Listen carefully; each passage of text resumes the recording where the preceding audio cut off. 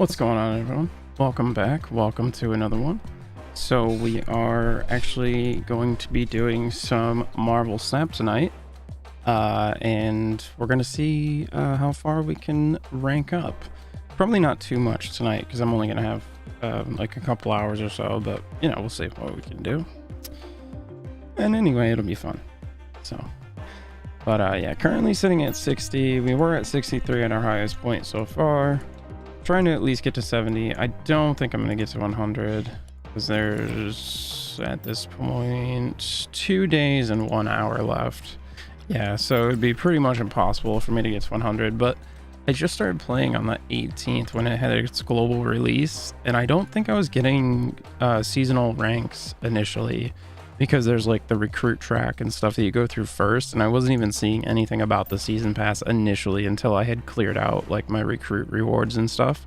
So I think I didn't even actually start earning anything for it initially when I started playing, and I'm suspecting that the season may have been in progress before the global release because it had been in early access for months. So more than likely, because I don't think they would have the season be like 15 or 17 days or whatever. That doesn't make sense.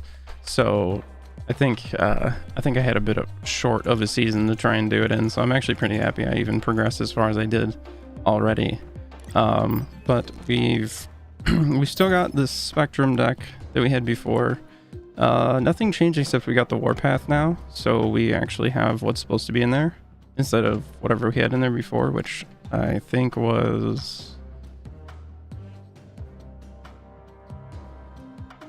it K? No, it was more. Yep. He's much better because he can be in a lane with other people. His ability does require a location to be empty.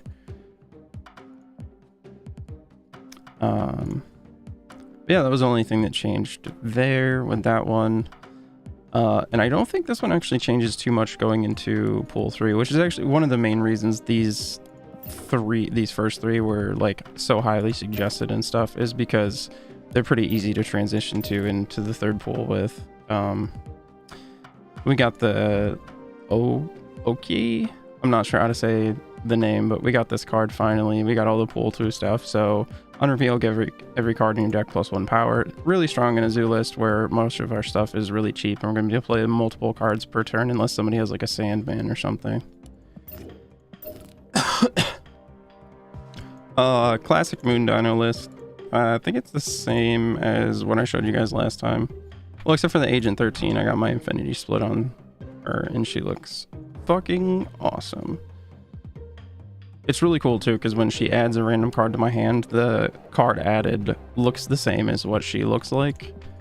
So, pretty cool. Get a second really cool looking card.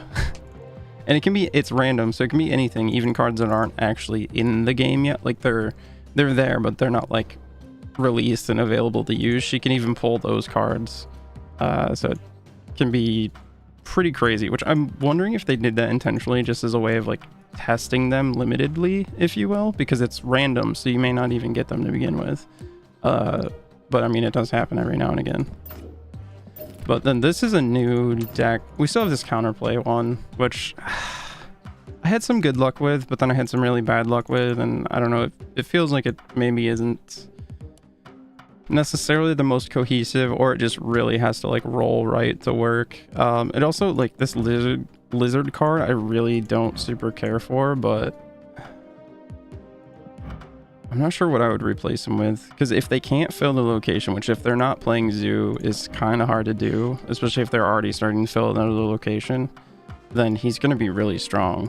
But if they do, then he's crap. But I can also play the Enchantress there and remove that ongoing, and he'll just be a 2/5.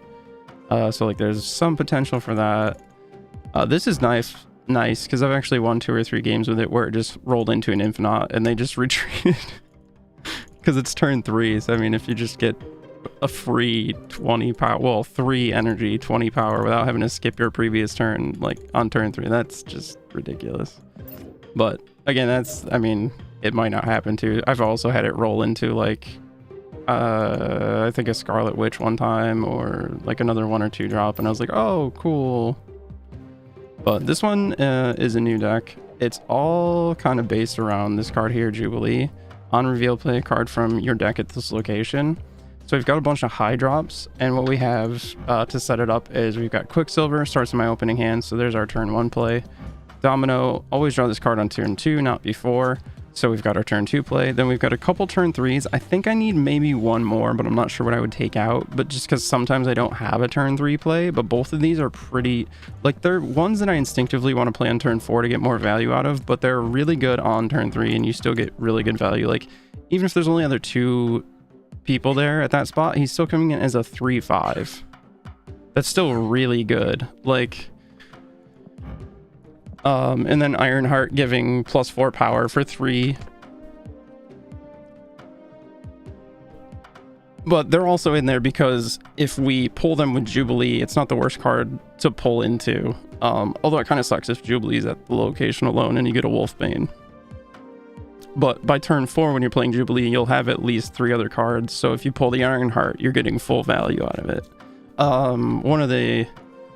And then Jessica is really nice because if you don't play our card here next turn, +4 power. So she turns into a 4/8 as long as you are mindful of that. And it's pretty easy to play around, but depending on what your opponent is doing, it can kind of bite you. And depending on when she comes in and stuff. White Queen, super good, just stealing their highest value card, which can give us another win con if we don't have one, or maybe they've cabled and taken out our win con or something, you know, which, I mean, we've got a few here kind of, but Spider-Woman, 5/7, pretty good stats. Could be a little more power for 5 energy, but the on reveal afflict all enemy cards here with -1 power is super strong. Can take away up to 4 power from their location, and you're adding 7 to yours for 5 energy, so that is a 11-point swing in total. Like, that's huge. That more than pays for her cost in my mind. Then you've got Odin, unreveal, activate the unrevealability of your other cards at this location. So like the dream roll is Jubilee into Odin into like the Hulk or Infinite, or just Jubilee into Infinite, because normally you have to skip the turn before to play him. So you have to skip turn 5 unless his cost gets lowered, and then I like skipping turn 4, and then which isn't very common, but I don't know, maybe people start accounting for it more because there's a location that makes 6 cost cards cost 1 less. So I've had times where I play him on turn 5 and then I play a 5 or a 6 drop on turn 6 after I skip turn 4, and it's just a lot of burst of power, especially because normally this wouldn't happen until turn 6. But then we've got America Chavez, which kind of serves 2 purposes. We're always going to draw her on turn 6. So it's a way of kind of thinning the deck, because until turn 6, she's not there in the deck. So we're working out of an 11 card deck effectively. So it just makes sure that I get like the other things I want more.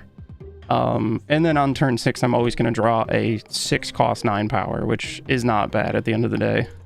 Especially because most of them are around like 8 or 9 if they have some sort of ability. Some of them have even less power than that, I think. But then you've got like Hulk, who has no ability, but he's a 6/12. And then you've got this guy where he's got a fairly big drawback, but there's ways to cheat him out or play around it. Or like a classic thing is to take Sunspot and skip your turn 5 with him on board, and he'll just get +5 power. So he becomes a 1/6 at minimum, which is incredible value. But he's super easy to kill, and I don't really want it. Like, I've got it set up so I hopefully roll into a power unit, not a 1-drop that might scale into something really good, or might also just get killed off the next turn. Also, like if they drop a Storm, which I originally had Storm in the deck, I think, but I ended up having to cut her, because if I could Storm and then the next turn drop Jubilee and get like Hulk or get like Odin and get something else, like that's just a 1 location, like you're not touching it, because then the next turn you can't play anything there. So unless you're on movement and you can move a fuck ton of power there, you can't do anything with that location. So especially it can be strong like in the middle or the left. Well, no, the left they're gonna end up moving there, so like the middle or the right. But yeah, I don't know, this one's pretty fun. It's not necessarily the best though, but I have even won just like I've had games where I haven't even seen Jubilee, and just like the value from the other cards has been enough to get me there. So that feels nice too. And that's something I like about this Moon Dino, is kind of the main thing is like turn 4 Moon Girl with no more than... You gotta have like... Well, you can have more than those cards in hand, but the dino has to be within the first like 1 to 3 cards in your hand, because when it copies your hand, it goes from left to right. So if the dino's at the right end of your hand, he's not getting copied. But ideally, turn 4 you copy and you get a second copy of your dino, and then turn 5 you slam one down, and turn 6 you slam one down somewhere else, and then you've just got a full hand again because your hand got duplicated. So you're up to 6 or 7 cards. Then you draw one for your next turn. So each of these is massive, like 15 or 17 power. And then again, deck thinning and just a solid 6-drop. White Queen. Yeah, this one's a lot of fun. But it's pretty sort of telegraphed. This one is just like so random. But I don't know. Let's get it in. Let's play the casino one though. And I think we're at 9 out of 10 cubes on 60 right now. So we're about to hit 61, hopefully. I mean, of course we're gonna win.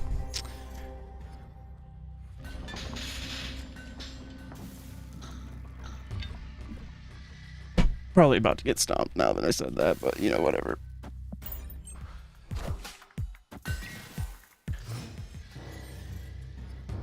So this is a really good location to play to. Not a necessary location necessarily, but if it comes down to a tie, it's decided by who has the most power. So locations that buff power, or especially if it's like your power here is added to other locations, you really kind of want to try and play for those locations. Even if it doesn't seem 100% necessary, maybe.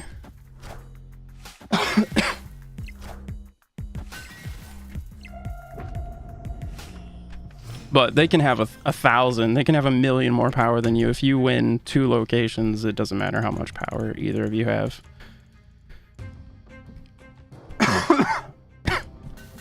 Or if you win 2 locations. Ooh, so she'll become a 3/5 at this location. This is another reason this location is good. Normally Ironheart on turn 3 kind of feels not great, especially if I'm playing it on the same spot, because adds no power other than the 4 power it's going to add, but now it'll come in and add 5 and then add 2 to each of these, so it's going to feel a lot better.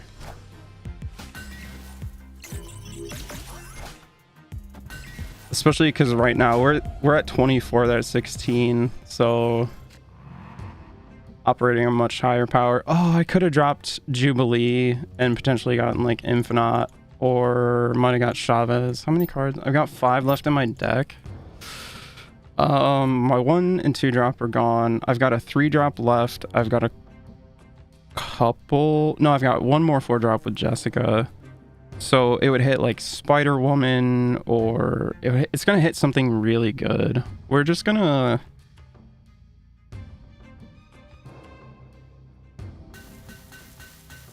Do we play it at Avengers Compound? Quite possibly, because we might not have a turn 5 play anyway.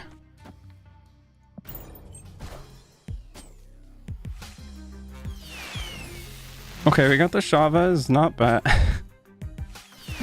They also have a Jubilee. Oh, see, but they hit the Agent 13, which, see, that's why I only have the 1 drop and the 1 2 drop to avoid pulling stuff like that. Because that just feels awful. Okay, we're gonna drop... Do we drop Spider-Woman there? No, let's just drop her here, because then we can drop the Hulk there, and he'll be 17. And then we'll be winning all these locations. Well, potentially, but we should be at least winning 2 out of the 3. Why can't... Oh, because turn 5, they all have to be played here. Fuck my ass, that's right. Oh, and this on reveal is going to be kind of weak because there's only going to be... Okay, so instead, we're actually just going to White Queen, and then we'll see what they're doing next turn. They're not doing that next turn because they played this turn. Hey, yo, they dropped their Devil Dino there. Okay, because of the card draw, it came out stronger, but... Okay, so are they gonna try and just beef up this location more? Probably, because it's only 1 point ahead. And they've got this one. So they don't really need this one. But if they take this one thinking I'm going to play for the middle, they've got this one for free. But I currently have this one, so it's...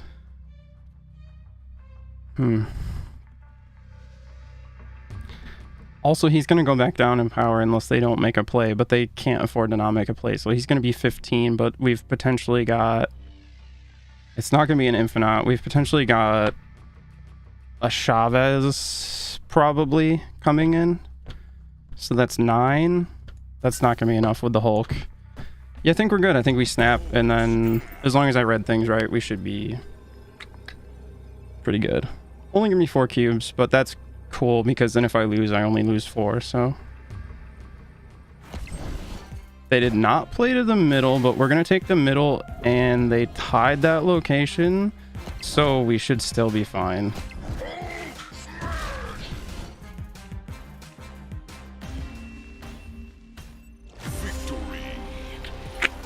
I think we got it by like 1. Let's see, 28 and 24 is 52, and they had 24 and 17 plus 9. Well, 17 and 9 is 26. I won it by 2. 2 power made the difference there. So actually that Ironheart, the turn 3 Ironheart came in kind of big because they added 4 power to the board. I won by 2. So actually, like, potentially game-winning Ironheart. Well, I mean, I guess it was actually, because it would have been, I would have had 4 less power had I not had that. But if I had the Wolfbane, I would have had more power than that. So I don't know. Either way, felt good though. That's kind of awkward because that was my turn 1 play, but that was probably their only turn 1 play as well. So, yep.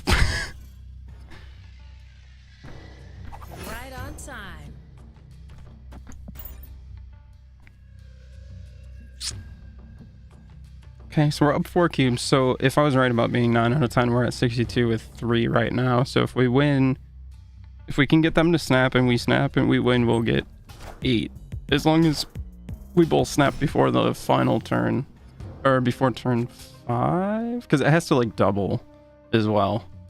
And I forget when it does that. But then sometimes too, if we snap,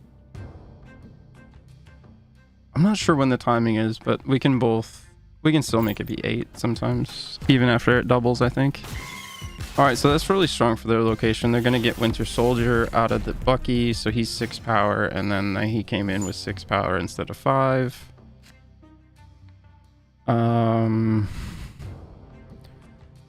So let's see, we're sitting at 5. If we add Jessica and don't play something there the following turn, that'll be 13, so we'll be edging out that location. But that sucks because they're up by 7 there, so they're probably not playing to that location. So that's just me keeping up with them. But it is what it is. I didn't have a turn 3 play. Now I do. This is what I'm saying. I think I need at least 1 more 3 drop instead of a 4, 5, or 6. But I'm really not sure what I would cut. And I want to keep...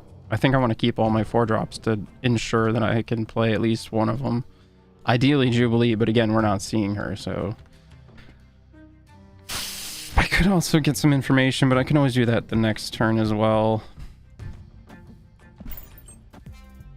Yeah, see, they played to the middle, and they killed off my Quicksilver. Which sucks, because now even after she pops and goes to 8, that's only going to be 11 on that location, so I'm still losing that location. That was a fairly weak Killmonger, though, because they gained nothing out of it and only cleaned up a Quicksilver. Well, I guess they kept the edge on that location, but... Okay, we can get Odin, we can get a lot, because they haven't cabled or anything, so...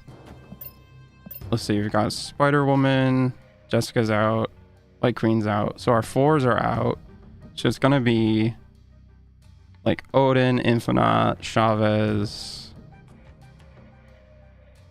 something like that. Potentially Ironheart. Potentially Odin into a second card would be sick. Oh, it's gonna happen, ladies and gentlemen. Here we go. Okay, into a Chavez. That was a hell of a power swing. It's turn 6 now, though. If I had been able to do that turn 5, I could have passed my turn right here and just dropped the Infinite for a final turn. But we still have a turn 6 Hulk, which is very strong. And we can drop him here because unless they have like a Destroyer... They played Devil Dino last turn, so they can't Infinite. Yeah, unless they have like a Destroyer or something, it's... Well, no, because if they drop there too, then they could... Okay, so our best bet is to play over here then, where we're only 1 point behind. Because they'll probably try and put something big here for the extra buff on it. So we're gonna snap, and it's gonna go to 8 cubes, and hopefully to us, but we will see. Depends on where they play and what they play. In White Queen, so I don't know what's coming. 2 cards, Shang-Chi, that sucks because there's our Chavez. We still have more power there though, and they dropped a Sentinel mid, we win. Oh, they do have more power there because the Sentinel added power back to their Dino. Oh, and our strength hadn't come off the location yet, maybe? Because we were up. Yeah, I think the strength of our card hadn't been subtracted yet. Ah, shit, okay. We out. Read it wrong. I was expecting one single big thing, but that does often catch me off guard if somebody decides to drop 2 or 3 things. A lot of the time it still doesn't make a difference or enough of one, but that time it did, so shit happens. Okay, we've got the Jubilee. We don't have Infinite or Odin or any of the other really nice ones. Well, the Hulk, but so yeah, if we can maintain... Let's see, we're going to get Domino next turn. So as long as, hopefully turn 3, we draw 3. I should have changed the deck and fit another 3-drop in somewhere. It's hard though, because I can't really think of another 3-drop. I was trying to look. I mean, I guess getting a Killmonger would only really be good if I was against like Zoo, honestly. Otherwise...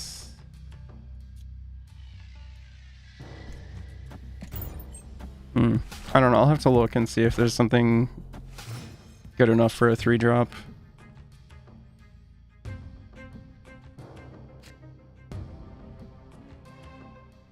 Which actually, that's another reason I took Storm out of the deck, because if I didn't play Storm before Jubilee, I could Jubilee into a Storm, and Jubilee herself is 1 power. So especially if I like slam her down in the middle and it pulls a Storm, like, ugh, that's just straight losing situation right there. Okay, this time it's not going to get... Ironheart's not going to get any increased power, so we'll just drop her at the vault, I guess, and hope they're not playing, like, Groot or something. Because, yeah, they're playing to the middle as well. Nova Carnage, that's not that strong, but good use of 3 energy, I suppose, nonetheless. Still got 5 power on board, and actually 7 because it buffed the other ones by +1 each. So, not a bad move. Let's drop her. We pulled the Odin, so we can't get Odin, but we still have a lot of really nice targets. And we're not going to roll into the Ironheart. We could roll into Wolfsbane, but that wouldn't be the worst thing in the world. It wouldn't be great, but... We snap on that. We snap on that. Especially because turn 6 cards can't be played there, so they can't even attempt to match that with a 6-drop of their own. And, you know what? Did we put Jessica here in the hopes that she moves there just to further... Well, and then if she moves there, that's still good. Honestly. I mean, I kind of hope actually she maybe moves there instead. But, oh, Iron Man... Maybe I hope she moves here because I might just abandon this location. No! Alright, well that's fine. I've got this one. They can't even play anything there. So, yeah, they can't play anything there either. I just have to drop 9 would be 22. I was gonna say, or I could Odin and Jessica might get buffed again. No, I don't think she would, because it's if you don't play a card there next turn. That's another reason I don't really like her ability quite as much because it can't even trigger on the last turn. Like if you play her on turn 6, unless there's a turn 7.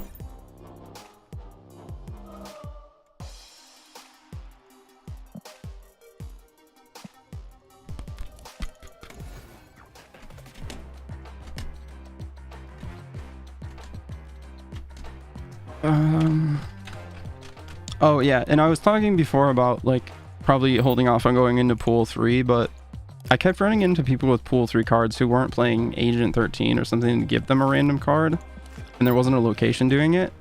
So I was like, well, if I'm just gonna get matched against people that have pool 3 cards anyway, then I might as well just start getting them myself.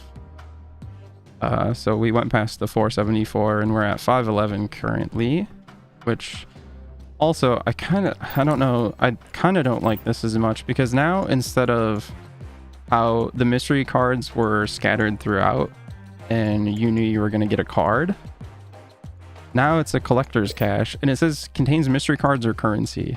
Well, the currency also includes card boosters, which all the boosters are specific to a card. So when I got this one, I didn't even get credits or gold. I got boosters for a card that I actually don't super care about, and it wasn't a card unlock. So that's kind of disappointing, because I don't know when I'm gonna unlock my next card now, because it's all alternated with boosters and credits on this side and then collector's cache on this side.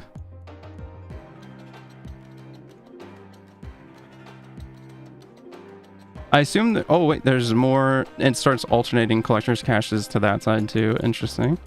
I assume there's some kind of system in place. Oh, collector's reserve contains mystery cards or currency. Maybe that one gives you a higher chance of the cards or something. Because eventually you're supposed to be able to get them all, and if you can just, on every single one of these, if you can just roll currency, you could not unlock cards. So there's got to be something in place to ensure every so often you get a card, right? Because I'm already at, what is this, 1558 collector level for this here, and I'm currently at 511. Like, holy, I think it goes to like 3,000 something right now, but I've heard that it's been confirmed they are adding a pool 4 and 5 at some point. So I don't know how that's going to change things either. God, what does this go to actually? Bro, what does it go to?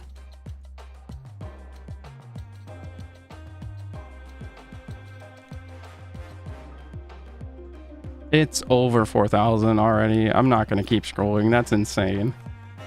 Oof, man.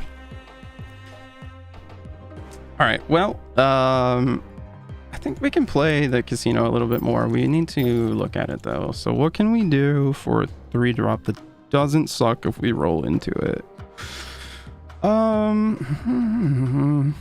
Well, that's the thing. It has to not only not suck, but it has to be impactful enough. Bishop is potentially a decent target, but we're not playing a ton of cards, especially if we turn 4 Jubilee into a bishop. We're playing 1 or 2 more cards max, because if we're playing the Infinite on turn 6, we're skipping turn 5, so we're not even playing. So actually, yeah, bishop is a horrible target, or potential target rather. Captain America's not horrible, but I tend to Jubilee on an empty spot in case it's Odin. At most I can have one other card there, because if she hits and brings Odin, she's going to bring another one, which would then make it a full location with one previous unit there. So Captain not so great, because then to get any benefit from him I have to fucking commit to, you know what, I tend to Jubilee in the middle, although it depends. If the first location reveals I don't like, I'm not going to play to there, and I'll start on the right usually. Well, then if I started at the right, I guess I would still progress to the middle after that, especially because I don't typically want to play on the left in case they're playing movement stuff. So Mr. Fantastic, not horrible, only adds 2 power to his spot, but adds 2 to each other location, which can help us with locations we can't play cards at. It's also just a solid turn 3 play. So far that's actually probably our best potential. Hulkbuster's not bad, but I don't have like Movement Man isn't here to like really benefit from him. Or Multiple Man rather. Movement Man. I'm not doing anything with destruction or discard, so I don't care about these.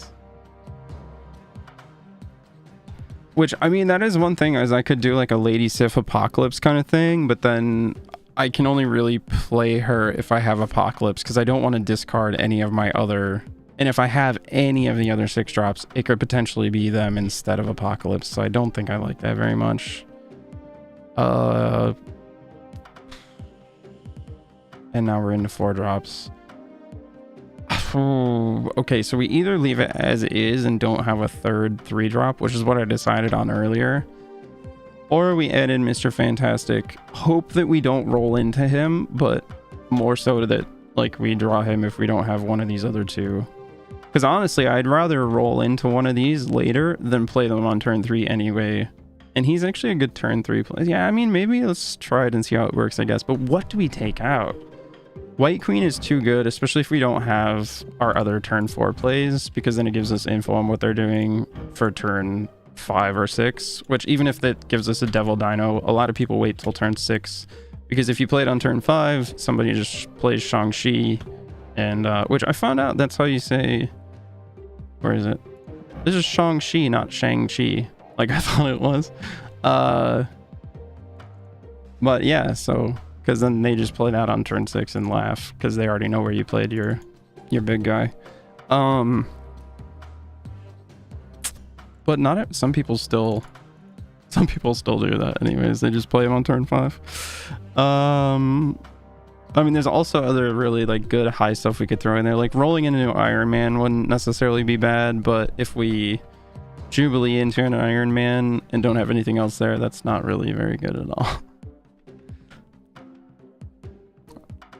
And then that kind of forces, like, if we're going for Infinite, it kind of turns us off of that, because we need something else there turn 5 and then a 6-drop somewhere else, because the 2 power is not going to cut it, obviously. Vision I originally tried to have in the list, because he's for 5 energy, 7 power. It's pretty okay. Spider-Woman's a bit better because she reduces their power, but he's able to move each turn. So if we roll into him on turn 4, we can move him on turn 5 and then again on 6. If we play him on turn 5, we can move him turn 6, and if there's a 7, we can also move him turn 7. Which the amount of times I forget about a Nightcrawler that they haven't moved yet, and then they move it out of the way and play something there on the last turn, it's bitten me a lot. So doing it with something even stronger has a much bigger impact, but it comes later in the game and it's got a bit more power, so they're likely to remember about him a bit more than a Nightcrawler probably. But yeah, since he doesn't really do anything else, I was like, I don't know if I can really justify keeping him in. We could potentially take Chavez out, because she's, in terms of power and her ability, potentially one of the weakest 6-drops, but because of the deck thinning aspect, helping us hit some of these other targets more reliably, and just offering 9 power, she's still just really, really good, and I like having her in pretty much any deck I can, actually. We could potentially cut Hulk, but he's really strong to roll into, and honestly stronger than Jessica. I kind of don't want to cut my 4s. I mean, maybe do I cut? It's looking like either Spider-Woman or Hulk, maybe. Which, for 5 energy, she adds... Essentially, you can think about her as adding 11 power for 5 energy, really, because she adds 7 to your side, but she takes away... Well, I guess you can't think about it like that, because she may only take away 2 or 3, because their cards have to be flipped first as well. But in an ideal scenario, it's an 11-point swing, and that's 1 less on each, so that's kind of a bit better, even though it's less power overall. But I don't think Mr. Fantastic is that good to take out potentially rolling into a Hulk on a Jubilee. So I think we just leave it as is and hope that we have one of these two for turn 3. It really feels like not having a turn 3. We could turn 3 morph. Okay. Because then too, if we Jubilee into a morph, it just goes with the random luck aspect, and we could hit an Infinite or a Devil Dino anyway, which if we hit a Devil Dino, it's not going to be that good because we don't have a ton of hand size stuff. But it's still going to end up being 7 to 11 power, somewhere in there probably. So not horrible for a free, essentially free card. Yeah, maybe we do that. But do I really want to take out the Hulk for morph? Let's try it, and if it's bad, we'll just swap it back, I guess. I don't know. Not having the turn 3 play feels like it's fucking us up a bit.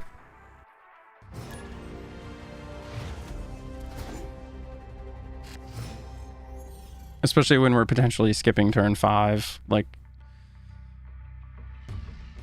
okay, I like this.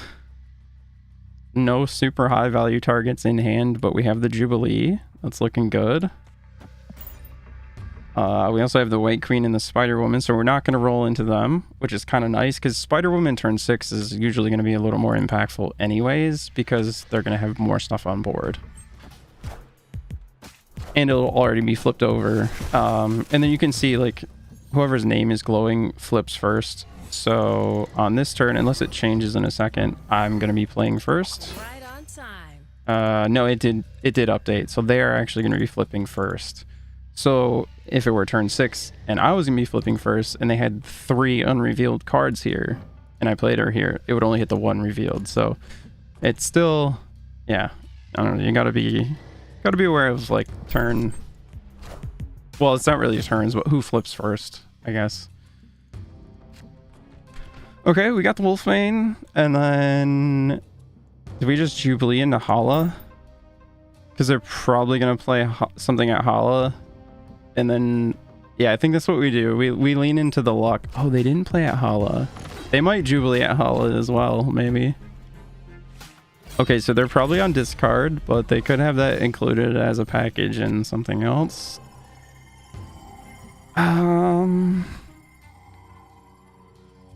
Yeah, our odds of getting something really good out of Jubilee are really high. Let's go for it. Let's go. Because the weakest card we can get at this point is gonna be... Oh, we have our other 4-drop in White Queen right there. Spider Woman got discarded. The weakest card we can get is gonna be Ironheart, which is still gonna add 6 power to the board for free. Hopefully, at least a little bit to Jubilee. Okay, they didn't play there at all, so we're not gonna... we're not gonna lose our cards, thankfully. Unfortunately, it's not one of the ones that locks up, so they can still play here now. And because it was Ironheart, this location's pretty weak, so it's easy for them to take. But I see a turn 6 Odin play happening for sure, actually. We're just going to drop Jessica there, and we won't be able to play something there next turn anyway, so she's going to go off. That's going to be 22 on that location. They're going to have to invest a lot more into there to take that from us. And we've got this one. And we drew the Chavez because it's turn 6. How many are in deck? 2. So it's going to be Infinite or Hulk. Either way, that is very much a game-winning situation as long as they don't manage to take this from us. Which, remember, it's gonna go to 22. So they need to add 8 power just to tie it. They could play Apocalypse and take it from us, though. Okay, they got scared because we snapped too. They're like, you know what? Fuck it. I'm not risking my 8 cubes. Which, honestly, I need to do that more often myself. But I get so confident in some of this stuff. This one I'm not as confident in. Especially if I'm going for a play like that. And my other locations are a bit dicey. But it's all luck-based. And this one's more so about having fun. Which, really, so after this one, I'll probably switch to the Dino. Because I am trying to rank up. But I just wanted to try this out a bit more. Especially swapping out. Oh, and there's the morph. So we're definitely gonna have a turn 3 play, guys. Yep. Fuck it. Let's take the free extra stats for our Wolfbane when we drop them there. And then we're not gonna roll into anything bad with Jubilee. Well, not even bad, but like we'll roll into something high with Jubilee as long as we see her. What are the odds? So not bad. Oh, they have the Watcher. So they played their what's there? Is it Sanctum Sanctorum? The Nexus.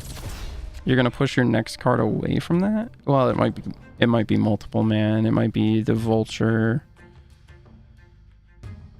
Oh, I really want to start playing for that. Okay, we're definitely gonna Jubilee there if we get her. If not, we're gonna morph.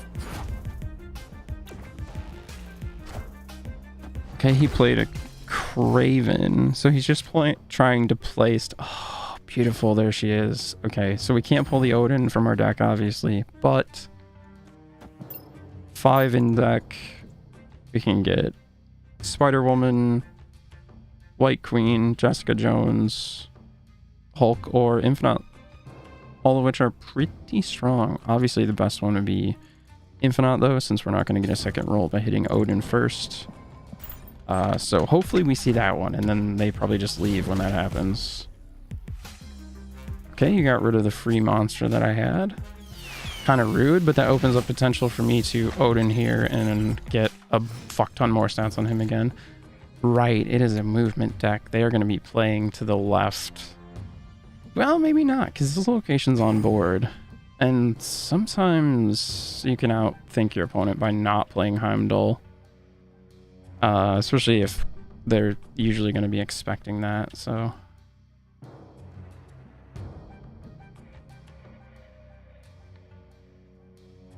But yeah, like this location right here, this can single-handedly win the game, because if you've got enough power there, you're just going to take the other locations anyway.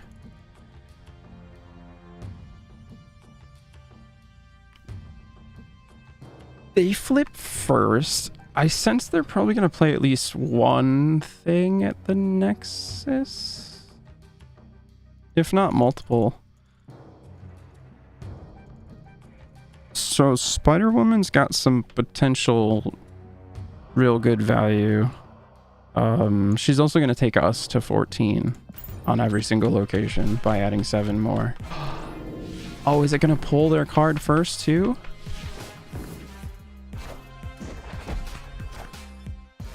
So -3 to them, +7 for us. And we are winning this location now.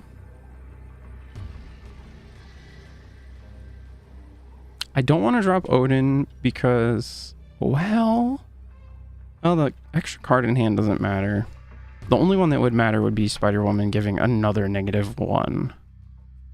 Which... honestly is strong because it takes away from their power at the other locations, and it's still going to add 8 to us.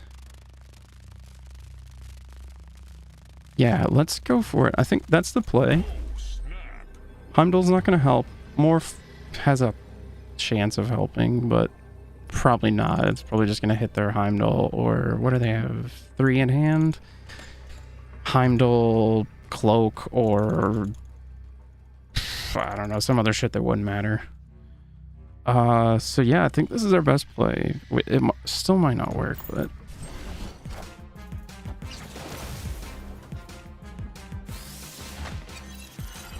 oh, unfortunately, her negative isn't going to go to that card at all, but...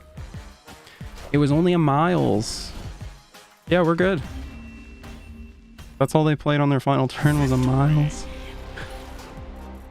They... see, what they did, though, is they thought that I had figured out they were on a movement deck, which, I mean, not hard to figure out by any means. But, and then tried to outthink me, thinking they were going to drop the Heimdall. But I don't know why they would have thought that, because I hadn't played to the middle at all. I kept just still playing to the left. Well, in a way, I actually didn't play anything else there. I guess I unintentionally outthought them, maybe? Or just realized what they were most likely to do. I don't know. Well, let's do, actually, that felt pretty good. Let's run a couple more, I guess, and see how the 3-drop change affects us. Because not having the Hulk didn't seem to really matter. Especially the amount of times he was just in my hand at the beginning, and then I can't roll into him anyway. But that would also happen with this 3-drop that I added if I don't draw it. And of course, look, again, I have... you two are making me think that maybe I didn't actually need to add another 3-drop. I don't know. And honestly, that might be the probably the strongest version is the slightly more greedy version where... Oh, thank you, Nova Roma. Although that would have been my draw next turn anyway, right? But...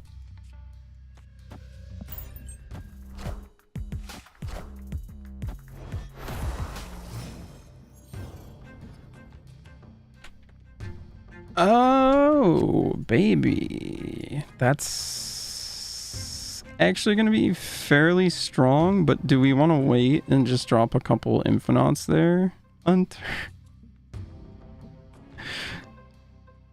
But he would come in at... Oh, and then it would copy what he comes in at, and then that one would get the bot. Yeah, actually, let's just Wolfbane it up, I think.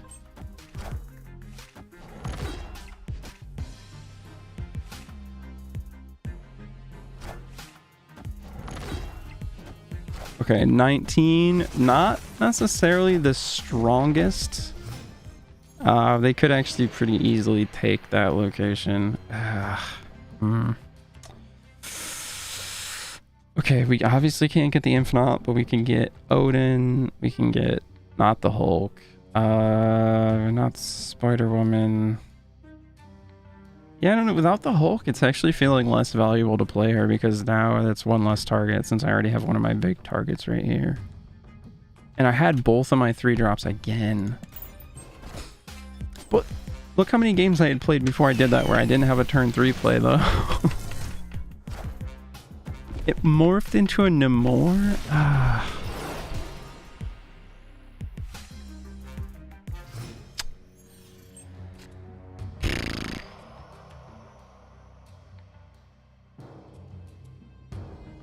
They're probably gonna... Well, at least they can't hobgoblin us here on Bar Sinister because our location's full. They're probably gonna play their 5-drop, whatever it is over here, though. Or they could wait till 6, which they might... They have the Sunspot. You know what? Let's pass and see if they just pass their turn. And if they do, they're definitely just gonna Infinite over here.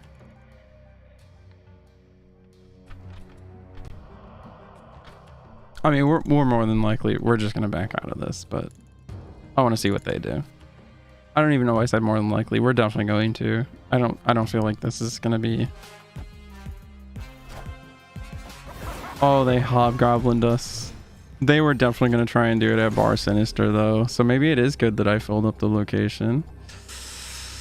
But then again, all they have to do is drop a 6-drop here. And look at, even if it's just Chavez, it's going to be 36 to my 19.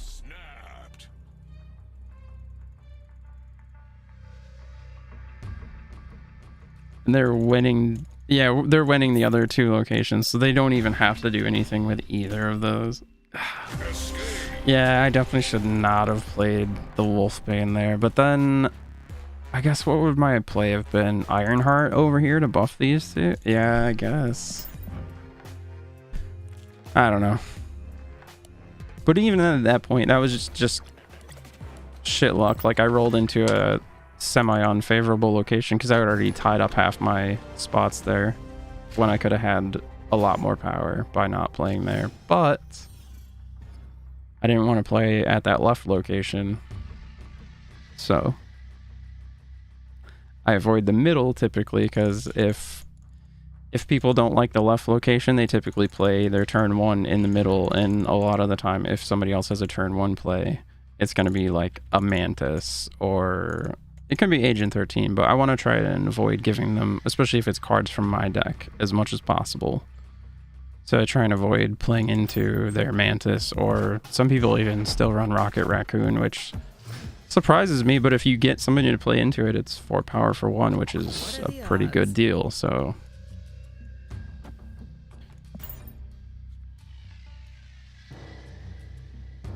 turn 5, cards cost 1 more. I actually don't mind that in this deck, especially because sometimes I'm skipping turn 5, and then if that's on the map and I skip turn 5, they have to question, well, is it an Infinite, or did they not have a turn 5 play because all their 5 drops are 6 cost? Like,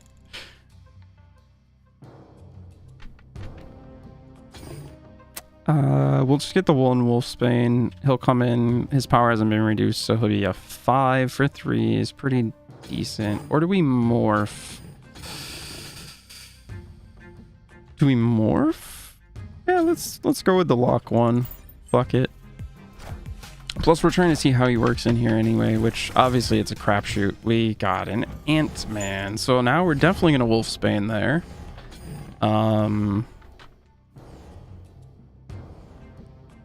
Right? Or actually, no, we should Jessica, because she'll turn into 8. He turns into 7. Yeah, and then that's our best bet of skipping a turn 5. Because there's no other 4 drops that had that much power. At least from what's in pool 1 and 2. Pool 3 has some stuff that's pretty spicy, obviously, but well, pool 2 actually was quite an improvement to the game. Oh, I'm fucked. They're on movement. Yep, we just gotta get out of this one then. Because all our power's over here, so they're gonna Heimdall and shift all their power there, and every time this guy moves, he gets +5. And when a card moves here, he gets +2. So he just has to start playing stuff here, and then he can drop the Heimdall here or here. Or he could drop it here because it moves all the other cards. But he wants... Let's see. So the Vulture should move, and then Nightcrawler, I believe. So what he would probably try and do is fill one spot so only those 2 move, and then play cards here so that they move to Kraven. Would be like the most ideal setup.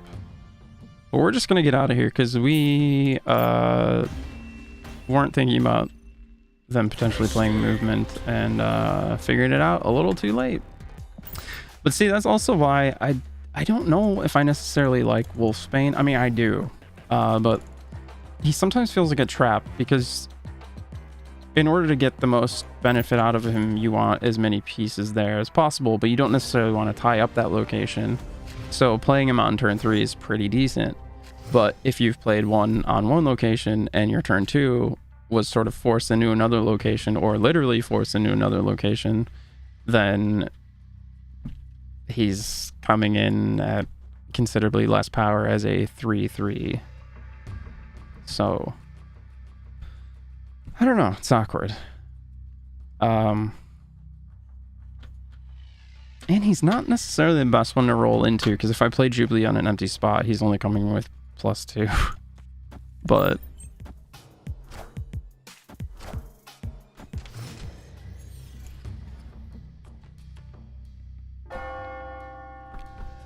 always lucky. Camartage is gonna be great, because next turn we're gonna fucking Ironheart there and get +4 on each of these, which is gonna make her feel a lot more valuable. They're probably on destruction because they have the Angel. If he's in your deck, you get a free unit when something else gets destroyed. Pretty decent, especially if you set up like Bucky, Nova, and another card you don't care about, and then drop the Carnage. Or Wolverine or Sabretooth, which actually benefit from being destroyed. Also, oh my god, that variant. Alright, let's go for the high roll on this spot. With the spot giving extra power.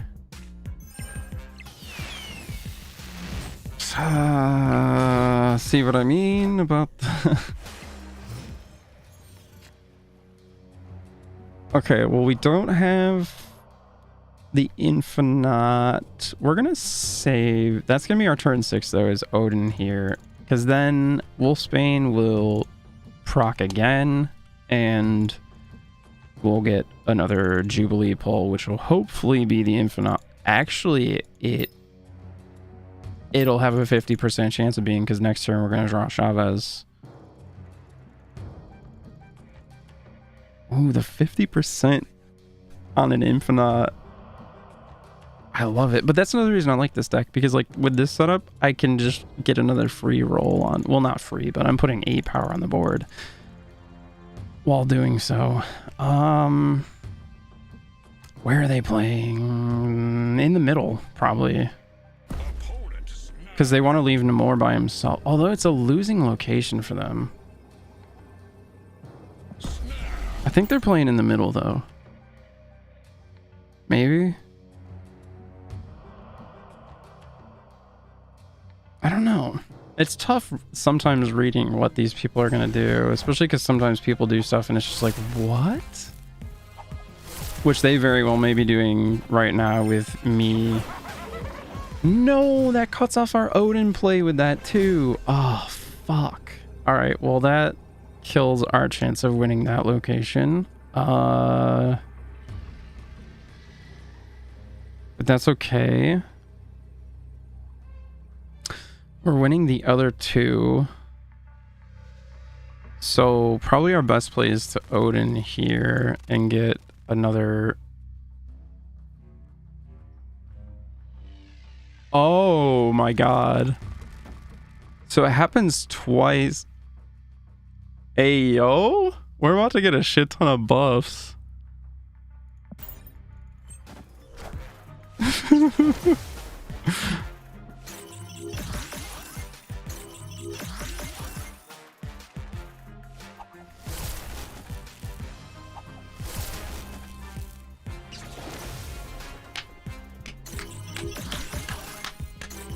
Yo! Fuck your hobgoblin, son.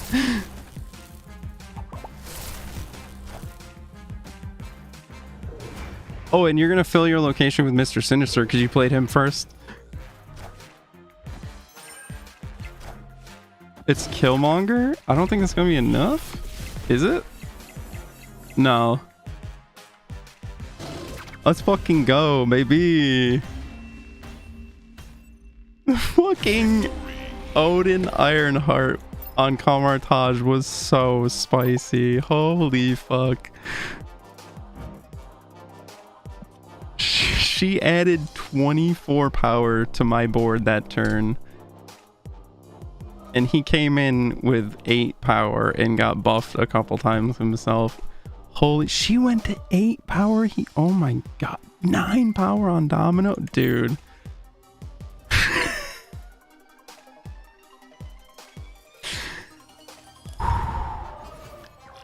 That is spicy as fuck. I thought we were probably gonna lose it, but then I saw we were winning the other locations pretty handily, so I was like, you know what, I don't really care about the one lost location, especially they don't have a ton of power there anyways. Well, we're definitely not playing to the left.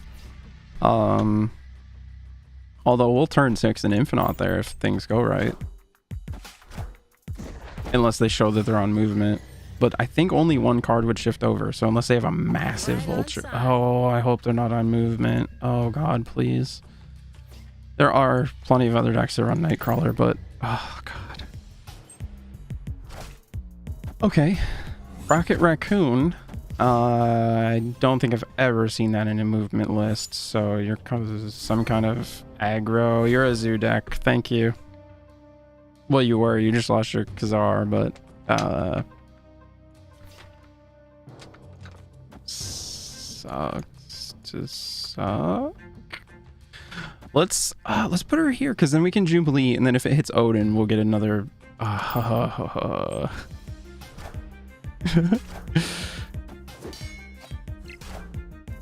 don't know. This might be running better without the Hulk in here, honestly. It kind of sucks knowing I cut out a valuable resource she can roll into, and I added one that's not. Then again, the morph itself has not been impactful in the slightest. other than ensuring we have a turn 3 play. But every time I've seen him, I've also had one, if not both, of my other turn 3 cards. So we're probably okay with just the 2. But that does increase the likelihood of number of games I will not have a turn 3 play, obviously, by having less in there. But I don't know if it...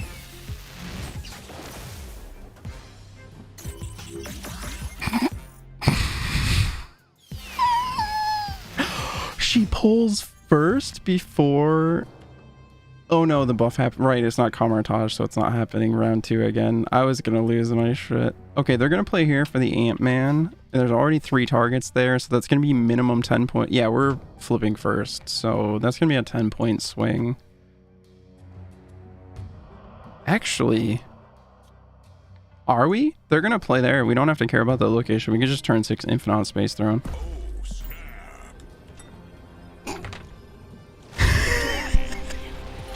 Let's go, dude. Oh, okay. Actually, 2 though. I don't know. Since I made that change, we've been winning. But let me look at it, because I don't know. The Hulk in there feels really good.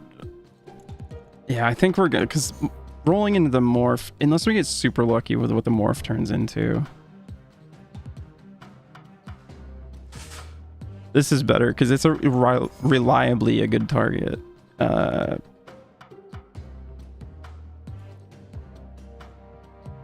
right, yeah.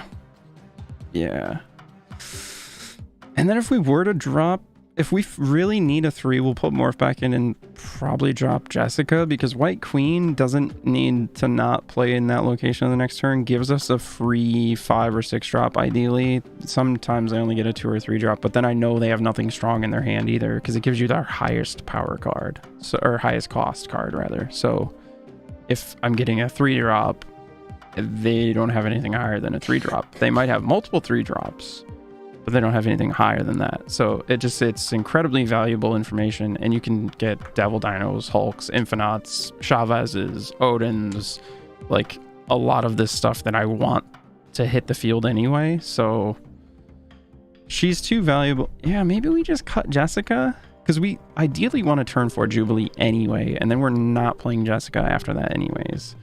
But she's a good target for Jubilee to roll into. But then if I play something on that spot to reinforce it, I lose her on reveal, I believe.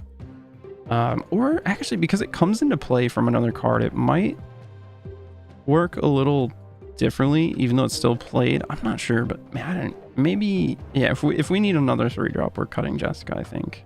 Because she's sort of the central thing of the deck, and she's just way too good, even though she has 2 less power. Well, potentially 2 less power, because there's a potential situation where I can't just not play something the next turn after I play Jessica. But she is great, because then if I'm skipping my turn 5, I don't have the Sunspot. So if we try to Drac Infinite discard deck, I have not yet, because Dracula's pool 3 and I just broke into pool 3, and I have only unlocked the first couple cards where it was still a guaranteed card unlock, and now after that it's a collector's cache, so it can be currency or cards, but that currency can also be boosters, not just gold or I assume credits as well. So What are the odds?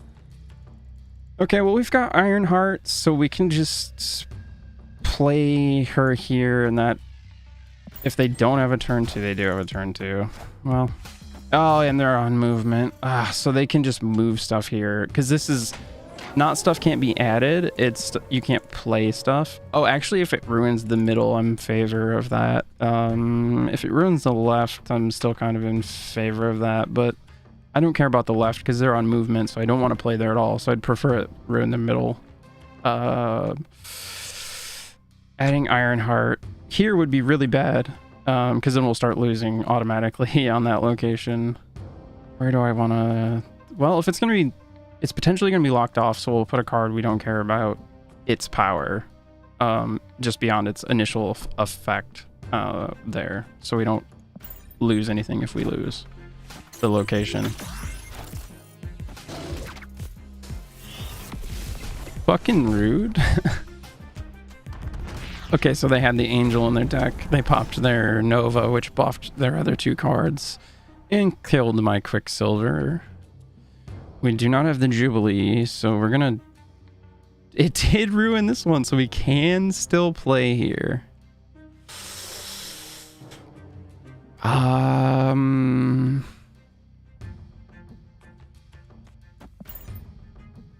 Looks like a strong deck.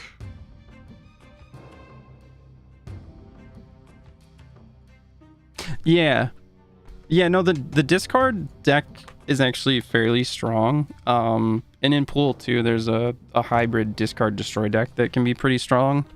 But I tried it and I felt like it was kind of... While it's strong if it rolls well, if it doesn't roll well, it's kind of janky feeling, I guess. I don't know. There have been a couple of decks that I've tried like that where it feels kind of janky. But like the just straight destroy and the just straight discard are both pretty decent. Okay.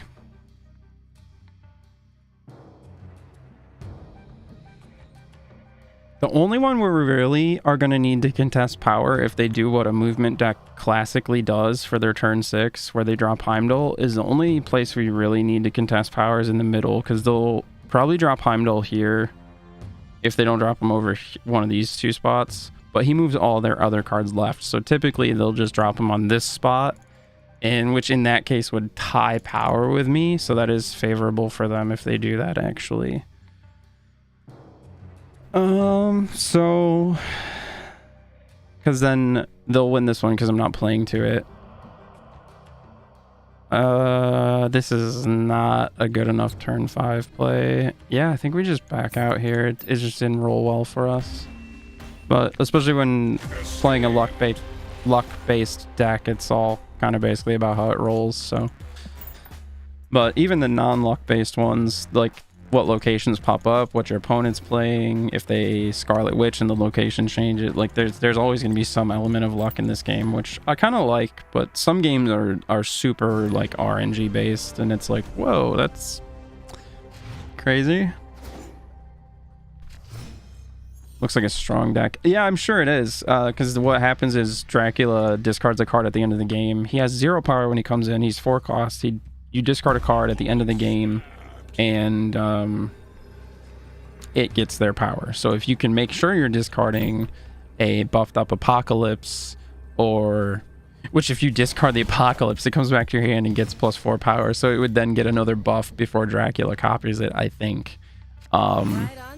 But yeah, then he absorbs their power. So like if you get the Infinite, he's just going to turn into a 4 cost Infinite where you didn't have to skip turn 3 to play him. Like pretty strong. But yeah, it's especially now that they're collector caches instead of guaranteed card unlocks, it's a little iffy on if and when I'm even getting cards. And see, now this does suck. They killed my 1-drop, so both of my 3-drops, which I have, are pretty fucking weak right now, but it's better than not playing anything. So we'll go with Wolfsbane, because Ironheart only buffs other ones up to 3, so getting +2 power for 3 energy and not adding power to the location, like we're better off playing a 3/3 as much as it sucks.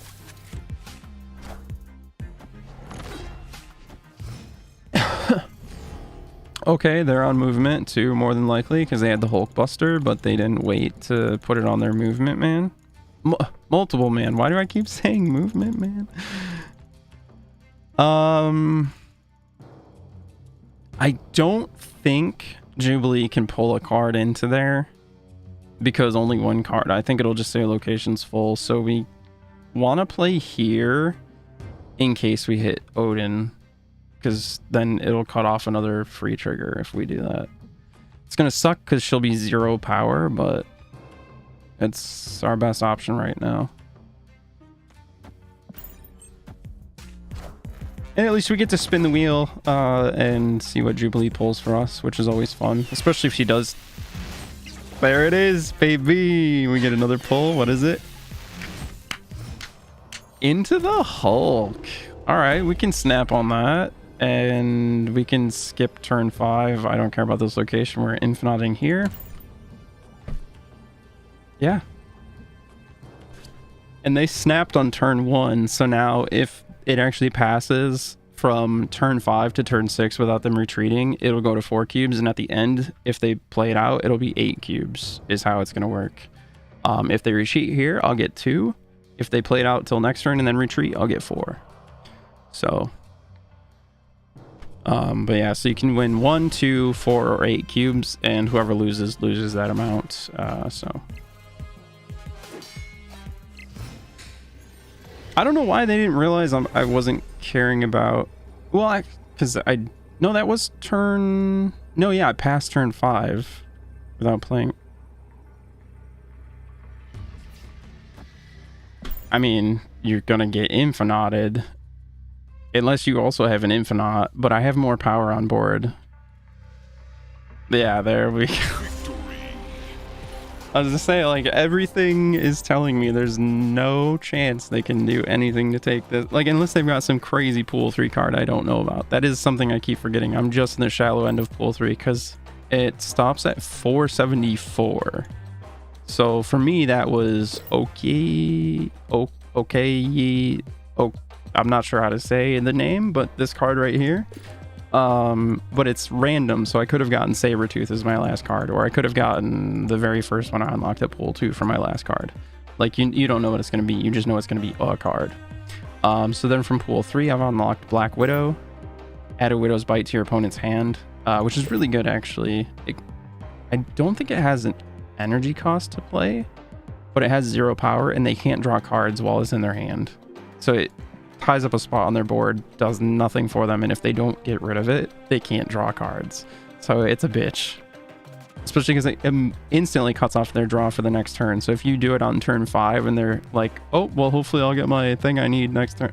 Fuck. They're not drawing on turn 6. And then I got Goose. Ongoing, nobody can play cards that cost 4, 5, or 6 at this location. Which these were mystery ones too, so it could have been any from the pool 3. I could have gotten Magneto, which is one of the most powerful cards. I could have gotten Agatha Harkness, a very powerful card. And again, not that these aren't good. They certainly are for being pool 3, but it's just random. But at least I knew they were going to be a card unlock. Now it's these, which it's no guarantee of what it's going to be. Well, it's guaranteed to be one of like 5 things, and you might get a card, is I guess what I should say. But yeah, the first 3 decks I have, which I've shown before and I can show again, are like the top recommended ones to go from pool 2 into pool 3, because as a pool 2 deck can still contend with, if not win, against pool 3 decks on an often enough basis.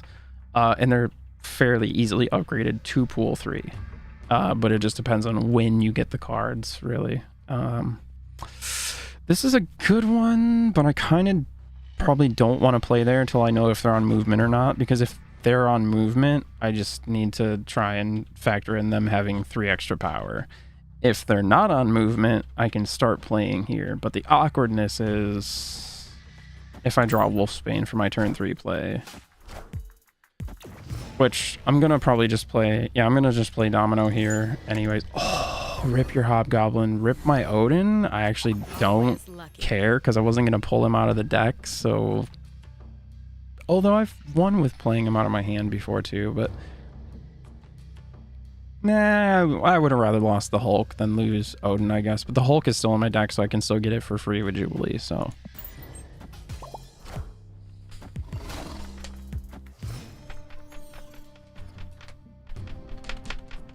Ah, and I don't have a turn 3 play anyway, and now I can't drop a fucking big boy on Bar Sinister. Well, I mean I can, but I'll only get 2 copies instead of 4. Oh man. Shit. Alright, well, let's hope that we start winning this location. Ant-Man is going to turn into 4 power as soon as they throw another card here. If I can manage to get 4 cards here, Lizard Man will go down to a 2/2. But I probably won't be able to get 4 cards here at this point, so. Okay, they're probably going to leave Namor there because when he's by himself, he gets +5 power. We got a White Queen. In terms of power, that's a pretty weak pull, but now we know they have a Shang-Chi to destroy one of our big units. And that also, before they drew for that turn, that was the highest cost card in their hand. They could have drawn a 5 or 6 drop from that top deck, just like I drew a 6 drop. They could have also drawn like a 1 or 2 or 3 or 4.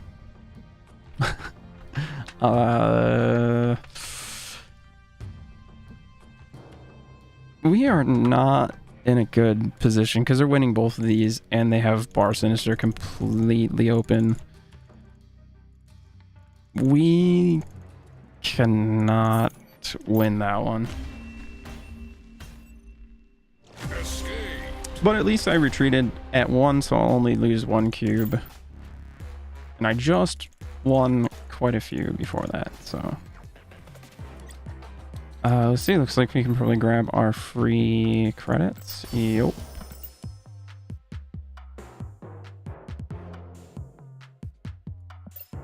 Oh, man. These variants are so good. The Nightcrawler one everyone's been using. Oh my god, it's so fucking good. I don't have 700 gold though, and I don't want to spend $10 for one variant. So... But that's part of the reason I kind of want to get to rank 70, because I will get a mystery variant. So it should be for a card I already own, but it will give me a different version of the card to use. Actually, do I have... I have a couple variants already. Like I've got... This is the normal Carnage. And then this is a variant one, which I actually don't like that much, but it's different. It's interesting. There's some really good variants though. Like I like this one quite a bit for Captain America. This is the normal one, which is still good, but I like that a lot. Jessica Jones, there's this pixel variant. Don't like it as much as I would hope to, but it's not bad. The strong guy variant, this is the normal one, which I don't super like, but then look at this one. Fucking badass. Kind of looks like something out of Mortal Kombat too. Let's see, do I have any other... I've got the Spider-Woman variant, so here's Spider-Woman, the normal one, and here's this variant. Carnageized variant. We've got the exclusive, so it depended on if you were on Android or Apple. Apple users got a variant of Iron Man that's in a similar style, or well, the same style, I believe. And then Android got the Hulk like this, compared to the normal Hulk. And then I believe both Android and, is it iOS for Apple, I think, got this Hawkeye as well. As part of like the launch rewards.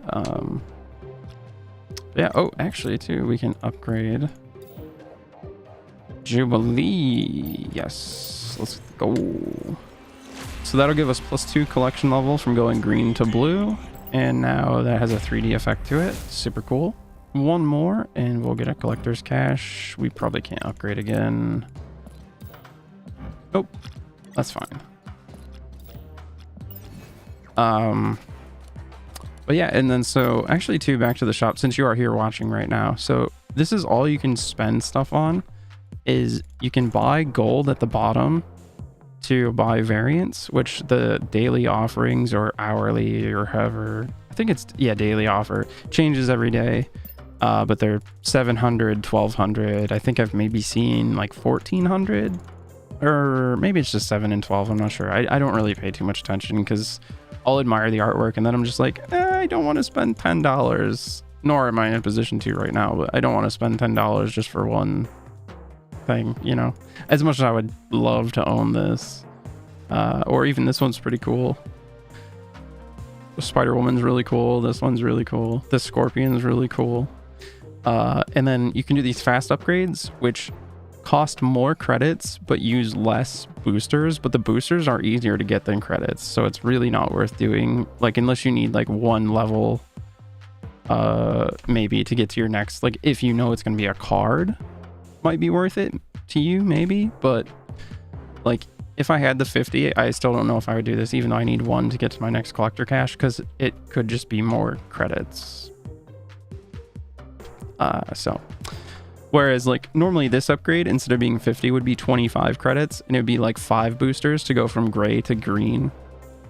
So it takes 50, and then what is it going to say? 50, and it's not requiring any boosters, but I don't have any. I think it sets the number to like the number you have, or like up to like half of what it would normally take, maybe, because it's costing more credits. But and then you can buy credits with gold, but there is a timer. Like if you buy, I think you can buy like 2 or maybe 3 times, and then there's a timer before you can buy it again. Just like how this one was free every day, you can buy it once per day. If you buy the whatever the limit is, so you can only buy so many credits per day, and then you're spending real money to buy the credits, and then you're capped on how many. And then especially in pool 3, you're not even guaranteed you're gonna unlock a card. So I really feel like there's, at least at this current point in time, there's literally no pay to win in this game, and I love that, because most free to play games become pay to win because they need to make money to keep the game going. But this one just offers like the nice cosmetic stuff, and people have been spending enough money that they don't need to change that, at least as far as I know. So I am in big favor of that.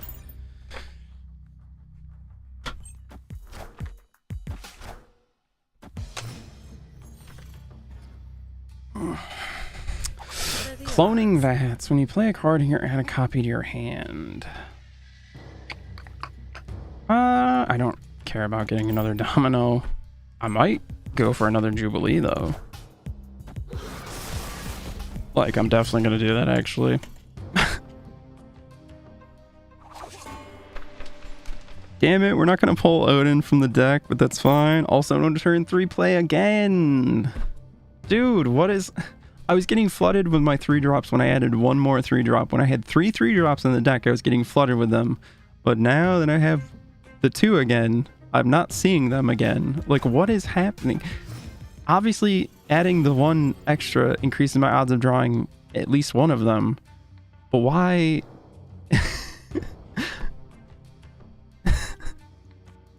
Where's my 3s, my guy?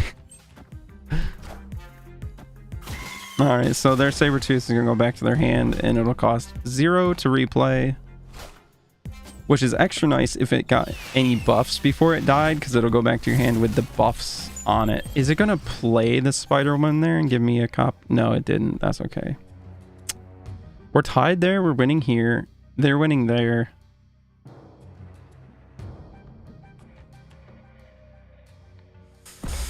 Turn 5, what can they drop that's gonna... They can drop like an Abomination. It's a 5/9 with no ability. That's the most raw power, powerful 5/9 I can... Or 5 cost I can think of.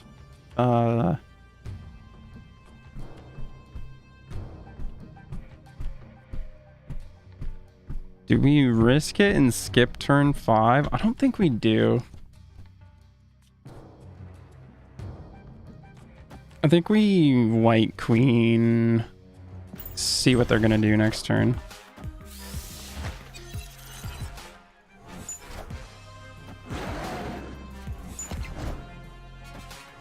They're not gonna do that next turn, because instead of playing the Moon Girl and copying and getting a second dino, they just played it normally. So we're tied here, and now they're winning both of these locations. They're up by 7, they're up by 6. I could, if I hadn't played the White Queen there, I could play Odin. Well, I still can. We won't get a Jubilee trigger, but it will add 8, which will put us to 22. And they'll get reduced by 1 each. And they're flipping first, so if they play anything else there, anything else they play will get reduced as well. I'm sure they realize I'm probably not playing to that location, as I haven't done anything with it all game. So they're probably not going to play anything. It would be silly if they played anything there.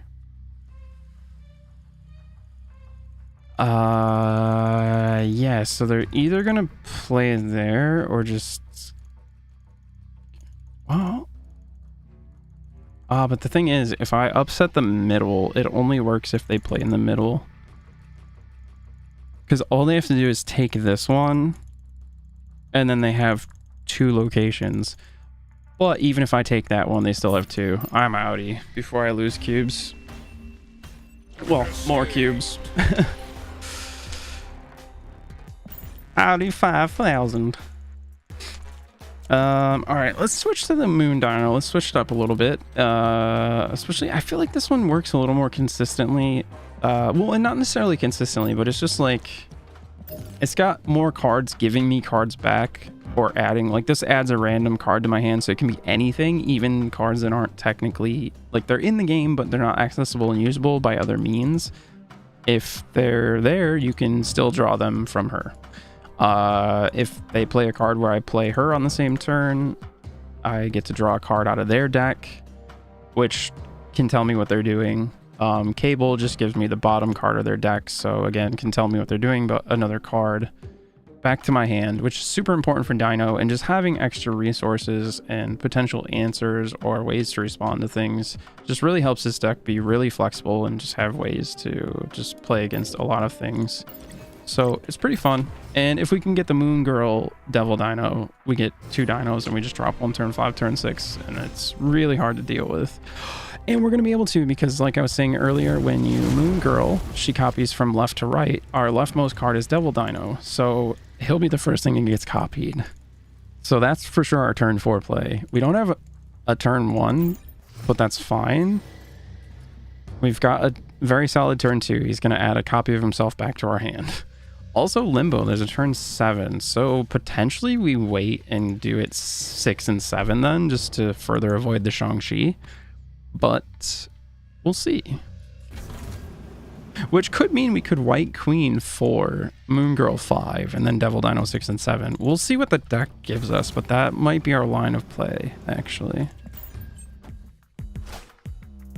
Forge, so they're buffing the next thing they play, so they're probably playing Movement or Destruction, because those are the 2 lists I normally see playing Forge.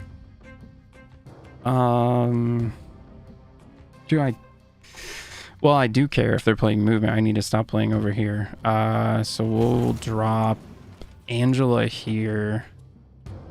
And then as much as I would love to Sentinel... Actually, it's fine. We kind of don't want to keep our hand super full because we want Moon Girl to copy more of the valuable targets. And if we have 5 or 6 cards in hand, they are on movement. If we have 5 or 6 cards in hand already, then she's only going to copy 1 or 2. Also, the less empty our hand, or the more empty it is, the more she'll copy, the more triggers for the collector. And anytime a card enters our hand from anywhere except our deck, +1 power to him. He has to be on board before it happens for it to count for him. But like now that I play this Sentinel, fuck it, we'll splash a little power in the middle too. Okay, they're moving their Vulture. He's gonna go up to 13 power. Yeah. I've seen this song and dance. I know it. Oh, he went up to 12? Why did he? Because that's less than I thought he was going to go to. I don't know. Whatever. But we've got 1, 2, 3, 4, 5, 6. So we play her. We'll be down to 5. She'll copy Dino, White Queen. Pretty good. Again, they're going to be more than likely shifting with Heimdall, especially if we kind of play to the middle and don't indicate that we're committing to the right side to avoid their shenanigans. So let's try and we got to try and outmind game them, because there's always the chance they make it look like they're setting up for Heimdall and then they just leave the raw power where it is, and we've played incorrectly because of them not doing what we thought they were going to do. But I have tried this deck. I want to like this deck. I love the concept of it, but it feels kind of janky, especially because like multiple man, for him to be really good, you kind of want to get like Hulkbuster on him, so he turns into a 7 power, because every time he moves he leaves a copy of himself at the previous location. So if you get a real big beefy boy, you know. Okay, so they are probably going to move Craven to the middle so that Craven will get buffed up anytime anything else moves there. They're going to move the Vulture because it buffs his power again. And then if they're setting up for Heimdall, he'll be massive when he moves over here. But again, we don't care about that spot. So it really doesn't matter. But that means that, of course, they're setting up for the rest of their power to be here in the middle. But it's not going to be as strong as what's going to end up on the left side if they do things the way it's normally done. So let's set up here. And then we can set up there. And we'll attempt to snipe their Iron Fist just to remove some power from the board and to use up the free energy. Oh, they Heimdalled right now? What? And they didn't move anything with Cloak, actually. What the hell?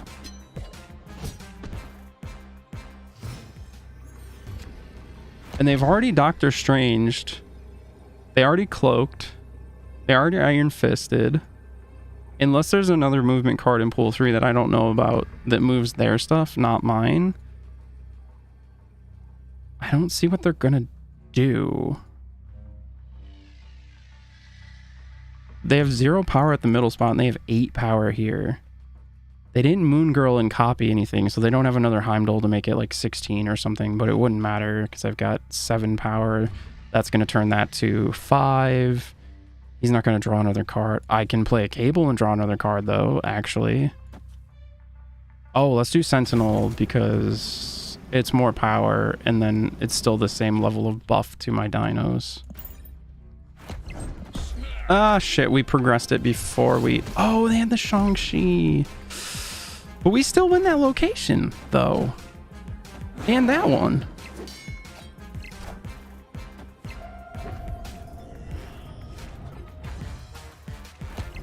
What? They confused me, but not in a good way, obviously. I had a movement deck. It was earlier, I think. Oh my god, it fucking bamboozled me hard. And I got stomped. I think I had not been paying that much attention and I had played to the left before I realized they were movement. Now I just kind of try and keep it in mind that it might be a movement deck, but sometimes depending on the location, I'll still go for a left side location, or just if it's a safe one because it's not a harmful effect. They're on movement. We stole their Vulture. He's one of the key cards for their shit. The other one is Movement Man. Multiple Man. Why do I keep saying Movement Man? I hate it. Stop. We're gonna Angela over here.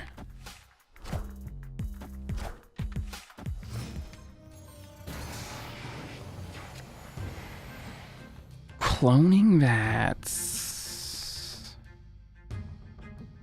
Do we just clone their Vulture and scare them? Well, they may not know that it's there. Well, they probably know exactly what we're on by seeing these cards, but let's clone a Collector and let's... Hopefully they're gonna put something here so I can draw something off Mantis, because they want something to move to Craven. So like an ideal thing would be Iron Fist, which moves your next card to the left. So yeah. Well, yeah, like they played there. A Hulkbuster, that's not going to do anything because it's an on-reveal where it combines with another card. So it's just going to be a 6 power for 3. Normally it would only be 4, but Forge buffed it. So that's actually not horrible. Okay, Agent 13. Let's... Mantis. Let's Mantis and Nightcrawler. which if the Mantis doesn't replace herself is going to leave us a little bit weaker. But if it does, the Collector will be buffed. It's going to help buff the Dino. Mantis did not replace herself. Agent 13 always does, though, which is why I love. And like I was talking about earlier with Agent 13, because I have the Infinity Split, any card she gives me is also going to have that same look. So, oh my god, it looks extra sick on the Ant-Man one because like the after image sort of effect. Oh my god. Okay, he wants cards to move there.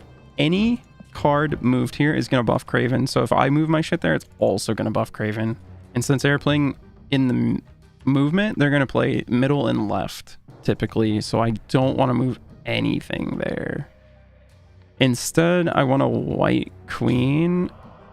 I mean, it's going to draw me a Heimdall, but I think that's our... Oh, not there, though. Here. They retreated. Okay. They got scared when it was taking me that long to think, I guess, maybe. They're like, oh, shit. They're mathing something out. They've got something. I don't know. That's funny. Mr. T. I pity the fool. Alright, so Devil Dino's on the right part of our hand, so we need to play these cards in front of him so that if we get Moon Girl, we can copy him. Cards can't be destroyed. If they have a 1-drop, they will definitely play it there. Especially if it's like a Sunspot or something.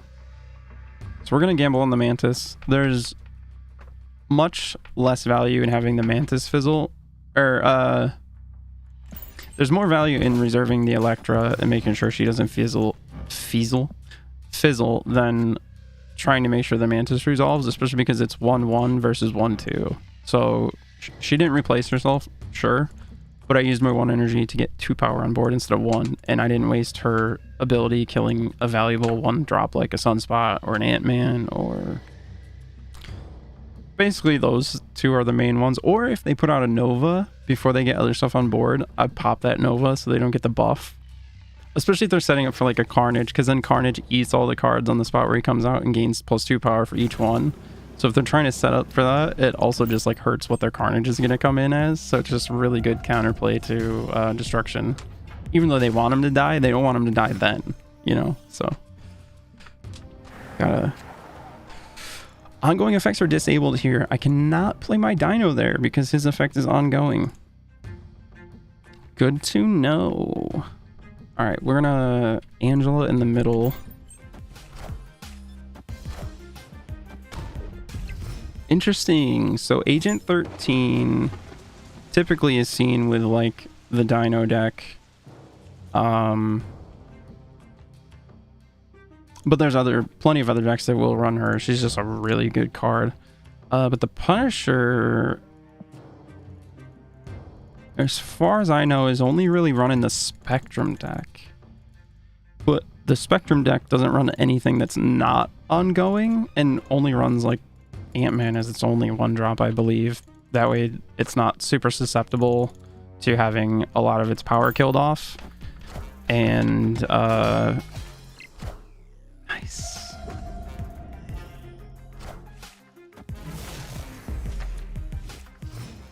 Okay, now here's the thing.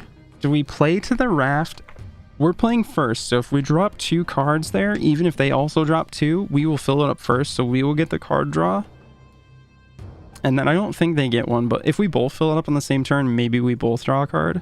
But it's a 6 cost that will cost nothing, energy-wise. So if I drop my Devil Dino here, I've got a really strong location. But if they fill up the raft, they're going to get a free 6-drop. I think in this case, especially since we're winning 2 locations currently, I think what we want to do is... White Queen and Electra would be a waste, but it's better than... Actually, my only other option is Sentinel and Electra, so yeah, I guess we're just going to make sure we get that free 6-drop. And then we've still got...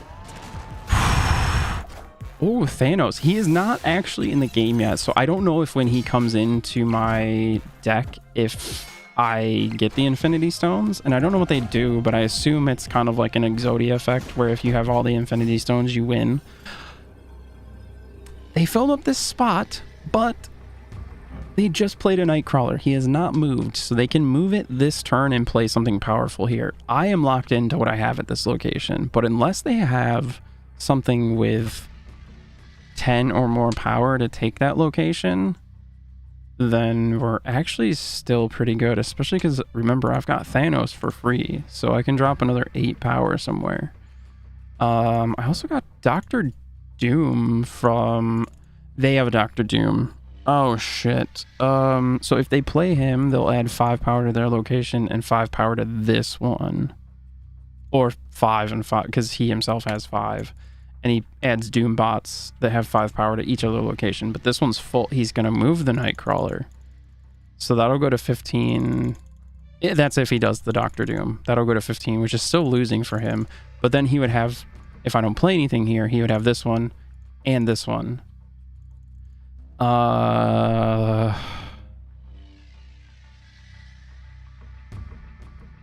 So I think that's probably what he's gonna do. Most of the power will be here versus here if that's the case. So we'll throw the Thanos over there and we can throw Elektra here because she's not gonna destroy a 1-drop here anyways, because nothing can be destroyed on Wannacon.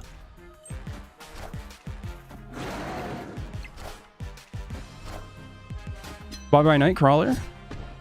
Got some value off the Elektra after all. Okay, we tied that location. They won that one, but I won the other one. I think I have more power on board. Yep. I forgot to snap though, but honestly, I don't know if I would have because I wasn't super confident in that. So I don't necessarily, if I'm going to play it out, I don't necessarily want to make it potentially losing more if it may not work. Oh, I got all the season stuff done though. Like these all had like 10 or 8 little like missions in them that gave a bunch of seasonal pass XP, and then they gave a chunk of XP for completing too. So I managed to hit 71 on this, which the like set rewards stopped after 50, but then they gave caches of stuff after that, which was like credits and boosters and stuff, which that I don't mind, but these caches I don't like super much because I want to be able to unlock more cards, and there's no guarantee those caches are going to have cards every time I open one. In fact, I've opened 1 or 2 and neither one so far, none of them that I've opened so far have had one. So all right, this will get us +2 collection level. That'll get us another cache. Hopefully it'll be a card, but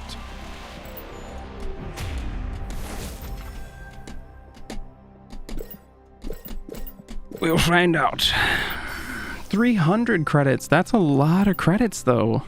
I think that's the first time I got credits. Okay, yeah, it's the second cache. So the first one was Warpath boosters.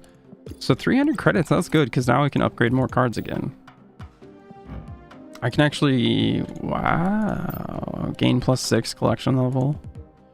Or this will give me +4. Or if I could afford to upgrade one of these, it would give me +8. But I cannot.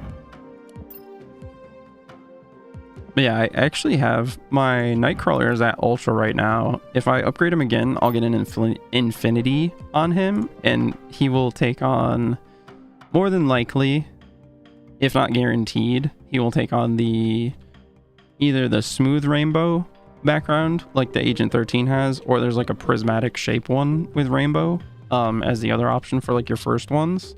But then there are 4 different background effects and 4 different border effects you can get. So 16 different potential combinations of infinity splits.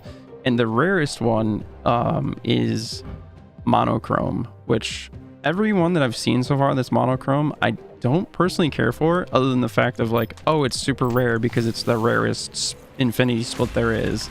And I actually saw the other day somebody had an entire deck list. Their entire deck was infinity split with the monochrome, which means they've done it a bunch of times or got insanely lucky.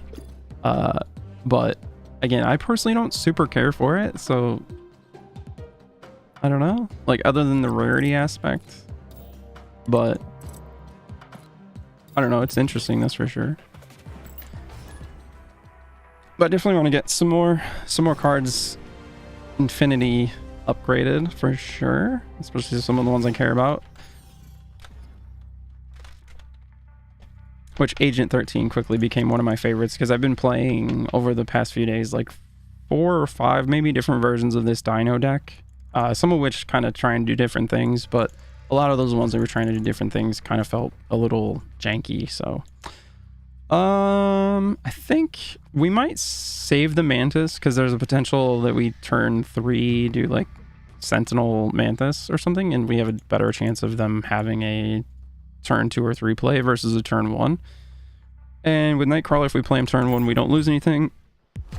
And we can just move him. We would have had a free trigger on the Mantis. That would have been pretty dope. But that's alright. Shang-Chi getting discarded does not make me sad in the least. Because we are doing Devil Dino. So... okay, they are on Discord, discard, or like a discard destroy hybrid. So playing to the left won't matter unless they've somehow worked in movement to that hybridization, but they wouldn't have enough pieces to make that all work unless it drew exactly perfectly, I feel like. Which even some of the ones that are trying to do like hybridize, like discard and destroy, like if they don't draw just right, it still kind of doesn't work because you've got 2 of your 3 or 3 of your 4 destruction combo pieces and you've got like 1/2 of your discard combo, and it's like, well, I don't have anything happening. And neither one of them run anything that big as like a finisher. The discard finisher gets bigger every time it's discarded, but there's only one card in the deck that can guarantee it's going to discard your highest cost card. And if you have another 6 cost in the deck, it could end up being the other 6 cost instead of the one you want. So like, it's, I don't know, discard to me feels like sort of a weird strat in general, because there's not really any way, because like the cards that discard a card from your hand, unless it states like the highest cost or something specific or the lowest cost, it's going to be a random card. So it's not even like Moon Girl where you can, okay, it's going to copy left to right. It might take your left card. And for me, it was doing that for quite a while. So I thought that's just how it worked, is, oh, well, it just takes your leftmost card. But then I had 3 or 4 cards in hand one game, and it took the middle one. So they moved Nightcrawler off of there. Kraven wasn't revealed yet. He's still got the buff, though. And now they're going to get another Kraven they can play over here or here, and they're on movement. So I want to get the 2 free cards. I definitely don't want them to draw cards, but I don't really want to play to the left. So let me, but I need to be winning, not just fill it like the raft. I was gonna say, let me just throw a couple cards in there I don't care about, but I have to be winning it at the end of turn 4. They're gonna fuck. All right, what do I do? I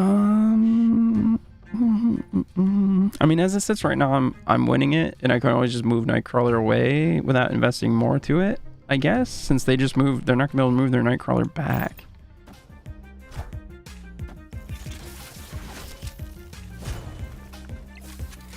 Interesting. Oh, but they get another copy now, though. They randomly got a Nightcrawler. I randomly got a Wolfsbane. They actually randomly got a better card than me because I had nothing there for Wolfsbane to proc off of. That's fucking sad. Okay,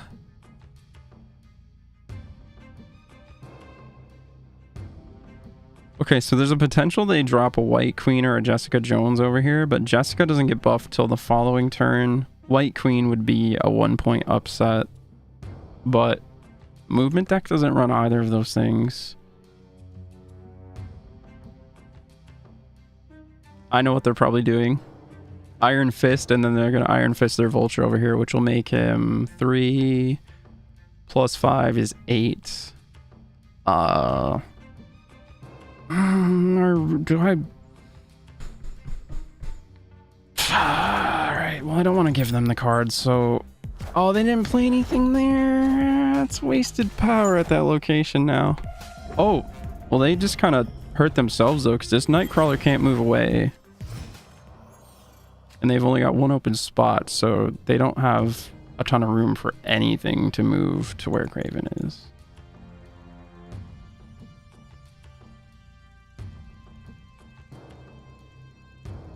What are you doing? All right, let's White Queen, and then we'll Mantis. Yeah, I mean they're gonna be trying to move left, so they're probably gonna play to the right, I guess. Also, I'm really surprised they didn't do the Iron Fist Vulture, but they might not have the Vulture or. What do? You cut off your well. So yeah, they're setting up for a really big Heimdall, but the middle one's not going to be too big, honestly. All I got from them was a Heimdall, though. I have nothing to contend with that, I don't think. They've got 7 power. They have to drop the Heimdall here, so that's 8 there. They've got 7 power shifting over, but Kraven's going to get buffed, I think, from them getting moved. So that would be 8, 9, 10, 11. So I would need to add 5 or 6 power here. And I would need to beat or tie. Well, no, I need to beat because then they're going to have massive power over here. I would need to beat 8 power over here. So like White Queen would get me to 9, but then I've got 2 energy to try and beat 11. It's not happening. See, and that's where I like this deck too, is because a lot of the time the White Queen can get you an answer or like a final card if you don't have your Devil Dino. But it drew me a Heimdall, which did nothing for me there, especially since I already had a decent bit of power on the wrong side of the board because they were a movement deck. If they weren't movement, it would have been fine. We could have kept playing there, it would not have mattered. But Heimdall shifts all their other stuff to the left, so they're gonna dump all the power to the left at the end, unless they outmind game us. All right, Agent 13 is a cool turn 1 play every time because it's just a random card. She's going to replace herself in your hand. Although I don't have Devil Dino, so actually until I have the Dino, I don't necessarily want to be filling my hand up because I want him within the first like 3 cards to make sure I can copy him for Moon Girl. So we're going to plop him down there and pass.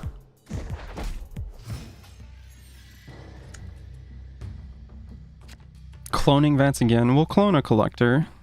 100%. Tempted to throw another one down there, honestly, because then it'll just buff him again, and then he'll start getting buffed every time. They'll both get buffed. Like, actually, I might do that. Oh, you made the Agent 13 cost more? You fucking ass clown.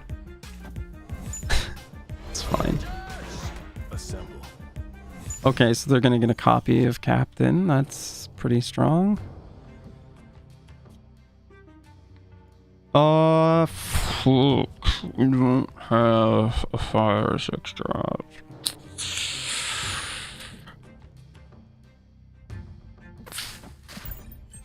White Queen there. They're playing a Spectrum deck. Yep, okay. Oh, God.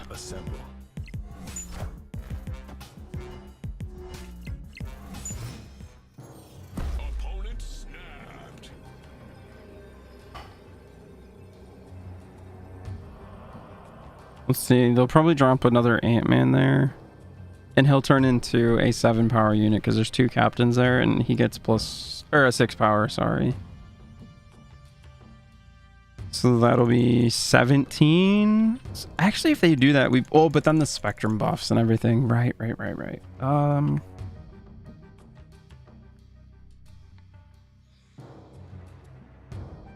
I mean, we have nothing. Once again, we didn't see our Dino, and this deck doesn't run another finisher besides the Dino. I was running another one before, which if this keeps running like this, I might put back together, but it felt semi-janky. But there's the Infinite in it, and it's also got Sunspot, so it's a great one to skip turn 5. As long as you got your Sunspot on board, he'll get +5 power, which people can quite often forget about. And that could win you a already locked location, or like there's a lot of he's really strong for quite a few reasons, but he's also really vulnerable. So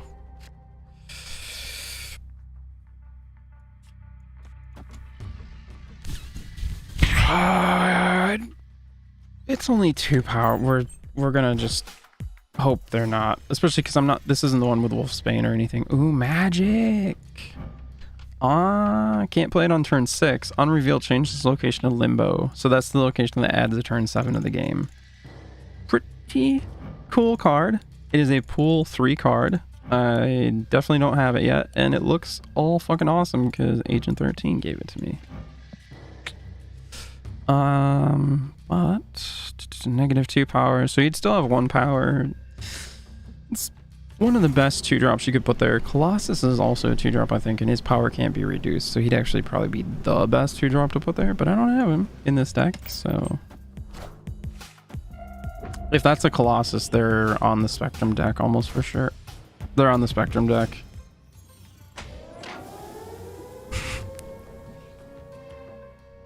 Alright,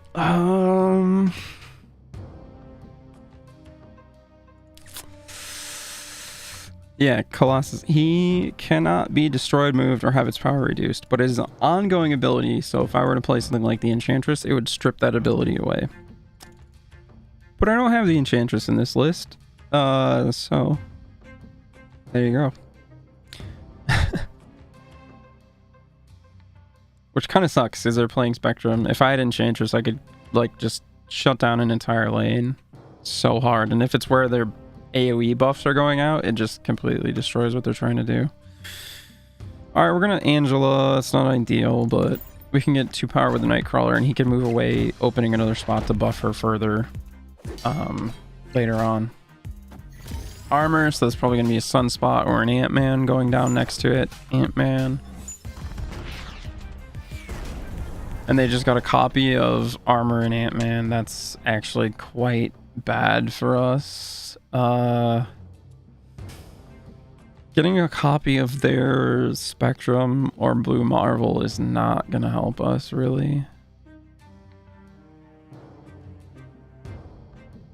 I mean, we got the magic. We've got an extra turn to draw into things, maybe. We could definitely play it out for at least this turn and see what happens, but this isn't looking that great.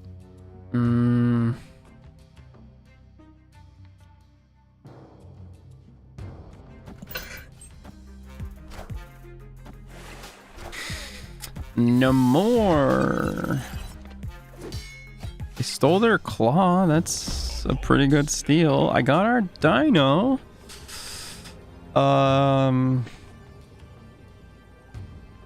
You're trying to keep Namor by himself, huh?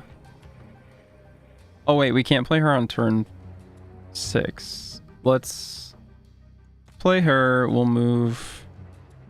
Let's keep Nightcrawler for now. We can move him next turn. That'll also get rid of the -2 power on this location, which helps even it out a little bit because their card was not being reduced and all of mine were being reduced by 2. So quite a big power swing there for me to change that, actually. Turn 6 out of 7. We could claw here, giving this +6, and then if we need to, we can still move Nightcrawler the next turn. It doesn't add a ton of power here, but the idea is we're going to drop Double Dino here next turn, and we're scaring them potentially because the Nightcrawler hasn't moved yet. So if they remember that, they very well may get scared. If they don't, we could potentially surprise them, but moving the Nightcrawler here would not give us enough power, and they've got 10 power there somehow because of Claw. So interesting. So yeah, they're running a bit different of a deck list. I actually experimented with the Spectrum and took Professor X out for Claw, and I originally had Namor in because I didn't have the Warpath that the deck wants, which could be the case of why they're using him too. But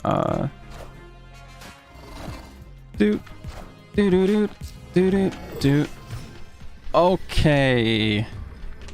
Even with Spectrum hitting, I don't think it's gonna be enough buffs for them to take this location. They turned off their Namor by putting stuff here. Their Ant-Man will get stronger, but I don't think it's going to be enough. Because we've got 5, so he'll be 13. They've got 13 power there. Spectrum comes in at 5 power, gives all their other ongoing cards +2, so he'll be 6, 7, 7, 5. So 14, 19, 25. And we're going to have, what did I say, a 13, 19. So we actually need to play here then.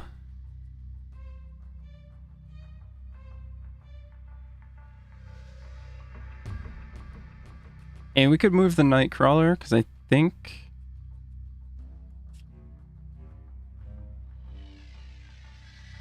Yeah, I'm pretty sure they're going to play over here. I think we've got enough power. Oh, I had 2 energy. I could have dropped more power on board. Fuck, if I lose, it's very potentially because of that.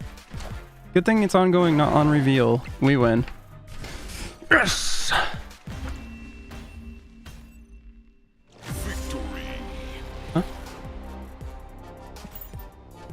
Huh? Cool.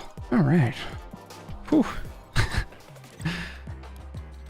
Actually, we could throw the other list together again. I'd probably have to look at it again, or would I be able to remember well enough? Probably not. I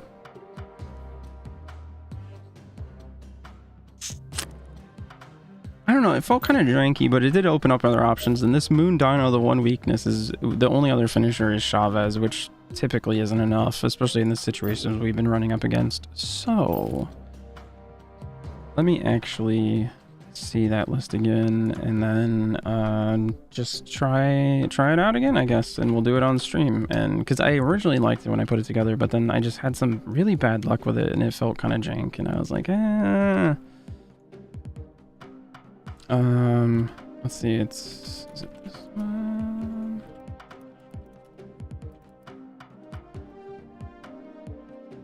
And I think this is one of the ones I actually changed a little bit from what their proposed list was, if I remember right. Yeah, it is actually. So we'll end up doing that again, but it's nice having like the base template to go off of. Whoops, not that one. We want the pretty variant one that got all buffed up. And this list doesn't run Mantis, which I actually don't mind at all, because more often than not, if you open with Mantis, you're not getting a card from your opponent anyway. So it was one of the first ones I had thought about cutting before I even looked at any other lists.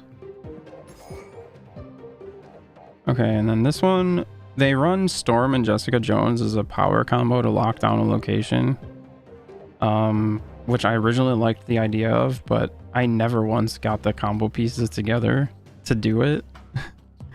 I managed to pull it off with a White Queen one time, though, locking down the location. That felt kind of nice, but it was real risky, and I only locked it down by 1 point. And then I can't remember, that might have been the game where I actually lost that location because they buffed their shit up like across the board, and then I didn't have enough power to compete. So if not, Odin, and then we may for now I'm gonna slot it in Chavez too, just for some of that deck thinning and another just like power card, if you will, to come down and hit the board. But we're not going to do the Storm Jessica Jones. So from there, the other card is White Queen, and then I have a free slot which I can do Moon Girl. That actually I think looks pretty good. Let's see, we've got Agent 13, Cable, Sentinel, White Queen, and Moon Girl, all stuff that's going to trigger our collector, keep our hand size nice and full for the dino. We've got Odin, which if we put down with like Moon Girl, Cable, Sentinel, Agent 13, like any of these, we can get more card draw again, which can buff up our dino. Yeah, actually this might be, it's a decent bit different from their list too, which I like, not necessarily just copying meta lists and stuff, but I will fully admit, if I didn't already, that the first 3 that I have are just like the top recommended meta decks from going from 2 to 3, but I'm trying to play with other stuff, especially after if I play with a certain deck so many times, I'm just like, kind of want to play something else, you know? So yeah, we'll run this one. So ideally we play him turn 1, and anytime we don't use all of our energy that turn, he's going to get buffed up by whatever unspent energy, and then turn 5 we pass and we drop Infinite turn 6. But if not, we've got the Moon Girl and Devil Dino, we've got White Queen, we've got Odin, we've got America Chavez, like we've got other stuff to give us roots to still try and stay in it, if not actually win it. So that is something I like about this. It's a little bit more flexible of a deck than the one we were just playing, but I deleted it earlier because it felt a little janky and unreliable, and we didn't change the deck, so we're playing the same one we were just playing. That's fine. I really don't want to lead with this. It's going to do nothing or get rid of a card I don't care about unless they happen to play a Sunspot right away. But this is good for us because this means we can play here because movement does not like this at all. Which means I do. Okay, they would have gotten a draw from our deck and we would have popped a Mantis. Would not have been worthwhile at all. Because that's the key thing too, is it would come from our deck, not theirs. So it potentially gives away information, potentially gives away one of our finishers, because as you see, we don't have any of them in hand. So that's why I like to try and avoid the Mantis playing into it. Let's see, let's steal their card. The nice thing about Cable is if you don't play them on turn 2, it's the card from the bottom of their deck, so it should still be the same card, even if you play them turn 3, turn 4, whenever. But I usually like to do it early because I can get info. It can be a potentially good card. It could give me a turn 3 play, which right now I don't have a turn 3. There's the Sunspot. Okay. I pulled their Odin. They actually might be on a similar list of what I am.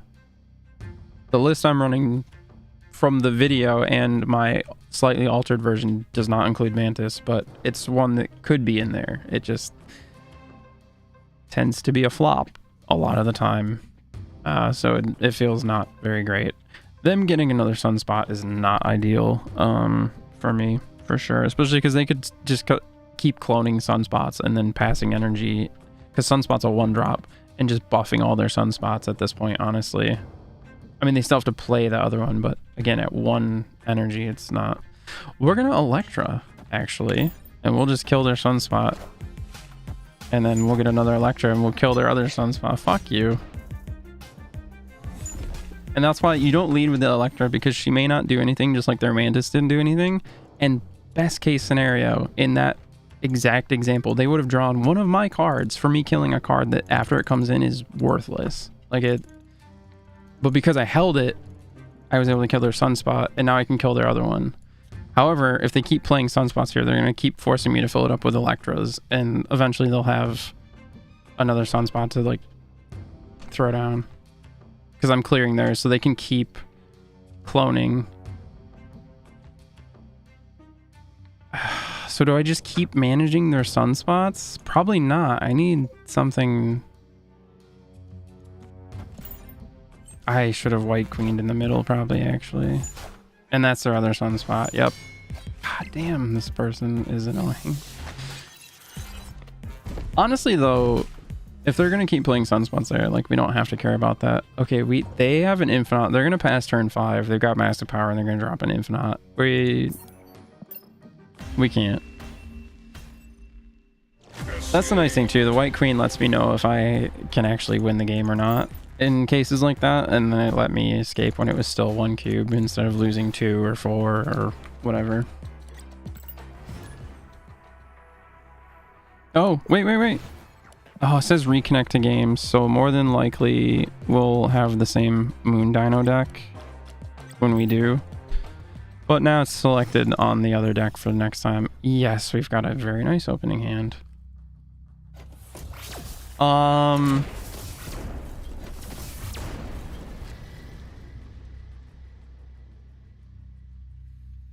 So that's going to change the game drastically. There's 1 location to play to now.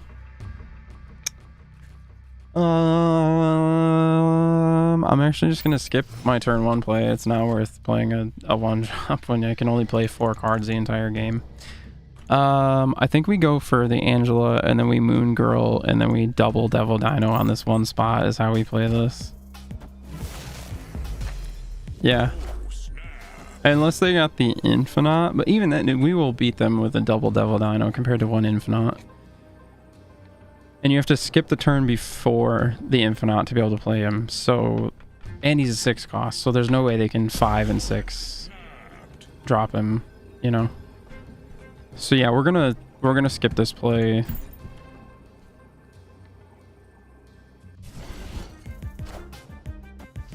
That is such a bad play, dude. Are you serious? Because now look, I'm going to go to 5 power immediately, and then she'll get +2. So it'll go to 7, and I'm going to have 2 dinos. Oh, my guy. My guy.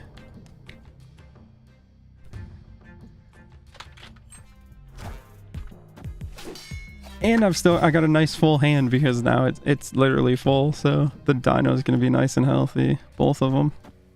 I'll have 5 other cards, so they'll each have +10, so they'll be 13. That's 26. She's gonna get to 7 off of that, so that'll be 33, 37 power. Unless they drop an Iron Man and something absolutely massive. No, they dropped a Devil Dino, and they didn't duplicate theirs, so yeah, and they didn't skip, so they can't Infinite. So at best, they've got a Chavez coming at us. More than likely. Yeah, they can't. If they don't retreat, that's just... They did not retreat. That's kind of silly unless they have some crazy card I don't know about. They got the Shang-Chi! I know about him. I was not expecting it. Oh my god.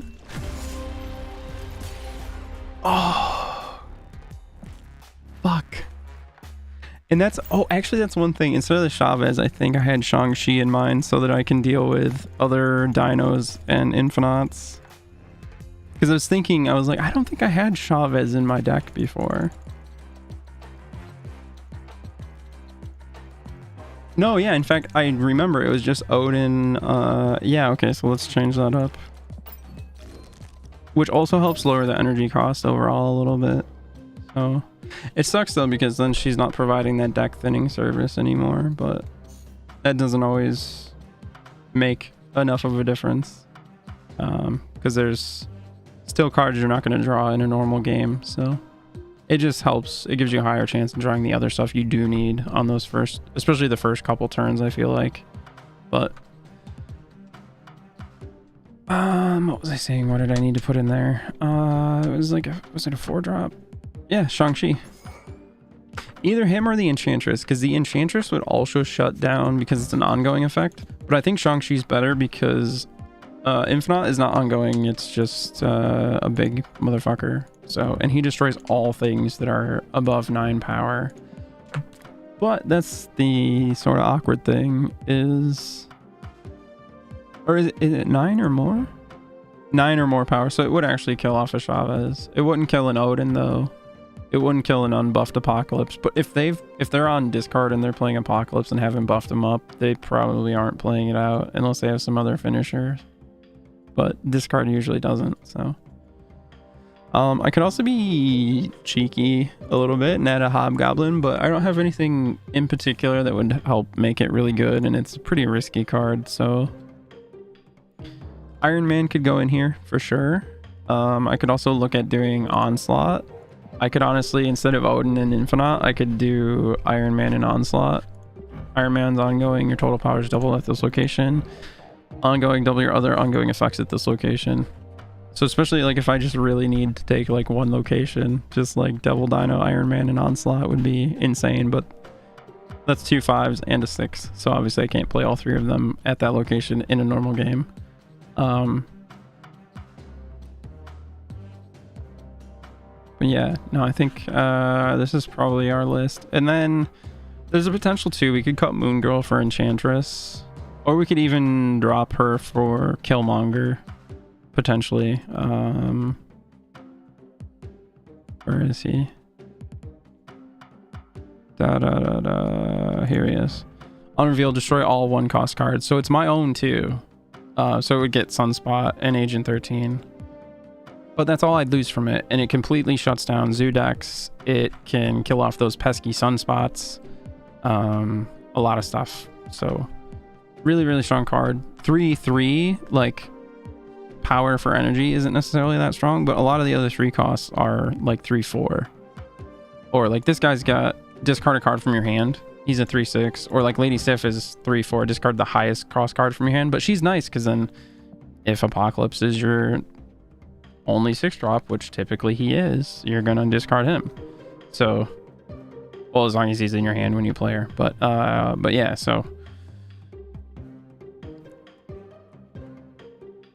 I think yeah, let's run with that, and then we will let's move it back over by the other Dino deck, and I'll probably just keep it for now. 6 is a workable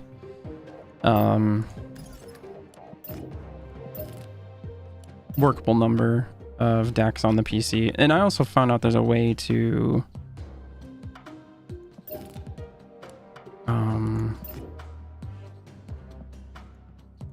yeah, we need to add another one, and we'll paste that one here. Yep. If you on PC, if you make it not full screen, you can then interact with your mouse like you're scrolling on your phone, and it doesn't do the thing where it like resets when you're trying to pick a deck. But that's kind of annoying because then you have to take it off the full screen, put it back on. Like, all right, so now that we copied and pasted, we can delete this one.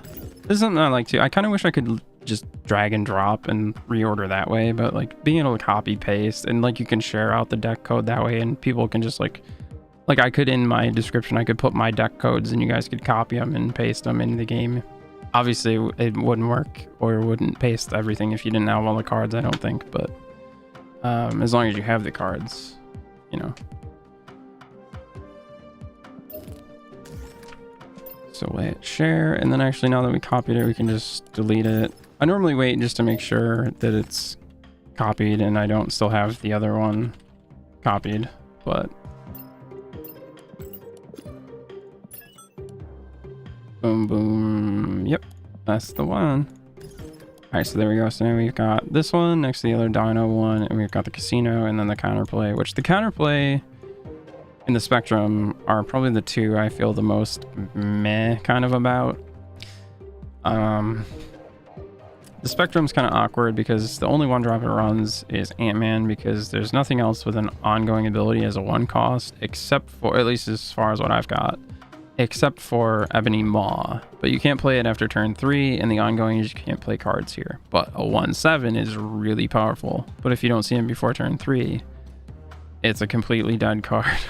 And it can be detrimental because then you can't play there after turn 3. So if you don't have the spot filled up to turn on your Ant-Man or whatever, you know, it's not super great. Plus it's just a big target for an Elektra or a Killmonger anyways. I mean, Ant-Man's already a big enough target, but that way we only have to really worry about having the armor where the Ant-Man is, and then the rest of our cards are fine, basically. But it's kind of awkward because I almost never have a turn 1 play, and I feel like I'm getting outpaced because almost every time I play this and don't have a turn 1 play, my opponent usually does. So, and then like if I don't have a turn 1, turn 2 armor isn't very great. Turn 2 Colossus, not the best, unless there's like a location that reduces power. Maybe it gives me a bit of an edge there, but I don't know. It's a good deck overall, and like especially if they're not expecting it, this spectrum buff can really catch them off guard. But I don't know. I prefer the Zoo one over it. I feel like there's so many more 1-drops which benefit greatly from Khazar, and just like being able to play things more often, it's really nice. I was gonna put Sunspot in here in place of one of the 1-drops, and I still might at some point, but I'm not sure what I want to take out because so many of them are disruptive, or like Answers, or like Agent 13 is just a fucking great card. And I'm not running the Infinite, so like I won't be passing my turn 5. I want to play a turn 4. I want to play a turn 5 and a 6. As you can see, I have one of each of those. That's like ideally I play those 3. So for this kind of deck. So yeah, just I don't know if it would be the best value, especially as ideally with this kind of list, you're not really leaving unspent energy if you can. You're still gonna have times where you can't spend all your energy, but he's gonna get maybe +1 power. I don't know. There's potential, but and then we got the Moon Dino. So yeah, these are the like the meta lists, verbatim, I believe. Well, at least as of like one channel's lists anyways. Other people do have some other lists maybe, but and then this is like the stuff we've kind of been basing off of other things and then sort of making our own. And then this one is a verbatim list as well, but I don't really play it because it felt really good the first few times I did, because I had all the answers to what they were doing, and I was just playing good value cards on their own that don't necessarily combo or anything, so I don't need like this card to go with this card like I did with, like, say, the movement deck. But then I just got a few games where I wasn't drawing the answers and just didn't have the value, especially without having the answers, and I was like, I don't know, it feels kind of janky. And then I realized, like, it's basically a deck of answers and I'm not really asking too many questions of my own, and so I don't know, or posing too many threats of my own, so I don't know. Plus, now that I'm going into pool 3, the pool 3 version of it is way different, and there's actually other things to counter in pool 3, so it's really not going to do a ton for me, probably. We could dupe the Infinite. Would have no value doing that, but ooh, we got the Sunspot, so we're actually going to play Angela here, and then or do we want to play here and we can just drop the Infinite there because he'll be the most powerful card there. Yeah, that's... and we just hope this isn't a bad location. Plus that way, if they're on movement, we're not playing to the left there on destruction. Okay, so they could be destruction discard. They could be the destruction dino kind of thing. We're going to get a free Sunspot, baby. Ooh, we're about to be really annoying like that last person was.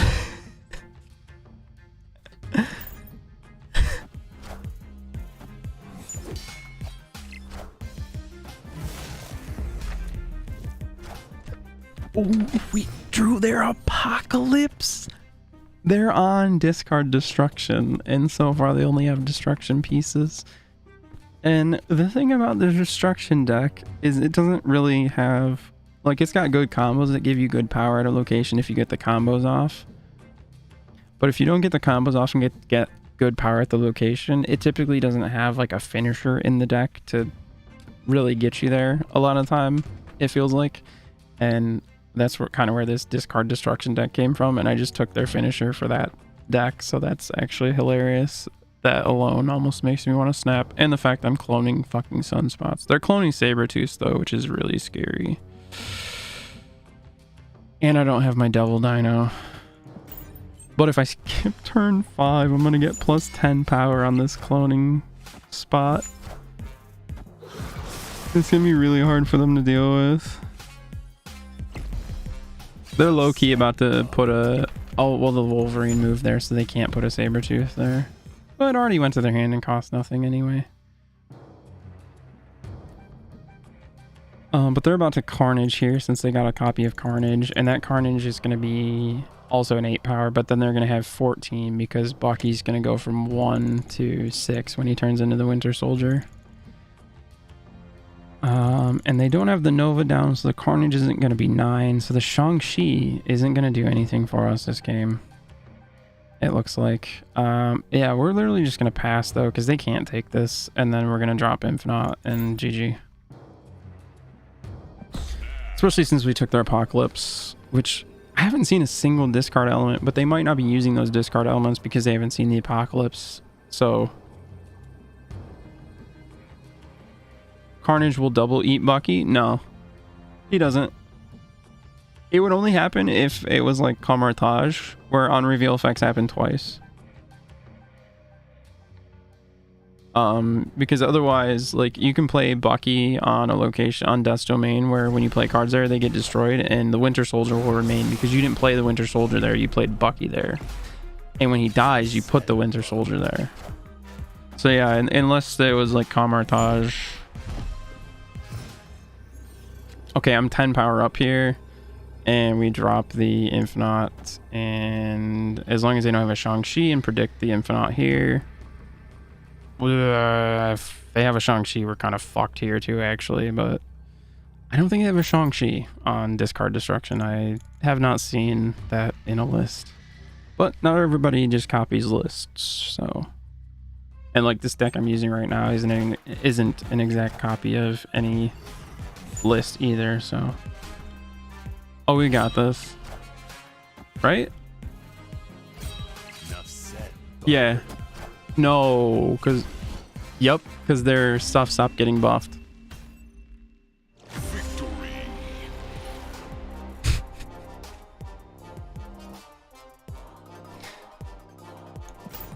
Yes, sir. Okay, so that felt pretty good. This deck, that's the thing I like about it, is it is quite a bit more flexible, and I feel like I do maybe prefer that to the Moon Dino. But the thing is, the Sunspot Infinite so often feels like I have to skip my turn 5. And which, I mean, I don't, but if I don't draw anything else, then I do. And if I don't get the Infinite, then it doesn't work skipping that turn 5, because the other 6 drops aren't really powerful enough, especially when they don't force you to skip a turn. Like, weird, all winning sides were 23. That's right. Yeah, that was weird. They were all 23. Oh. That fucking sucks, because we didn't have our Devil Dino in hand. Keep in mind, Devil Dino's a 5 cost, 3 power. He would have went from a 5/3 to a 3/5. And instead, Odin is normally 8 power, but it can't make the cost more than 6. So he doesn't cost 8, fortunately, but he went from 8 power to 6. So it's straight up just a nerf for Odin.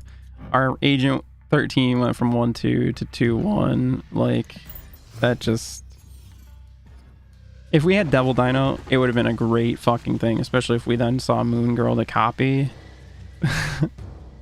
I mean, we would almost for sure wait till the end still, just so we don't get Shang-Chi'd, but then instead of using 5 energy, we would get to do it for fucking 3. So we could play both of them in the same spot on the last turn. Like, but let's collect her here, and then when we use like Agent 13, Sentinel, etc., he'll start getting buffed. He's going to get buffed from the location. Infinite would have been a huge nerf. Yeah, I would have straight left the game if I had Infinite in hand when that happened. I would have 100%.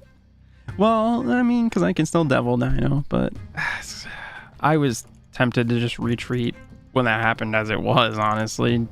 And I don't need the Odin. It's just like, it's one of my potential solutions is now much, much weaker. But at least we had this happen. He went back to how he is, actually.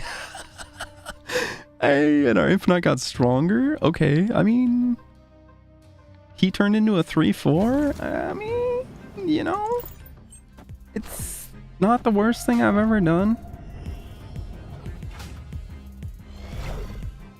We can copy...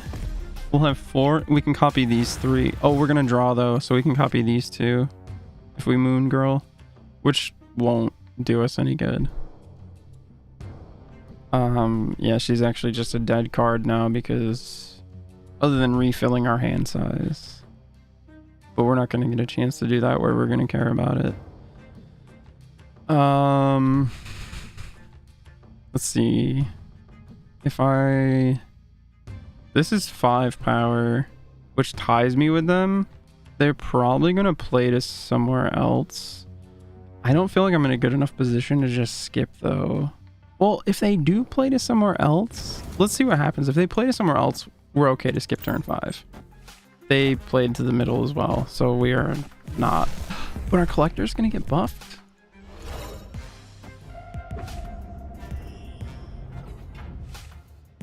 Maybe? Although now we have our location full. But we're only ahead by 1 and they have this one, so they very well may just try and take this one.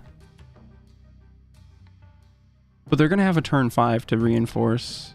Whereas I'm skipping. I got my Devil Dino. I'm not skipping anymore. We're going to...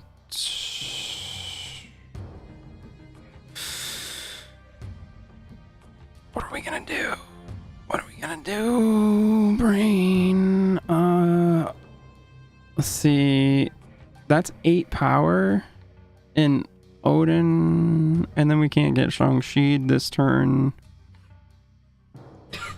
Yeah, let's play him. He'll destroy everything there, which he's the first one flipped, so he'll destroy nothing. And then we got Sentinel. And then they have the middle location though. but we have this location. So we just have to take this one from us, but they're going to try and take that from us. And we're not showing enough power. I think we just have to retreat from this one. I don't think we can...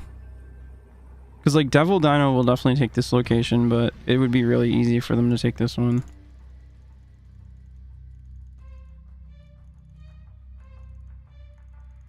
What did their cable give me? Actually...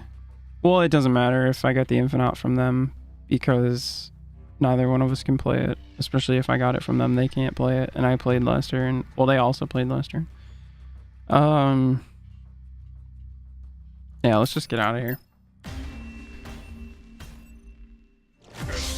That one, the peak really kind of fucked us because it threw us off tempo and it seemed to not affect them at all, so. But shit happens.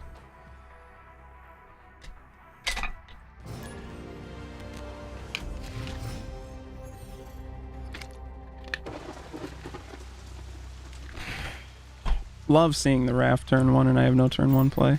And they do. Sick. Well, sometimes they don't have a turn 2 play. They probably do, but... Alright, well... Unless I can somehow play 3 cards to this location this turn, which I cannot. Which I knew I wasn't going to be able to, but then they're going to get a free 6-drop, and they've already got a decent bit more power on board. And this tells me they're on the zoo, so they're just going to continue swarming us and then buffing everything up, and we're already behind. That was definitely a losing match, especially as we do not have the Killmonger to deal with zoo. Can we could fit the Killmonger in, but if I do that, I kind of want to fit Nova in as well. So that when we pop all the 1-drops, it gives a buff +1 to all our stuff. That for a total of 4 energy has the same effect as a blue Sentinel. Which normally costs, or blue Marvel, which costs 5 and he adds 3 power. Ongoing, so it can be stripped away. Your other cards have +1 power. So for 4 energy, I've just accomplished the same thing, and like Nova can be played after Angela, giving Angel +2 power, and then when you kill him, it frees up a spot to play something else there. So it can be really, really, really good, but it doesn't really fit with what we're doing, and we certainly can't cut Agent 13 for Nova. And we can't cut Sunspot, since we're doing like the Sunspot Infinite thing. So I could put Killmonger in there in place of probably Moon Girl, because I can't always benefit from doubling my hand. Especially like these guys, I get no benefit from duplicating. And if my hand's too full in front of Devil Dino, I don't get another Devil Dino. So she's actually probably the weakest one that adds more cards to my hand. But I often, when I do it, I get 2, 3, maybe... Well, it'd be 2 or 3 cards usually. So that's, you know, some extra power for our collector here. It's filling our hand back up for the Dino. So she's still good. But without the Nova in there, I don't like running the Killmonger as much. But I might have to. Yeah, we might have to, because then we've got the Shang-Chi to answer big creatures as well. So yeah, we should probably do that. We need to put that Sentinel we accidentally removed back in though. And then we can worry about that. Where are you, Sentinel? Fuck. There we go. It's getting really hard to find all the cards now because I'm getting so many. Or have gotten so many. But I really like the Moon Girl though, because if we get the 2 dinos, that is almost a game you cannot lose. But it has, like I said, it has a little less value though, because we can't dupe these effectively unless they are made to cost 1 less by Titan, which is a specific location.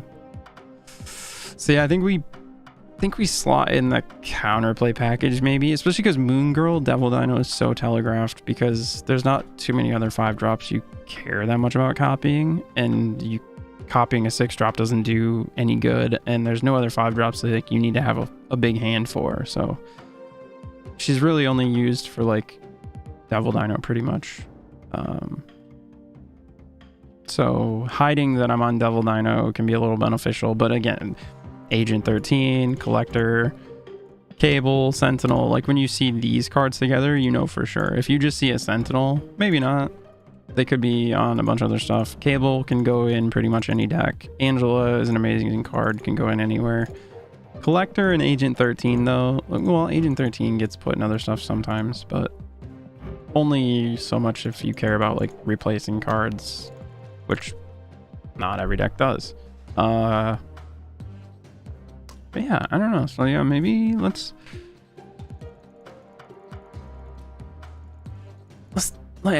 do it because, well, but then we lose our Sunspot though is the problem with the Killmonger. Because I have no way to protect him. Yeah, actually maybe let's not, because he's kind of, we don't necessarily need him though. She scales really well. He scales pretty good. Powerful. Can steal, powerful. Yeah, I don't know if I can take away something else powerful to add an answer for something they may not even have anyway. Yeah, let's, I don't know. We'll see. If Zoo continues to be an issue, we might make that swap. But otherwise, I think we're probably better off just keeping the Moon Girl over the Killmonger.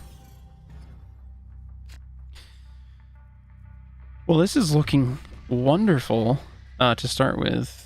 I definitely need some stuff I can play before turn 4 that's a little better than a 1-drop, but I will happily throw down a Sunspot. I don't really want to do it on Sewer System though, so I have to just hope that this rightmost location doesn't suck.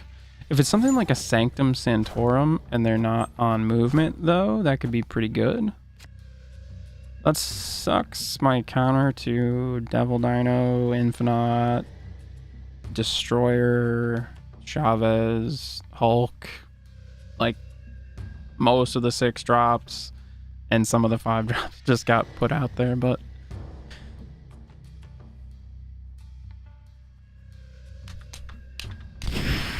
I mean, currently we're winning. They're probably not going to play to the location we can't see yet, so we'll just try and stay ahead in the middle, which we did.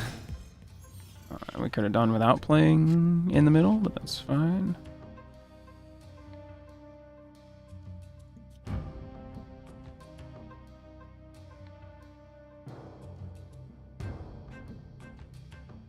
Do you see what I see? Agent 13 just gave us the best gift ever. Now on turn 5, we can play a 4-drop and a 1-drop or like a couple true drops in this guy. Because he'll remove the ability from the next card. What is the ability on this guy? If you played a card last turn, you can't play this.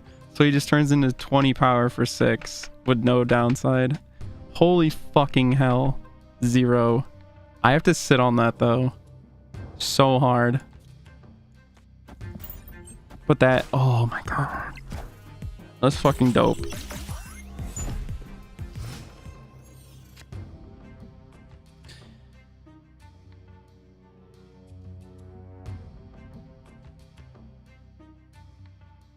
Let's White Queen. And we're going to put it here because we're winning the other locations currently. That's going to buff Angela anyway.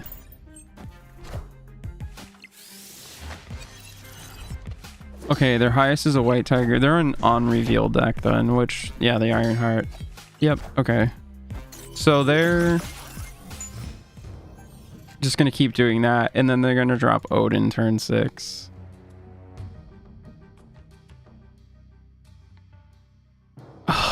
Actually, can I keep up with that?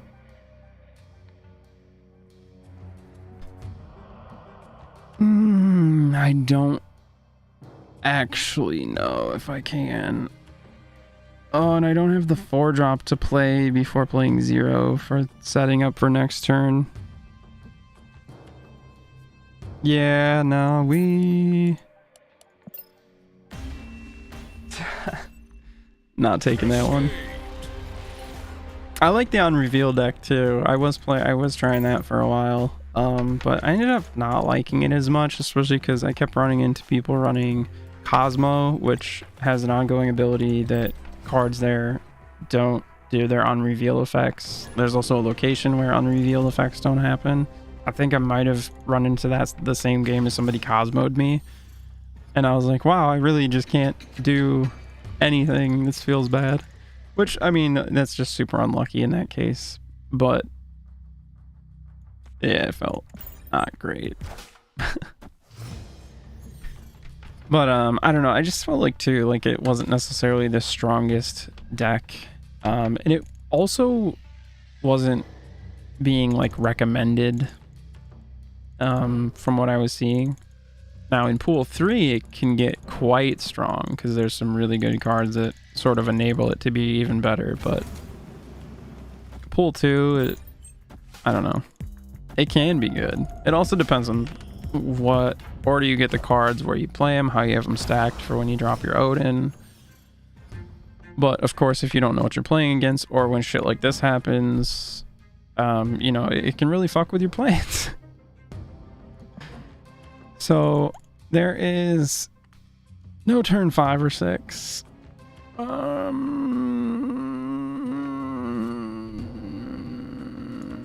Let's drop this there, and we'll save the 1 energy, buffing the sunspot +1, and we'll have 4 power there to his 2 power, or their 2 power, whatever.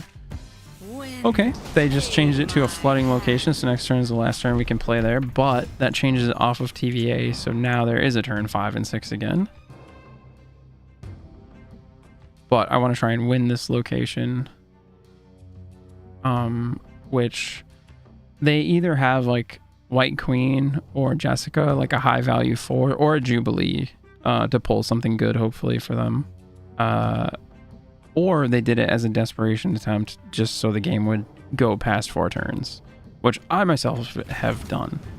But it'd be cool if we end up winning this location. Because then, they're going to win it because they've got the Jessica, so she's going to go, it's going to go to 10 power next turn. Turn 5, all cards must be played there. So they're going to play stuff there this turn. They're not going to play anything there because they literally can't. So we can just buff up our sunspot some more and then drop the infinite. But that's going to give us 5, so that'll be 9, 11. They've already got 2 on board. But then we'll still have more total power. So as long as they don't actually take the location, if they tie it, because we're tied on the... No, because they're going to take the other one here. So...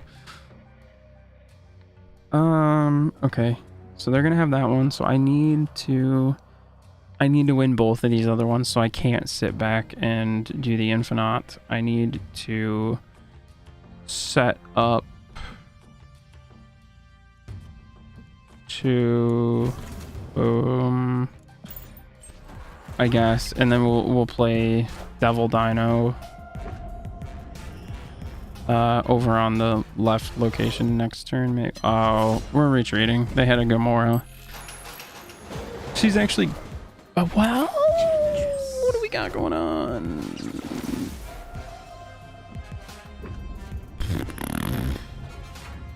If it had rolled the infinite for me there, that would have been amazing. Okay, so they have to put 8 power there to tie me. I don't actually know what they're doing. I am not sure. This doesn't look like any particular deck that I have seen. Oh, wait. Are they just doing like a counter the meta one and they splashed in the Storm Jessica thing? Maybe? Either way, I don't think they're going to have anything too big. So we might actually be okay if we just play for the Avengers compound. We might be okay. We're only risking 2 cubes here. Let's actually just play it out and see. This is why flip order matters.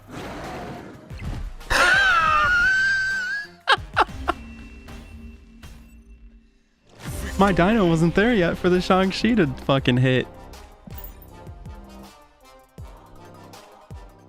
If I had flipped first, I would have been fucked. But that's the way it goes. I've had the same shit happen to me. Literally the same shit where I'm like, oh, they're gonna devil dino, and then I'm not paying attention to the fact that I flip first and I flip over a 4-3 that doesn't destroy anything, and then they laugh when their devil dino flips, and I'm just like, oh, gotcha. Ooh. Remember how I said West Hunt should have a marking system? Apparently it does. Nice.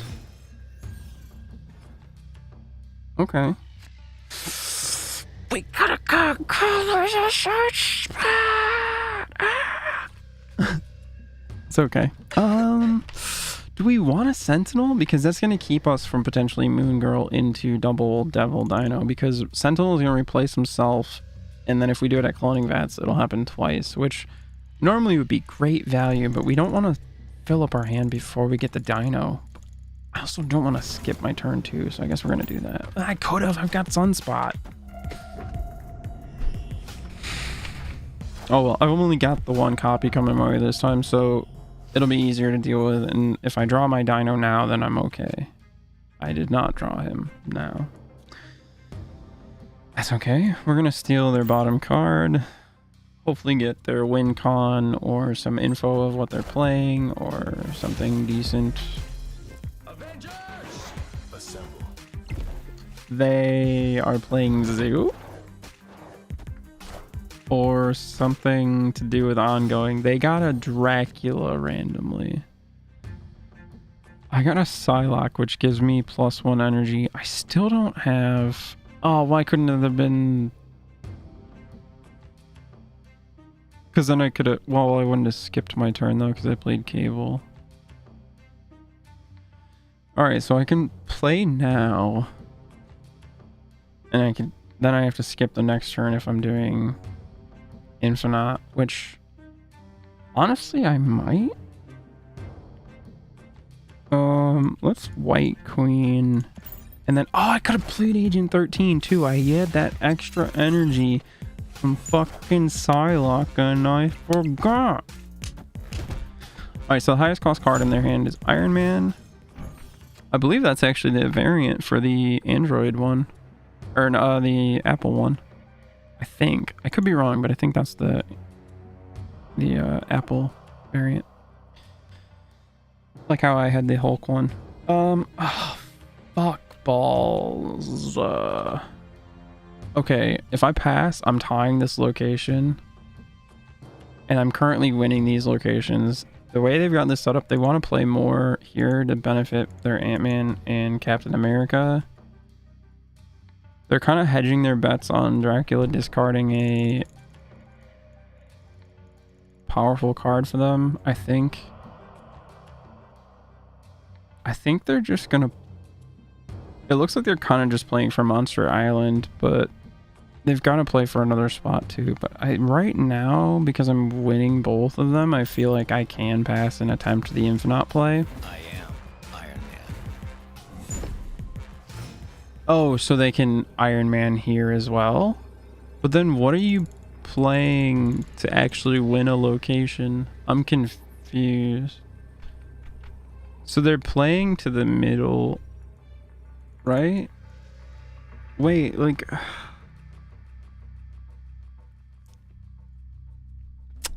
Okay, right now we're tied, so if they play something there, they take that one, but they just put the Iron Man there, and they are not taking anything with it.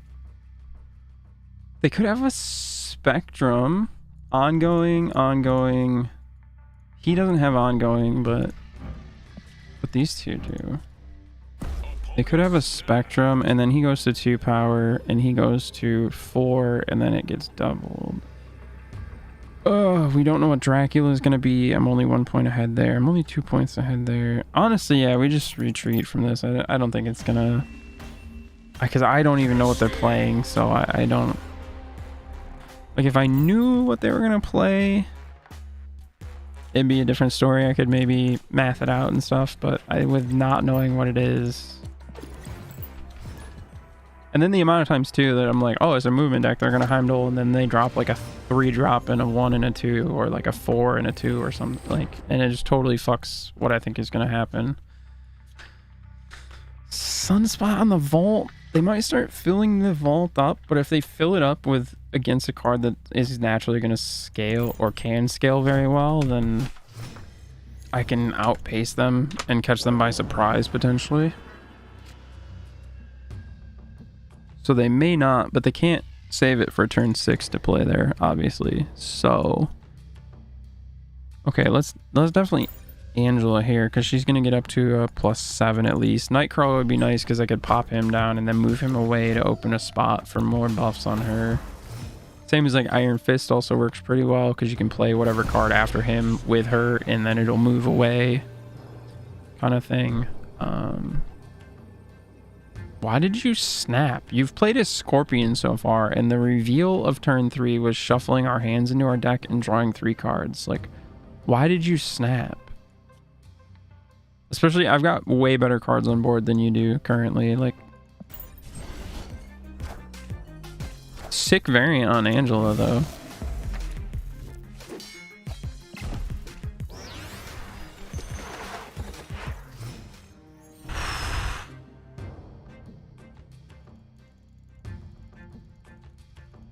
Let's Collector, Sentinel, and then we can Devil Dino there the next turn if we need to. Oh, he's gonna be weak as shit though because we have like no cards in hand right now. Fuck. Cosmo on reveal stuff doesn't happen there. That's actually okay, but then like I said, our Dino is gonna be weak. And what do we win the other locations with? At least unreveal won't happen. I can safely put my Dino down because Shang-Chi is an unreveal, so it cancels out theirs too, so they can't destroy my Dino. They also didn't get the benefit of Spider-Woman. Okay. Oh, this is the final turn though. I have to play the most power. I can add 9 more power. Oh, but I have this location too. Oh yeah, they're actually pretty boned because they can't play anything there. So I safely have this one, and then I've got these other 2 currently.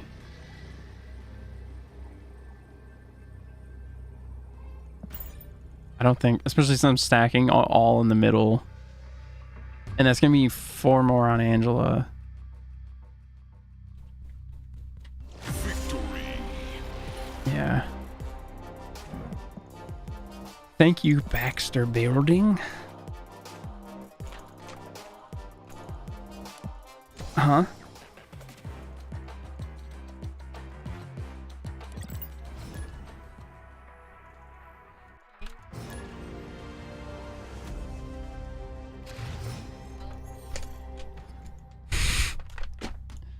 That's so wrong on so many levels. Turn 5 cards cost 1 more, so I cannot play Devil Dino on turn 5, period. Nice. You can mark them with a red arrow. Not sure how to do it yet, though. Maybe shift click, because I know shift is like how you do your abilities as a bandit, so maybe that's like the sheriff's ability is to mark people kind of thing. Definitely not on the same fucking level if that's the case, but okay, so they've telegraphed they're gonna play their to buff their Hawkeye, which who even plays Hawkeye? What deck runs Hawkeye? There's a variant of this Dino deck that runs it sometimes, so maybe I'm up against a semi-mirror match. We've got the Dino in hand, so we actually want to capitalize on the value of extra card draw. So we're, in this case, we are going to clone the Sentinel just to get the 2 for 1.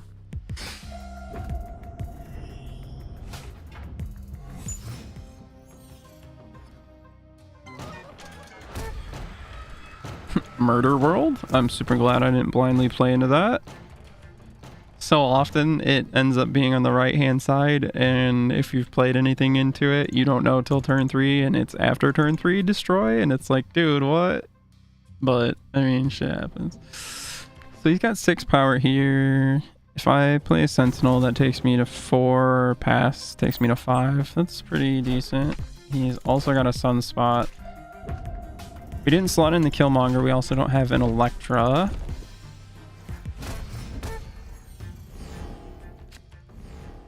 They are...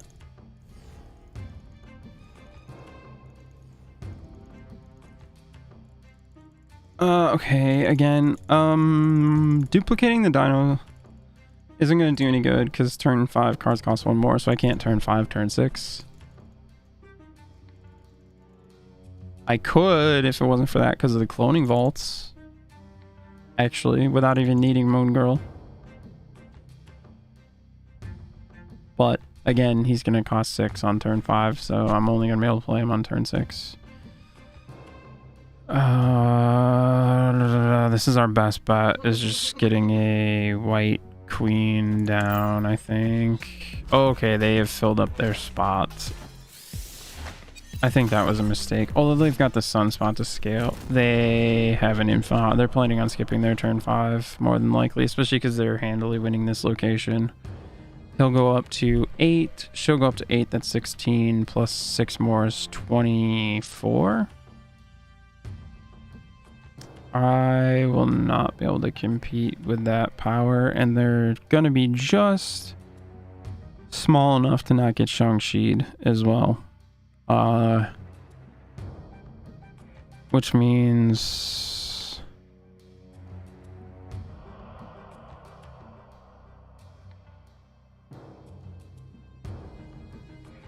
they're only going to have 1 Infinite though, right? So if they actually do the Infinite, not only can we try and get them with the Shang-Chi, because we flip first this turn, which means second next turn, but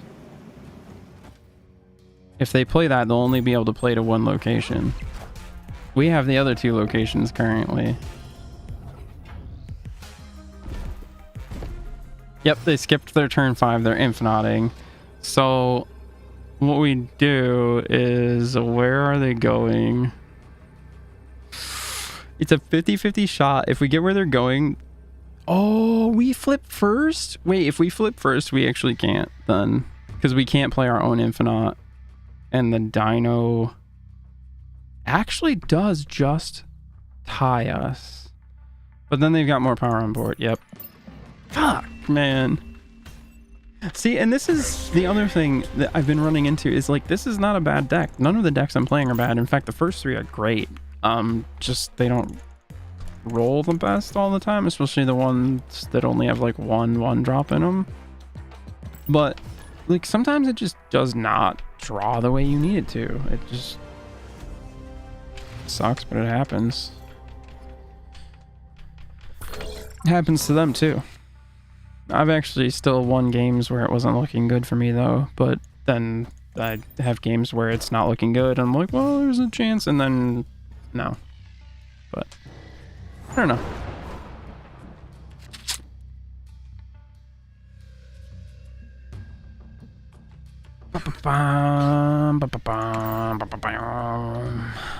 You do have a turn 2 play, right?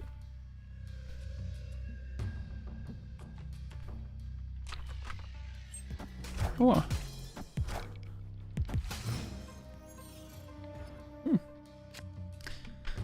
Okay, cards that cost 1 can't be played there. That's okay. We don't have a ton of 1-drops. In fact, we have 2 1-drops. So yeah, that really doesn't matter for us. We could morph and potentially hit a Devil Dino, a Hulk, Odin, Heimdall. Like, we could hit some really good... Well, Heimdall wouldn't necessarily be good, but... And actually, no. Yeah, so we're probably going to get, like, a Dino. Or an Infinite. Maybe. Off of this. If we're lucky. Otherwise, we could get, like, an Agent 13 or... something not very good, but let's just go for it. Actually, where did that card even come from? Oh, they have the Sunspots. They rated or didn't have it in hand initially. Not sure which. So that's actually pretty good. They just got 2 rocks shuffled into their deck, so now They have, instead of 4 cards, they have 6, 2 of which are fucking rocks. Well, it would have been 7, but they already drew for turn 4. Right?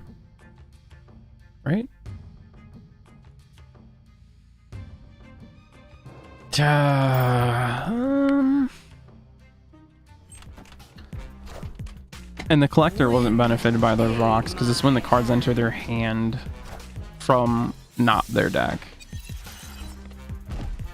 Okay, they do have an infinite.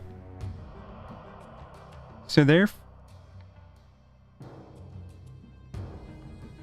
I don't care about losing that location, especially when I can also infinite. I'm currently winning both of these. If we both pass, they'll get +5 power there, but so will I. So it'll still be 5 up for me, and I'm up 6 here. So going on the assumption they are trying to panic bait me into... Well, their plan may have changed too now because they know that I have their infinite unless they had another 6 cost in hand, and then they know that I have one of their 6 costs. But going on the assumption they're probably going to infinite, I think we're actually fine to just do the same. They did not infinite.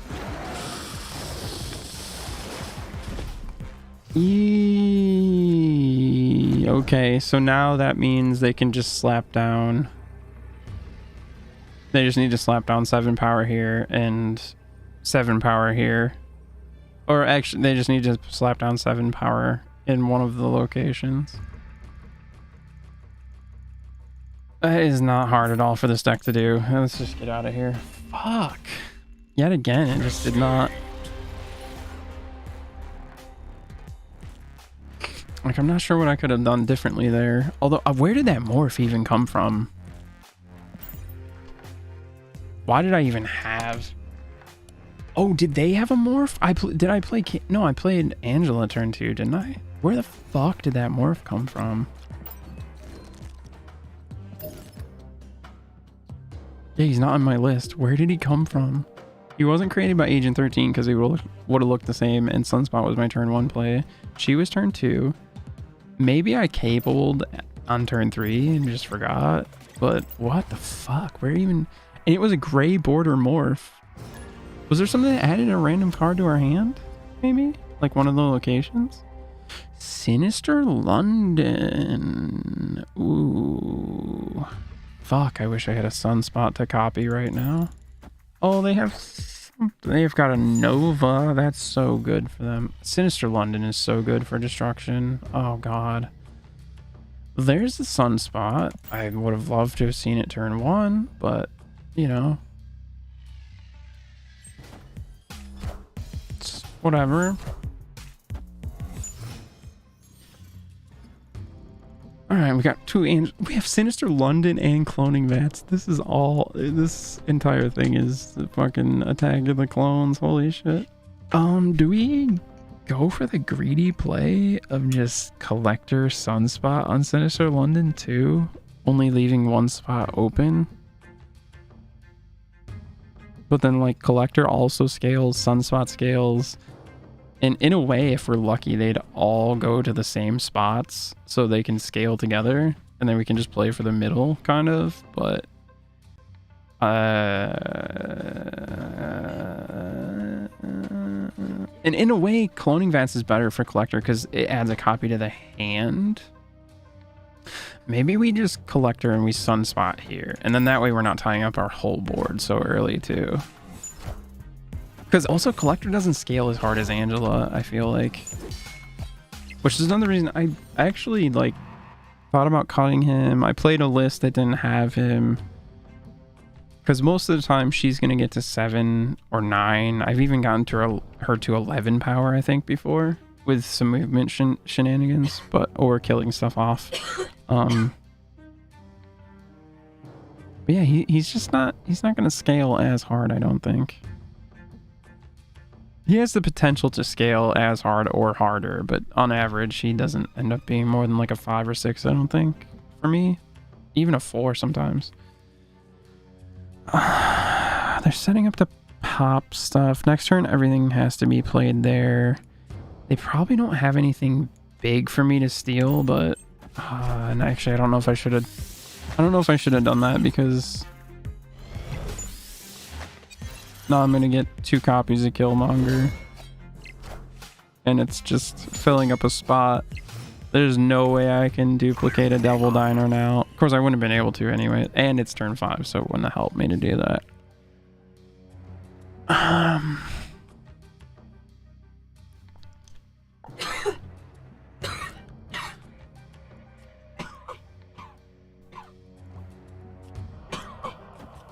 We collector Killmonger, I think, and that's gonna pop because they have to play stuff here, so it's gonna pop stuff before they're ready, especially because whatever they're playing now isn't gonna get that buff because it's gonna be gone before they get flipped over, and the Buckies are gonna lose the buff when they die because they turn into a different card.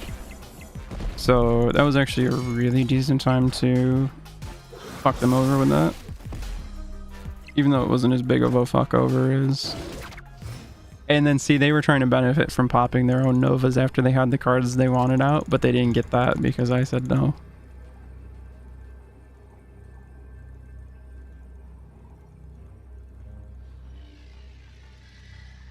Okay.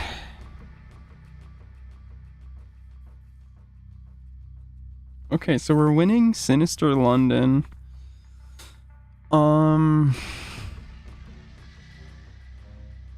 Do we gamble on Sinister London with Odin? Maybe? I mean, it's going to trigger White Queen, and then he's going to get played on one of the other 2 spots, which will trigger, hopefully, another White Queen, buffing both of our collectors, and then that's adding 8 power to both spots, but they very well may play whatever their finisher is on this spot, too, to get it in 2 locations. Because they're already winning the other 2. Actually, they definitely will. They're already winning the other 2 locations.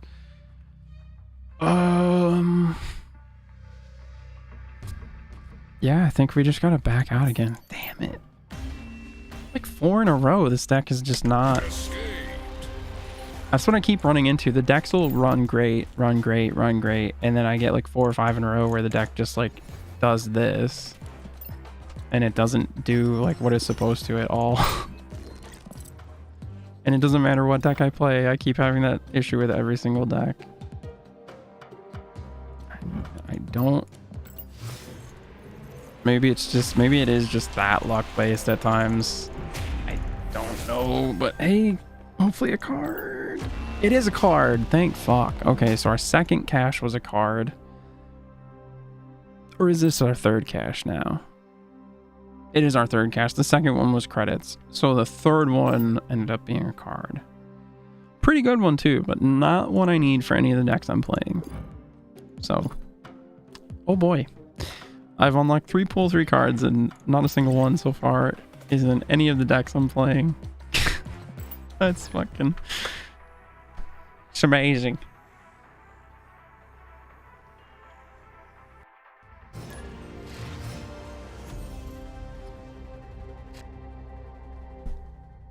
No turn 1 play, that's sad. Especially in this deck, you really want to see the Sunspot turn 1, especially if you have the Infinite.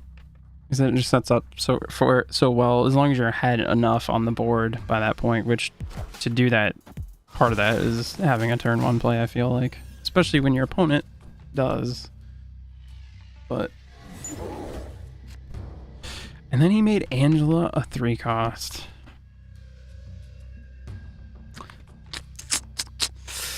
Which means we can't clear her out of the front of our hand.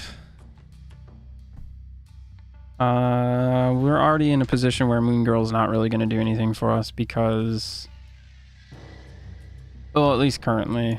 Although Collector doesn't replace himself. Neither does Angela, neither do these guys, but these guys aren't going to be getting played.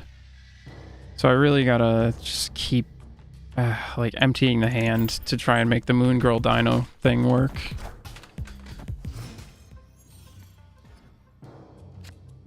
Okay, I didn't get Dino again, so I can't play Sentinel. That'll add another Angela to our hand, which just puts the Dino further back.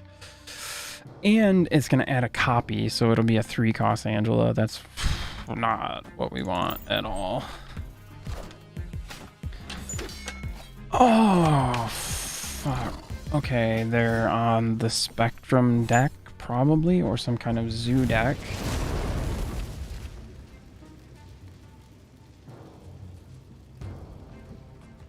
And we don't have the Killmonger. I don't know. I think maybe Moon Girl's gonna come out, even though it's a little bit of anti-synergy, taking away the Moon Girl Dino combo and putting in Killmonger, which will kill off our Sunspot. I don't know. Maybe let's play a couple more with it, maybe, because it is really good. But like, I keep running in these situations where I can't even use the Moon Girl. She's a lot better in the other deck where the Dino is the highest cost card, because these 6 drops, I can't effectively copy them. Raft, and I don't have a turn 1 play, and they do. Fuck! And they're on the more traditional Moon Dino probably, because they're running Mantis, and not really any other card or any other deck really runs that, so... This could be dicey at best, maybe.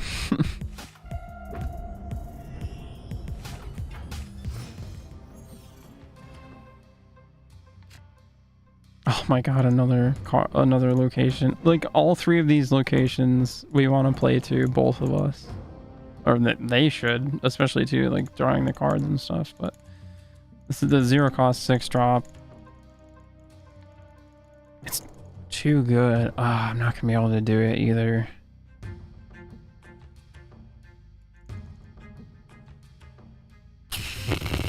Yeah, I think... We just hop out of this one. Did we take the Moon Girl out for the Killmonger? Although, unless it's like a zoo list, the Killmonger's really not going to make enough of a difference 9 games out of 10. To be fair, either. So maybe it's just as good with the Moon Girl. Since the Moon Girl works with what we're doing, and the Killmonger is like a situational, like, I need an answer. Yeah, we're probably better off. Oh god. What is his hand? Oh my fuck. This is the struggle of ranking up that I've been dealing with. Is I'll get, I mean, you guys saw the games I had earlier that went really well, and then I've been getting these. Like, we can clone the Sunspot though, that's pretty good. I half expected that to be just another Nova getting slapped down over there.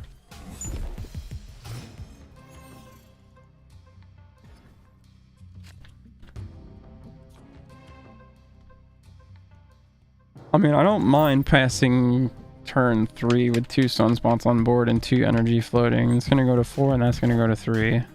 It's pretty strong for a couple of 1-drops. I've got 7 power on board. They spent 3 energy to get their 5.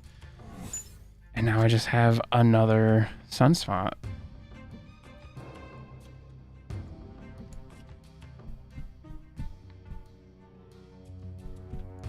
I don't have... I mean, actually, let's just go... Let's just plan on the Sunspot. Oh, they've probably got a Killmonger, though. I mean, fuck. We'll invest into the Sunspot, and if we see a Killmonger... Oh, if they're smart, they'll wait till the end, though. As I say, if we just, like, keep playing Sunspots and passing the turn with extra energy, our Sunspots are going to get massive. If they can't clear them off, then...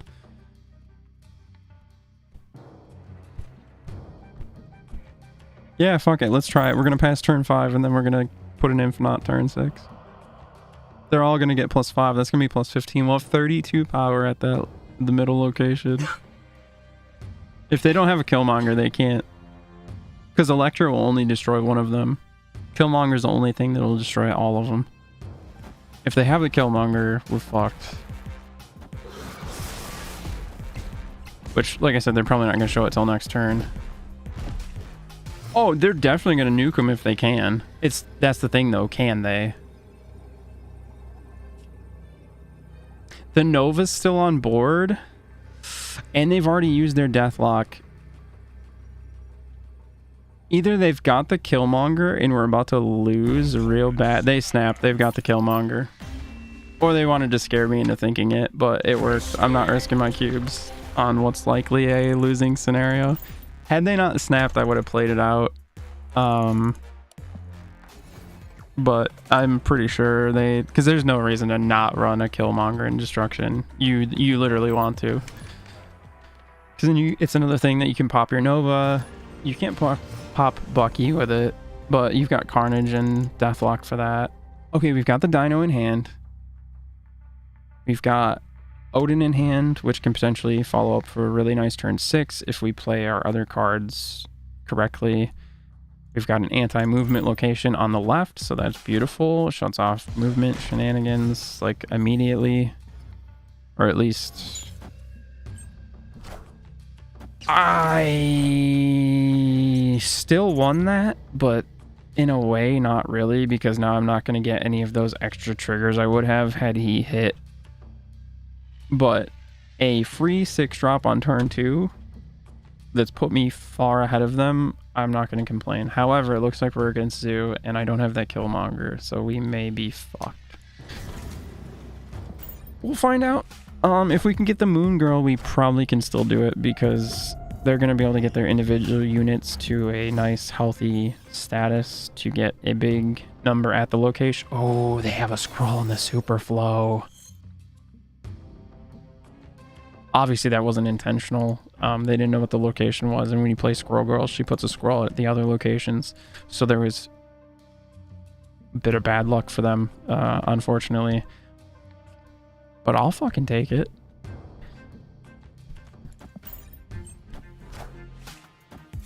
Especially after the, 5 games of bad luck I just had.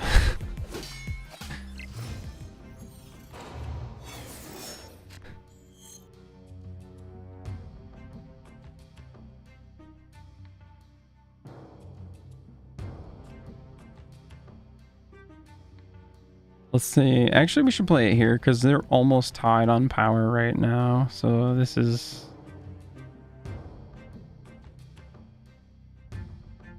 probably where I should put it. Especially since they've been investing into the middle. We want to save to add more power there. Okay, so there's the Kazar. And they're going to Blue Marvel. We already know that. Which is going to give all their cards +1. He gives all their 1-drops +1. Blue Marvel is going to give every other card +1. This is turn 5 of 6. So we're going to draw Chavez next turn. Or no, wait, did Chavez get taken out? Yeah, because we have the Infinite. So we could draw... There's still 5 in the deck. There's a few things we could draw.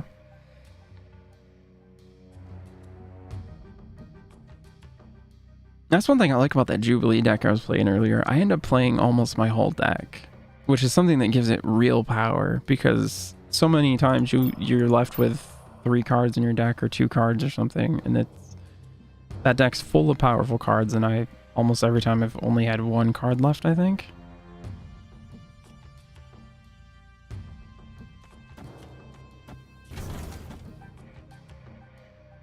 That'll be... I don't want to tie up that location. We'll just turn off the extra energy for us this time, I guess. Because I don't want to fill up either spot. I need to keep a spot open to be able to play stuff, potentially. Yep, because look at, they had that location locked up, but they hadn't moved Nightcrawler, so it's not really locked up. I stole their Captain America, that's good, but I mean, I've got a Sunspot. It's going to add 1 power, but it's better than not adding. Actually, no, because not playing him adds 2 power to my Dino. Okay, so they have this one, and they've almost got this one. They're probably going to put their other card here. Oh, they have to, especially if it's probably Onslaught. If they put Onslaught here, it gives the most buffs, since Blue Marvel buffs everything, actually. So they'll probably put it there. Yeah, I'm just going to throw my double Dino here. Actually, we can just take over the Superflow. 3 plus 1, 2, 3, 4, 5, 13. No, let's not risk that. We're much closer here. We'll do it in the middle. They didn't drop Onslaught, they dropped 2 individual cards. That's either gonna be really good or really bad. Looking good so far. It's really good.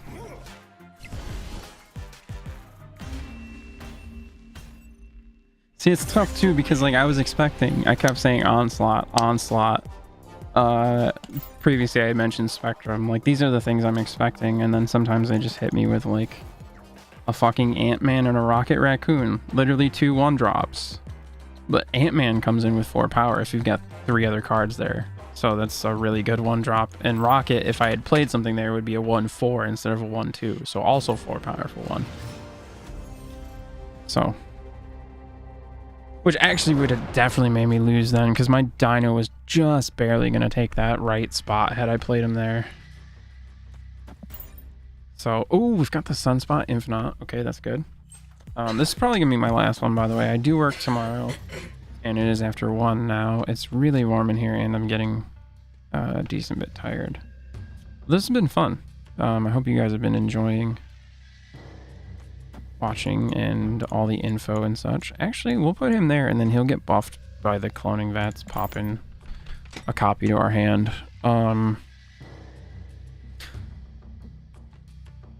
Yeah, I don't know. I feel like I could safely take Moon Girl out of this deck, especially the amount of times like I just don't get the Moon Girl Devil Dino to happen. When it does, it's great, but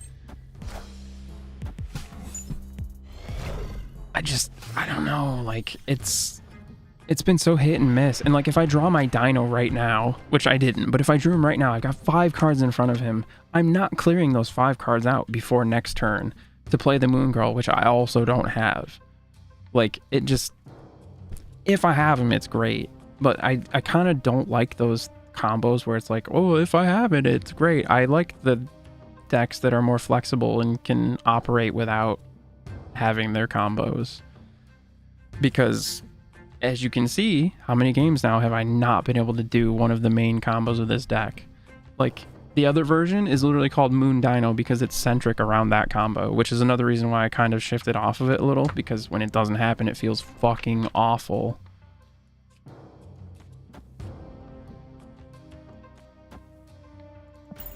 But kind of nice to learn what cards do since I don't know what half of them do. Oh yeah, I mean, I can tell you about a lot of the cards. I've been watching videos and like playing a lot and really kind of learning the game and the meta as it is.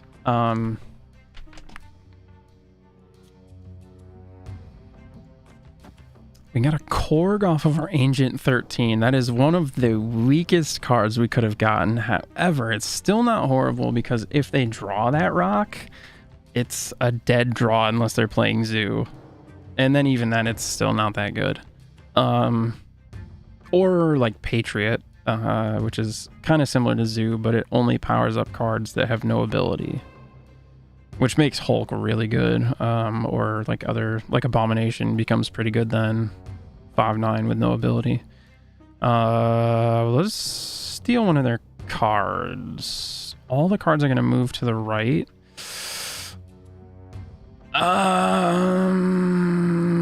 So if I play him here, those two, I gotta mainly fill up this spot, I guess, to not screw my board and fill up an entire spot completely. That's awkward. No, my son's spot, you fuck. My son's spot. All right, well, I'm almost for sure not doing Infinite now then, because Sunspot's like pretty much the only reason I can usually afford to skip a turn 5 is because I'm still adding 5 power by skipping turn 5 if he's on board. But if he's not on board, I'm not adding anything by skipping turn 5. And we're fucked because we don't have our Dino. Odin's not going to do enough. See, which is another reason I didn't know about having Odin in this deck to begin with, because the only thing he's really going to do is get us more triggers of like Cable or White Queen or that card draw stuff, which is only going to help us if we don't have enough cards in hand to buff our Dino. Like if we have empty slots in our hand, it can help because then our dino gets buffed if we're putting it on a spot. If we're putting it on a spot where those on reveal effects are. But if not, he's not really doing anything because we'd be better off with a Chavez because she's 6'9 versus 6'8. Like, and it does the deck fitting. Honestly, okay, so hold on. Maybe, are we just going to change this a little bit anyways and take him out and put Chavez in? Because that's very situational. I've never once been like, oh, I need Odin so I can draw more cards from my dino. I've never once said that or even thought it. The thought of it being a possibility is nice, but I don't think... Plus, this will help make our deck more consistent because we're never drawing her until turn 6. So effectively until turn 6, we have an 11 card deck. So that's actually kind of huge.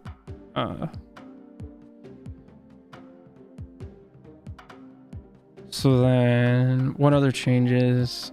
Moon Girl, unfortunately, we're going to take you out for... Actually, too, do we take out Infinite? Because we're probably going to take out Sunspot. Honestly, we probably do. I'm getting baited into skipping my turn 5. Actually, so if we're taking him out, we'll put Moon Girl back in then. Yeah, maybe let's just take out the Sunspot Infinite package. And we can put Nova in instead of Sunspot. And that way, I don't care if my 1-drops get destroyed. This might not be that good, actually, but the way it was, it just wasn't feeling quite good to me, and I can always change it back to how it was, especially since I streamed it. I can just look at what it was before I changed it, or I can reference that YouTube video again and probably just kind of remember what I changed or figure it out quickly enough again. But also, since this wasn't like a direct copy of any particular list, it doesn't really matter, I guess, anyway.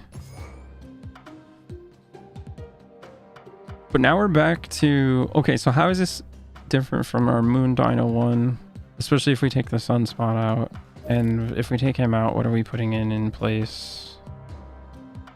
Maybe Electra, just as another way to deal with Sunspots or Ant-Mans.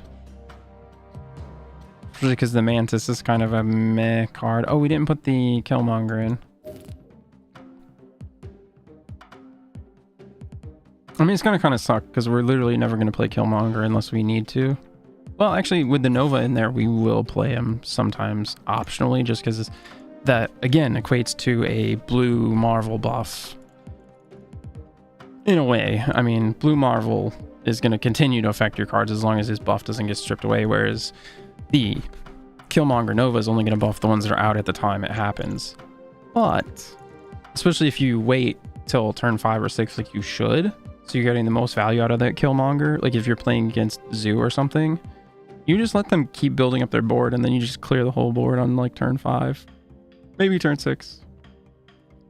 Sometimes you get bitten if you wait though, because then they'll drop their armor and then you can't destroy their Ant-Man or their Sunspot or what have you that you really were like, ah, fuck, I needed to have done it like I thought. But what else? I feel like we do need something else that can just come in. I mean, we got the Chavez, I guess. Let me compare it to the other dino list. So Electra, Agent 13, Mantis. The Nightcrawler's kind of good, especially because it enables having a full spot and then moving him. It also can buff Angela. Honestly, dude, yeah, no, look, if we end up not doing the Sunspot Infinite thing, this is going to end up being pretty much the same deck.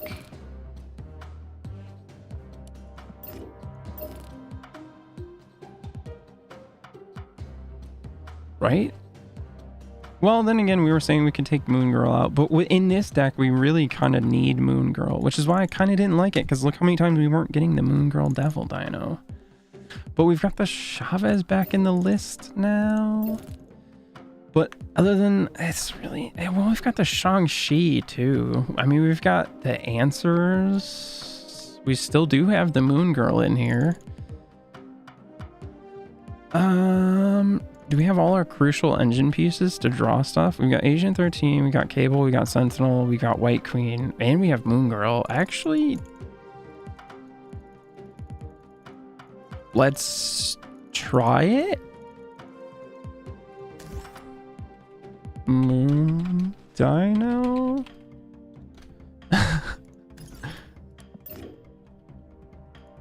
Actually, that might get confusing if I do that. Moon dino plus answers. I don't know.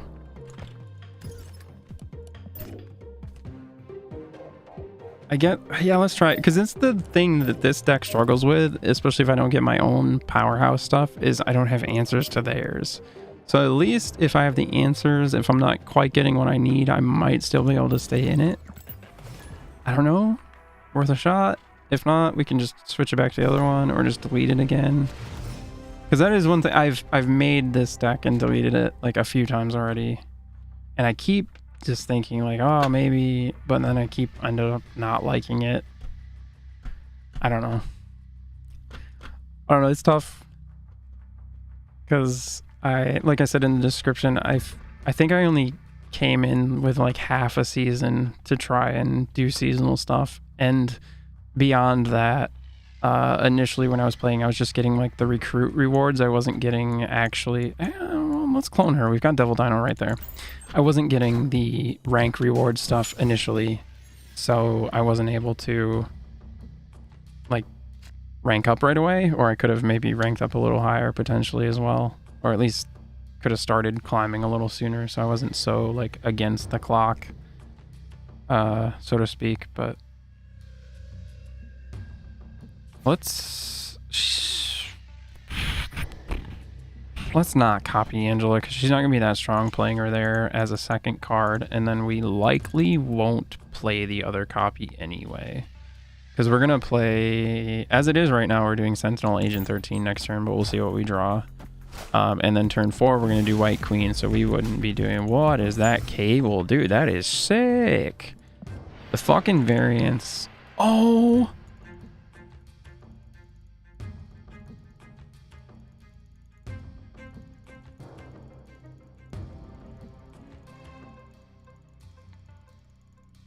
Oh, the Bifrost is about to tie up this middle location for both of us, and I don't have something that's going to scale there. Neither do they, but let's see. If I put my Sentinel down, will Sentinel move instead of Cable, maybe?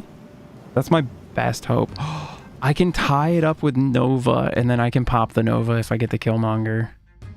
And then that lets me put like Devil Dino or something there later. Let's try that, just to not tie it up with a 2-drop, because that sucks. Don't hit my Dino. You hit a Colossus. Thank you. That card's not going to get moved. Can't have its power reduced. Can't be destroyed. That's fine. I don't care. Cards are going to move. I don't know if she's going to be able to move because of Nova, or is she going to skip? It's only supposed to move one location to the right. I think that's actually going to keep her from moving. Let's...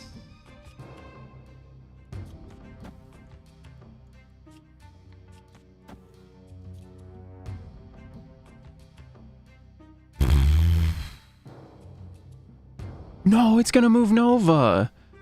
Shit. Oh, that was a horrible play, actually. Okay, let's put White Queen down. Hopefully she moves there. Fuck. Oh, we got their Iron Man.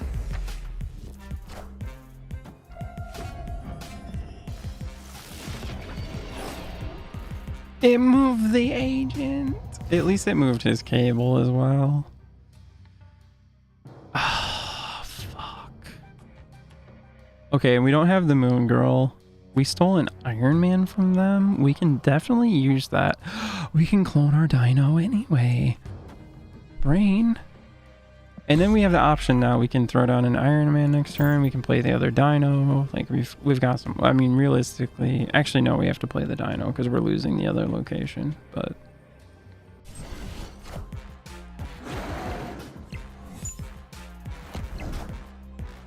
I am Iron Man.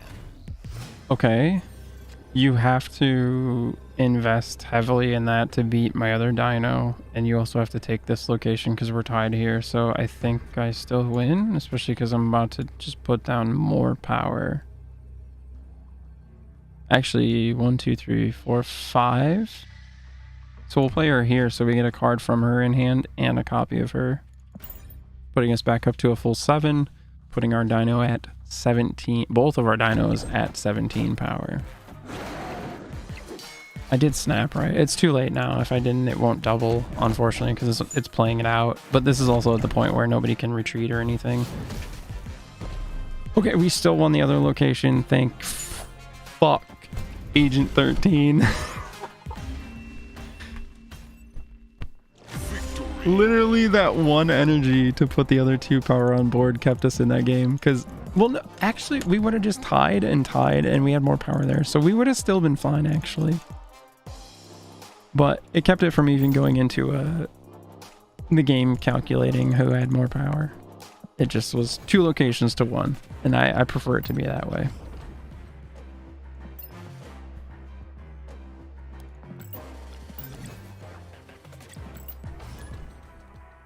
And boosters for the Watcher. We'll do one more. And then I think we'll call it there. Kind of sucks though, because we didn't end up ranking up at all. We peaked at 63 so far at the highest, and I think right now we're at 62. But when I started earlier, I was at 61. So how many times have you said that now? That's the second time, isn't it? Because I said the last time was going to be last one was going to be the last one. But Yondu thinning out my deck for me, literally removed the Chavez, so now I literally do have an 11 card deck. Don't mind that, because I kind of don't need the Chavez. It's just something we can play on turn 6, and like I said, it's kind of mainly to thin the rest of the deck out. Like, we got an arrow from the hub. Move all enemy cards played this turn to this location. That could be extremely useful, potentially. I don't know what they're doing, though, with a Yondu. It's something a lot of decks can run, but... Oh, Mojo? Okay. I'm pretty sure I know what they're doing, then.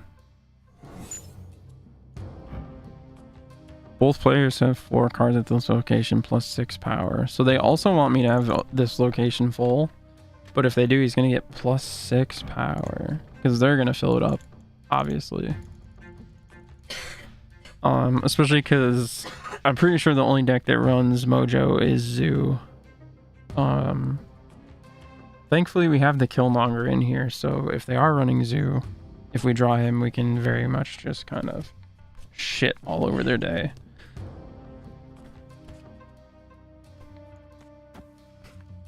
They might have a Magneto or something. They could.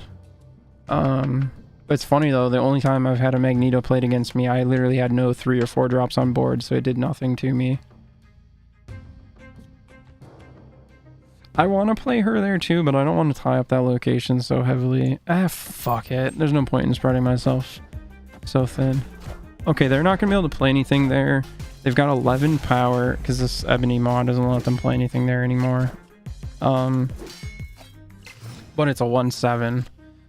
And there's the Killmonger. Okay, yep, they're gonna cry. They're on Zoo, and when I pop the Killmonger, they're gonna lose all of those units. But I'm gonna wait until the last turn, because I'm not even gonna play for power, because I'm gonna be clearing all their power off the board, so it doesn't matter. I get to just meme on them. Let's do Cyclops, actually, because he's going to make a clone of himself, which will be 4 power at a location, but that's in 2 units. This is 4 power in 1 unit, so we'll just do...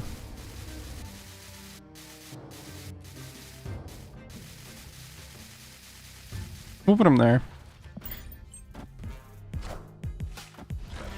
Now, the only thing is they will probably drop an armor at some point, unless they don't draw it. So we may have to consider... If we wait too long, we may lose our chance to pop their board, unfortunately. Is the risk we run by holding on to the Killmonger. But I'm going to meme on them a little bit, because they're playing to these 2 locations, so I'm going to play Arrow over here and make it so everything they play this turn moves over there, and then next turn I'm just going to pop the Killmonger on them. You were expecting a Devil Dino? Why would I fucking do that on turn 5, you fucking... Why would I do that? I've talked about so many times, like, wait until the last turn. I would only do that if I had 2 of them.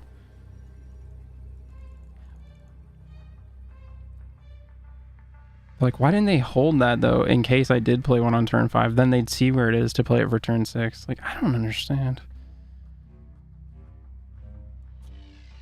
We'll throw him here, and we'll throw... Actually, Wolfbane is going to stick around. Mojo might as well. We might as well just play... Well, we can play him there, and then we'll play him and him over here. And we're going to sap, and GG. Because they're going to lose, like, their whole board. And we've handily got that right most location. And we'll definitely take the left one, so it doesn't matter what happens in the middle, which is where they're playing to. Yep. Okay, you're going to buff up your Wolfsbane, and you're going to give me another rock. Congrats, the rock literally doesn't matter, although I'm sure you're fully aware of that. And then there's the card that makes them cry. Especially because with that little combo, like I said, now my entire board just got way stronger. So that's the other thing. If they had managed to like tie the location or take it by like 1 or 2 points, they would have just lost the other locations too by that buff happening to me. That's why, like, he is so strong, especially paired with Nova. It's just... But yeah, maybe this is the answer here. Just having a couple answers along with the powerhouse main bulk of the Dino deck. Which, something cool about this is another one that I just... Again, it's based on like another functioning deck list. It's almost the same as this, but it's something that I came up with that's a bit different. This is the list I saw for it, or was being given, wasn't actually a list, but it was like, these cards are what you need, and then you just fill it in with like other good stuff you have, kind of thing. So I like that. I like that something I made is actually, so far, I've been doing well. I mean, it's had a small sample size, and I've had really good luck with some of these other decks the first few times I play them, and then them just flopping. So I'll have to see where this one continues to go, but honestly, this one's looking like it's pretty good so far. And the Dino is one of the most powerful decks in tier 2, so then having answers to some of these other decks that I didn't have answers for, like, had I not had those answers for that Zoo match, it would have been gone entirely differently, especially because I didn't get Moon Girl, I didn't get Devil Dino. I was obviously going to get Chavez, because I always draw her at turn 6, but, like, I didn't have the Shang-Chi to answer big threats, but I didn't need him that time. I needed the Killmonger, and I got him, thankfully. But, I mean, I could have very easily had drawn the Shang-Chi instead of the Killmonger, or they could have cabled my Shang-Chi or something, or Killmonger, rather. Or like, so many things should have happened. So like, it's just definitely not like a perfect deck, but yeah, so far this is looking good. Potential cuts, potentially cut the Collector, honestly, because he doesn't scale typically quite so hard as Angela. And then I could put like Nightcrawler in, which enables her to scale even harder, and I can move him around to play stuff.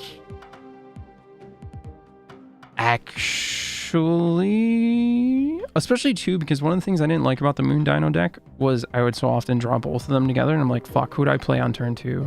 And the Collector prevents me from playing Cable or Sentinel on turn 2 like I typically want to, because he doesn't get those buffs unless he sees it happen. You know what? Let's just cut him, and we're gonna put Nightcrawler in.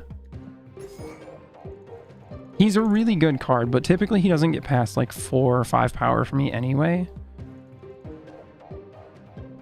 So, which, something else I could do would be to run Bishop for a scaling unit.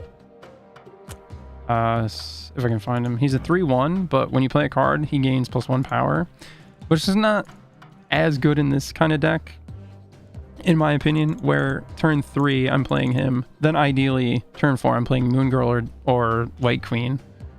So then he's a 3/2. Then I'm playing Devil Dino if I've copied him, and then Devil Dino again. So he ends up being a 3/3 or a 3/4. Like, not that good. There's other deck, like the Zoo deck, if I could fit him in there, he'd get a lot stronger. But I have had games where there was another list, it was a Destruction Dino one, I think, where he was being run, and I would pretty consistently get him to like a 5 or 6 or 7 power, despite it having a relatively similar and expensive energy curve. So there's a potential to maybe do bishop, but that's even more energy investment for potentially less scaling, especially because the collector scales every time I play like one of my main cards. I'm gonna want to play like to keep my hand full. So he works really well with what the deck's trying to do. I just have to play her on an empty spot, and she's gonna go at minimum to a 2/7. Like she's gonna outscale the collector, especially because if I'm not duplicating these cards or anything, Agent 13's a one and done, Cable's a one and done. So if I've already played them, that's already half power for the collector at most. Like the only boost he can get is from Moon Girl at that point, really, or another 1 point from White Queen. Like, or well, Sentinel keeps happening. I could keep getting Sentinel triggers, but past turn 2 or maybe 3, I don't really want to keep playing Sentinel unless I don't have anything else to play. So is it really, the collector feels like kind of a trap. So actually, I think, yeah, we'll obviously have to try it another time, but I think this might be our possibly favorite deck list right now. Yeah, especially because then the Nightcrawler, if I play the Nightcrawler after Angela, I can get her to a 2/9. If I could somehow fit Iron Fist in, I can get her to a 2/11 potentially, because I can play Iron Fist, and then the next card I play moves one location to the left after it reveals. So it plays where Angela is and then moves out of the way for another card to go in. But not really necessary. The Nightcrawler is not really necessary either. It's nice flexibility, especially if I've made a mistake and tied up one of my spots too early or something. Yeah, I think. And then the nice thing, like I was saying, you can like share the deck list and people can copy it and stuff. If I hit this share, it copies the list, and then actually it does let me type in chat. So it looks weird when you copy it. Oh, it doesn't look nearly as weird here. In like the YouTube description, when people copy it for the like description, so people can copy it right from there. Oh, that didn't even, oh, there it did show now. It had like, I've seen it add like a bunch of like links or whatever, but yeah, it just like copies, like you can copy that and you can paste it into the game if you had the game and you had those cards, and it would just paste the deck in there for you. It's super cool. But yeah, and I really like this one too, but it's super luck based. And if it doesn't go your way, which just a normal deck can already not go your way, then it really kind of doesn't feel good. But like I said earlier too, I feel like it's got a lot higher chance of actually rolling favorably because it is set up to be very optimized in my opinion. Because Quicksilver starts in your opening hand, so you've always got a turn 1 play. Domino, you always draw it on turn 2, not before, so you've always got a turn 2 play. So that's, I only have a 1 drop and a 2 drop, one of each, because I'm always going to see them turn 1 and 2, so I don't need any more than that. Especially because they don't do anything when they come in or have any kind of strong effect, so I don't want to roll into them from Jubilee at all, period. Then I've got Ironheart, good, really good 3 drop, same with Wolfsbane. Perfectly fine to roll into a Jubilee. Although preferably of those two, Ironheart, because typically I'm playing Jubilee on an empty spot or a spot where I have one other card at most. Because if she pulls Odin, he's going to tell her to go again and pull another card. And if the location's full, it can't happen. Now, where it gets a little interesting with that is like that Space Throne, where each player can only have 1 card there. If you play there before you know what it is, or if you have... where is he? This guy in your deck. Once this is in your hand, you can see the unrevealed locations. So even if you see what it is from starting with this guy, or you draw him on like the first or second turn, if it's like a location you can't play cards there, or anything like that, or like when cards are played there, they die, whatever. The location's not revealed, its effect is not on until it's revealed.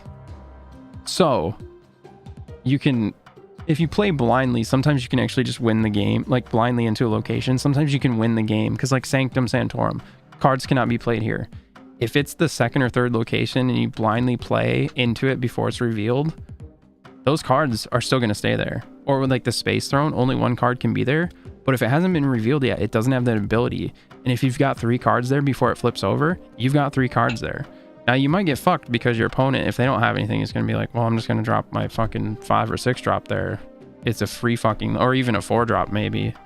Because it's a free lane at that point, as long as you're not doing movement stuff. But like, so it's interesting. There are specific scenarios where even such harsh limitations can be worked around or overcome, if you will. Didn't even know they had something to see locations. I actually really liked this guy when I got him because it let me see what the locations were going to be, and it let me have more control over my opponent, especially when I was playing like more like sort of like the movement control kind of deck. I mean, he wasn't in there, but had he been, I could have leveraged that much more control over my opponent. But with movement specifically, I feel like they cared potentially the least about the locations because the harmful ones really aren't that harmful for them. Like Death's Domain, you play a card there, it's destroyed. Cool. I play it somewhere else and move it there. It's not destroyed because I didn't play it there. I moved it there. Or Sanctum Sanctorum, cards can't be played there. Cool. I play it somewhere else and move it there. Like, they actually gain a lot of benefit from those restrictive locations more often than not. And then there's locations where cards move there. They get +2 power. Like, it's just a straight up buff for them. But again, the movement deck felt really janky to me. But like, yeah, something like that. Like, and as far as I know, there's no other card that does this. And you have to have it in your hand. It's not just if it's in your deck. Which I didn't fully know how it worked at first, because the first couple times I had it, I just happened to start with it in my hand, and it would be the first card that would be shown to me, and then it would like make the locations glow blue, and I could click on them to see what they were, which my opponent has no idea this is happening.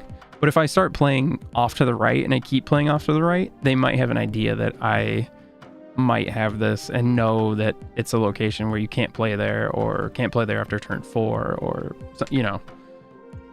But yeah, he's super cool. He just doesn't, outside of pool 1, actually, does he even really get used in pool 1, like any of the meta stuff? I don't think so. He's very much kind of a niche card, and I don't know if there's enough like control based stuff, especially around locations, where there would ever be a deck that would be like, I need the Watcher. But if there is, hey, he's there. So I mean, but yeah, I don't know. This, like, if this has been interesting at all to you, which I assume it must be some level of interesting. Especially if you've been looking up videos and stuff. Yeah, like, dude, I cannot recommend enough. Just get it and play it. Especially that the friend v friend kind of mode should be coming soon. Hopefully we can do custom where we're not playing for cubes or something. Because at least until you get caught up and learn the game better, it just obviously would not be fair. Unless I made like the worst deck and tried to like throw the game. And then even then it wouldn't be fair. But I'll just send you a video I saw of a nasty control deck. Think like blue magic deck level of control. Is it called Have Some Crap? There's a deck called Have Some Crap that's a pool 3 deck, and you send green goblin over to them, which is -3 power. Hobgoblin, which is -8 power. You send them the Hood, which is a 1-drop -2 that gives you a demon, which is a 1/6. Yeah, it would run Korg because it's gonna give them a rock. Yeah, it's Viper, yep, because you play the Hood and then you send him over to their side with Viper, so they have a -2 on that location, and then you still have the demon in your hand, which is a 1 cost 6 power. Yeah, that's Have Some Crap.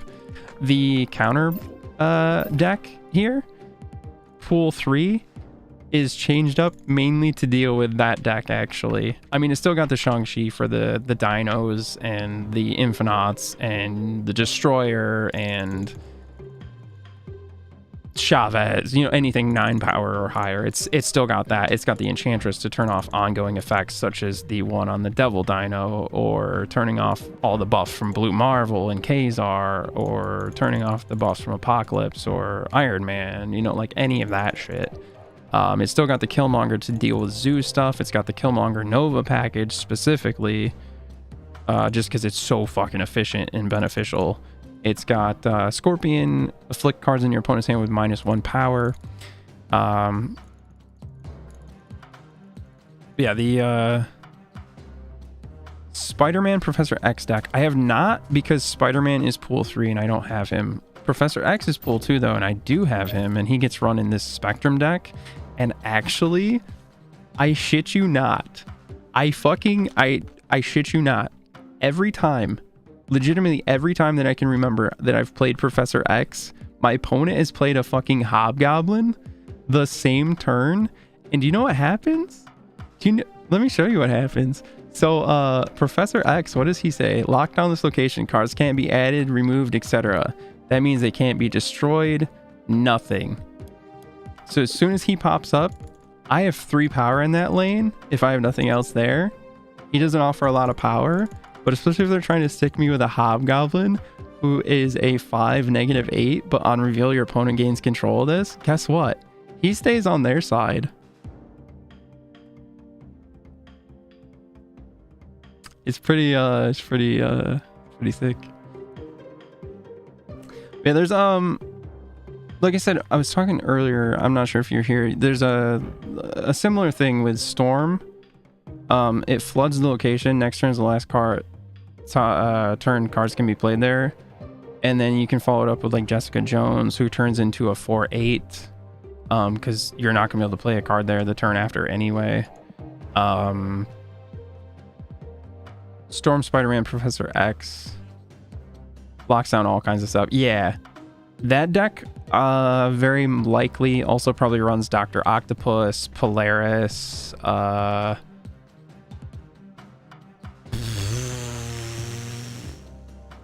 it does, I think. Okay, yeah, so it's probably like sort of a movement lockdown deck, so it may run the Vulture.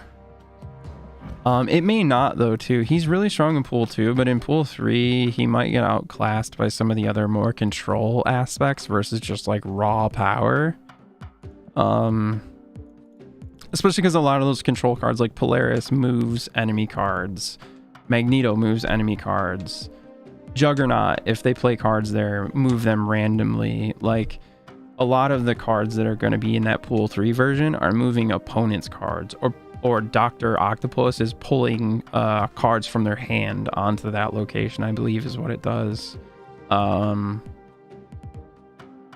So, or like Arrow, if you play her, move all the cards your opponent played this turn to that location. Like, yeah, so like I've seen that deck and I want to play it. I don't have, I'm like 4 cards into pool 3 or 3 cards into pool 3, and none of them are the ones I need. So dangerous to use Ak as a gamble sometimes. Well, yeah, I mean the same thing can be said for Hobgoblin, because they can shut down the location with Professor X. If they fill up their board on that spot, it's going to be stuck to you. The other thing that's funny is, keep in mind, what is Hobgoblin's ability? On reveal, your opponent gains control of this. So if you have an Odin, you just drop it where that Hobgoblin is and you send it back over to that motherfucker as long as their side's not full, and you just laugh. Ak is a gamble sometimes. Worst outcome I've seen is the throne location. Get revealed after enemy revealed like a 1-drop 3 power card. Lock Goblin in a throne on own side. Yeah, dude, no, you can't. See, the thing with Hobgoblin, and that's why I like Green Goblin better, actually, I think, because he's a 3-cost -3. You can get him out much sooner. This guy being turn 5, especially if they're playing Zoo, they've flooded the board by turn 5. You're gonna have a hard time getting this guy to land. So a lot of the time it can actually just get stuck on your side, or they drop a Professor X or something. Like, he's so high risk. I actually kind of don't like him. He's in the counterplay list, and every time I use him and get him to stick, it is the most funniest, satisfying thing to me. But like, every time he ends up getting stuck on my side or then sent back to me with an Odin, I just want to cry.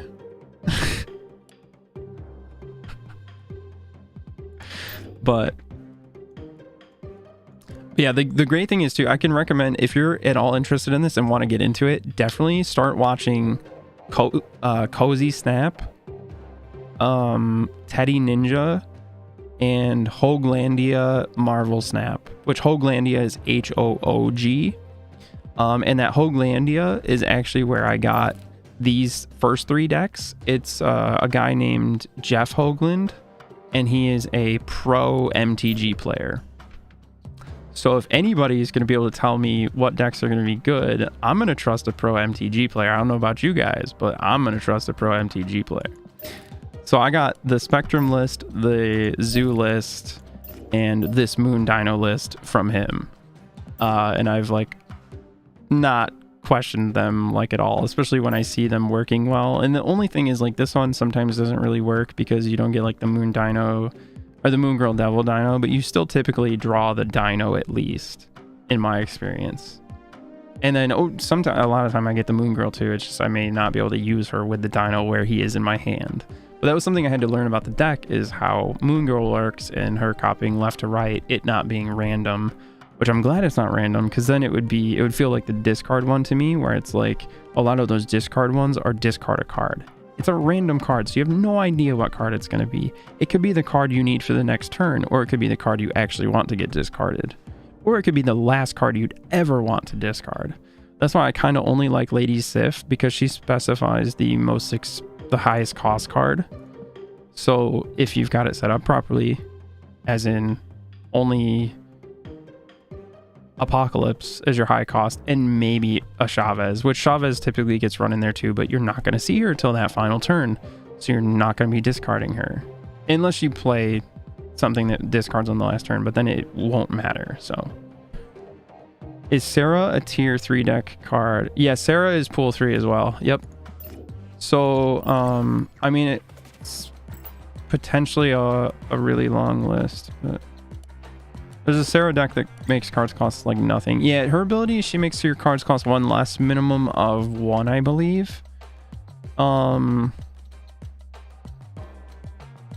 She's a 5-drop though, so I'm not really sure how to make that crazy powerful, since it's not hitting the board till turn 5, and it's not like you can then magic the turn after, because magic is also a 5-drop, but you can't play her on turn 6.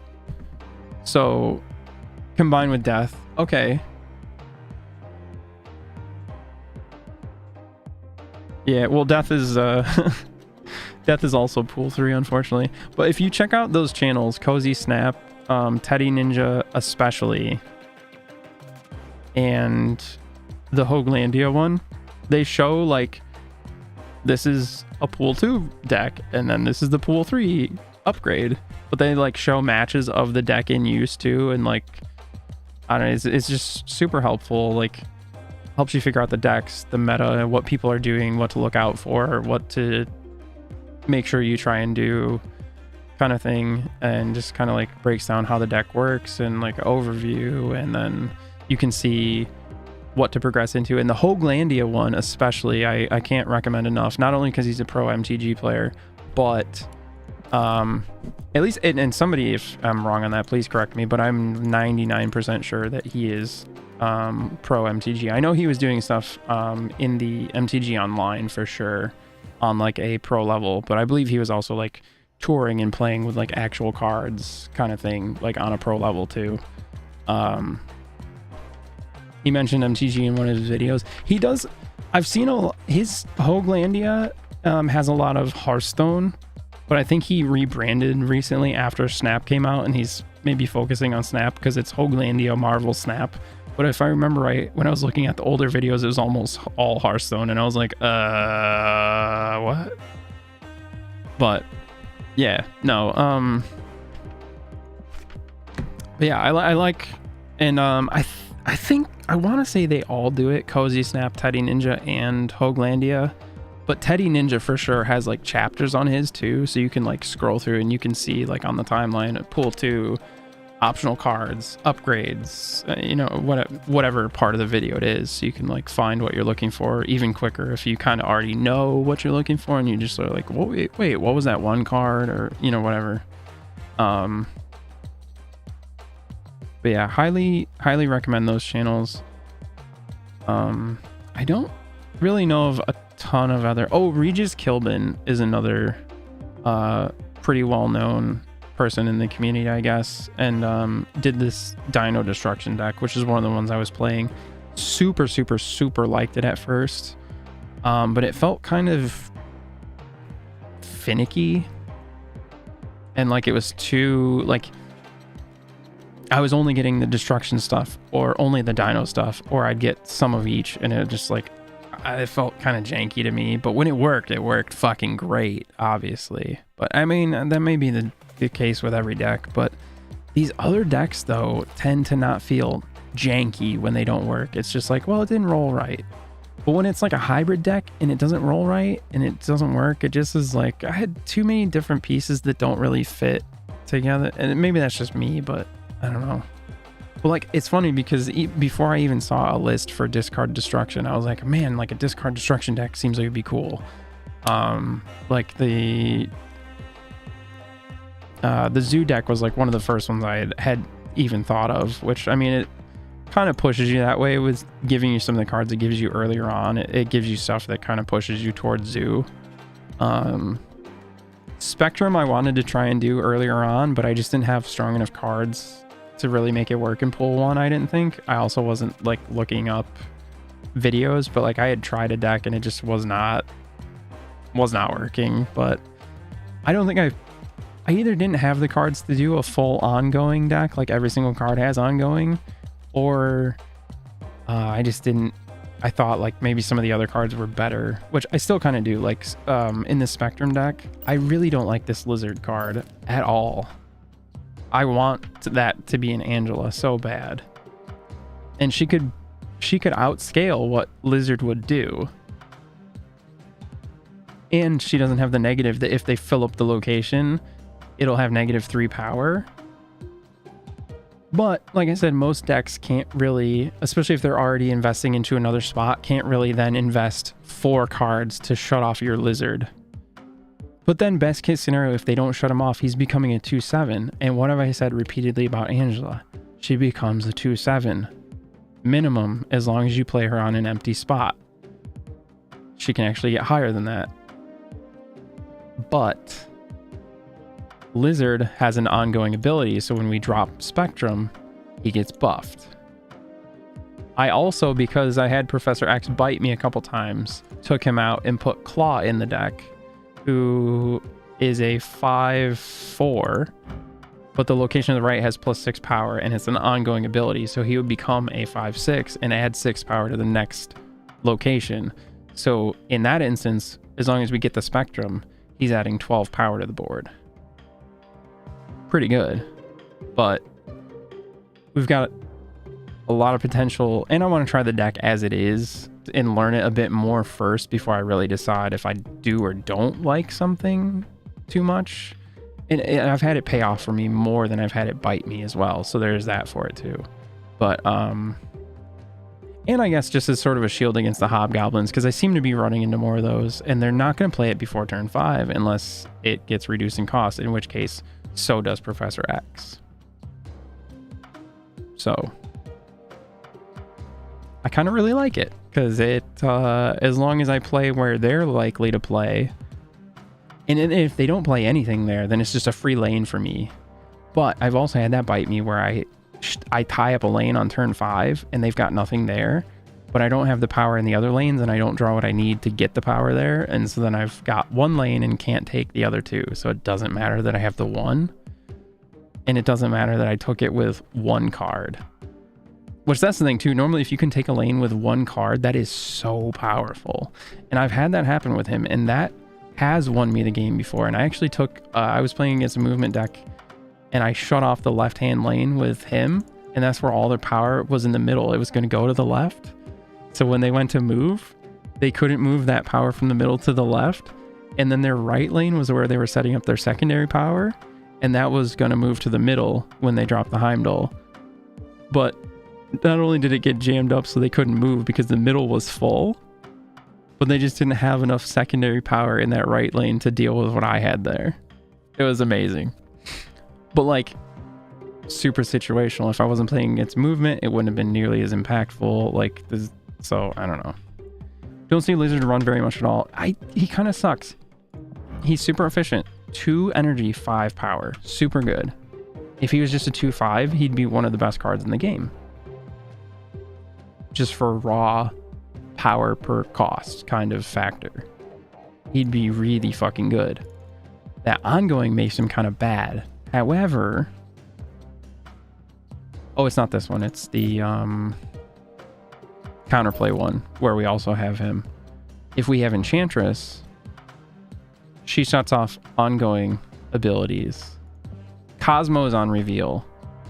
Enchantress is ongoing. So we can Enchantress with our Lizard to turn off that ability. But obviously she's a counter card. We're not running her just to enable the Lizard. If we were doing that, we definitely would just run the Angela instead, which in this deck, she is there. But yeah, the other one, because he has the ongoing buff, I don't know. I probably could just cut him and put Angela in his place because I don't have the Nightcrawler. So best case scenario, Angela's going to be a 2/7. Best case scenario, Lizard's a 2/7, but Lizard can get worse than that. But if I don't play Angela on an empty spot, she's also only going to be a 2/3 or a 2/5, and she won't get buffed by Spectrum. And part of this deck strength is that Spectrum buff. Actually, I'm gonna be completely honest. I think the majority of the strength is the Spectrum buff, especially because if people aren't as familiar with it, and there are probably a couple other lists that don't run maybe some of the exact same things, especially once you're in pool 3, you can make a much better version for sure. But I think it really comes in from just dropping Spectrum at the end, and then you've got this massive +2 to all of your other cards hitting, because all of these other cards have on reveal, so they're all gonna get buffed. It's not like I don't, White Queen's on reveal, so she wouldn't get buffed from the ongoing buff, you know. Okay, I'm almost done here. But so yeah, I think that's kind of why he's sort of an essential part, is because when you're calculating power of locations, you're not often thinking about, oh, there's about to be a 8 power swing at this location. You know, that's equivalent to, that's more than any single card provides power in this deck, an 8 power swing. Like if I've got a full 4 cards there, or well, if she becomes the 4th card, it won't be 8 extra power, there would be 6, because she doesn't buff herself. Because she has an unreveal that buffs the ongoing, and she doesn't have an ongoing ability.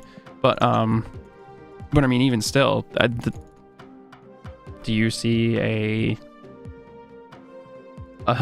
6 power 5 or 6 drop in here? No, I mean they do exist, but they're not in here. Like that buff is massive, and I've won 8 cubes with this deck a decent number of times because they think they've got it, and I drop the Spectrum, and then it's just, well, that location you had, I have it, I've got this one, and sometimes I take the 3rd one.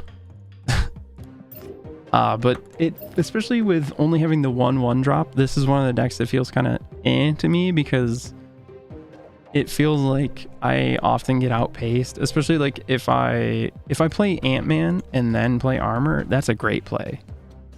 But if I play Armor on turn 2 after not playing a turn 1, and then like I play like Mr. Fantastic, who has to go in the middle to be truly effective, because he gives adjacent locations +2 power, so he requires the middle to be truly effective.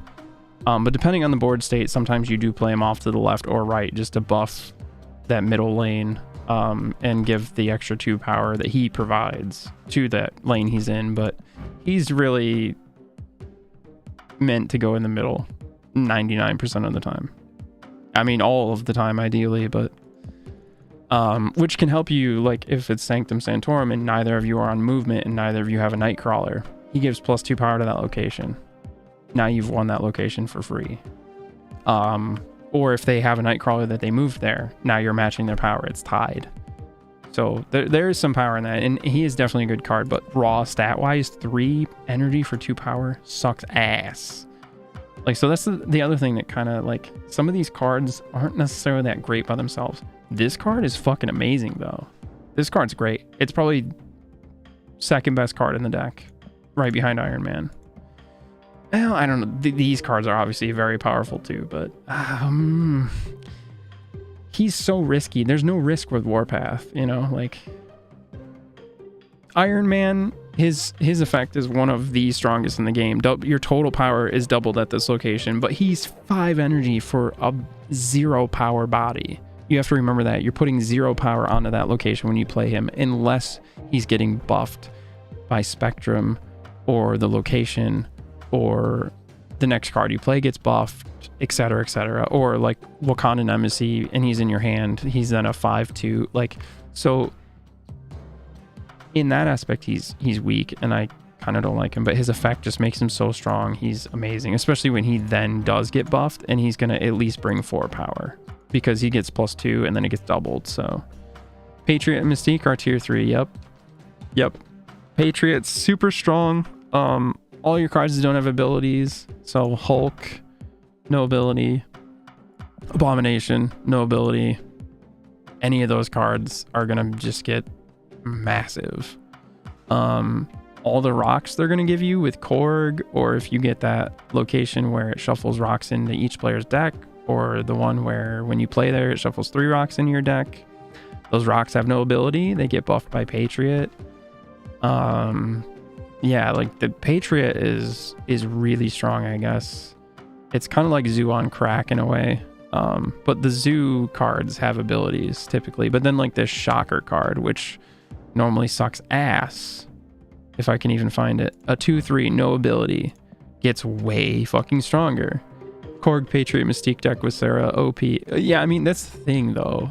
Any of the pool 3 decks, like, are going to be or can be super strong, but because I'm coming from pool 2 to pool 3, I'm limited to just what I have unlocked in pool 3 so far, which again is 3 or 4 cards, none of which I need for any of these decks, unfortunately, and none of them are powerful enough to justify making another deck around them, as far as I know. And if they were, I would still need a ton of other cards I don't have to do it anyway. So yeah, that's why I've got the Spectrum, the Kazoo, the Zoo deck, and the Moon Dino, because those are the top 3 tier 2 that can actually compete against and win against tier 3 decks, and they easily transition into tier 3 with a few upgrades, and in a lot of the cases aren't even necessary, since they can still compete with and beat those tier 3 decks or the pool 3 decks without those upgrades. It just, you know, gives them that extra bit of power and consistency and strength. But then when you come to like discard in tier 3, it's so much stronger. Discard in tier 3 is nuts. I think destruction in tier 3 is also supposed to get a lot stronger, and that's why the hybrid of the two only really exists in pool 2, because in pool 2 there are 3 cards that discard other cards for you. You've got Blade, Swordmaster, and Lady Sif.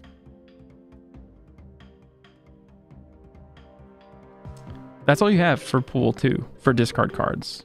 So you're trying to buff up the discard deck. Its whole thing is trying to discard Apocalypse to give him +4 power every time they discard him, and he goes back to your hand for the same cost.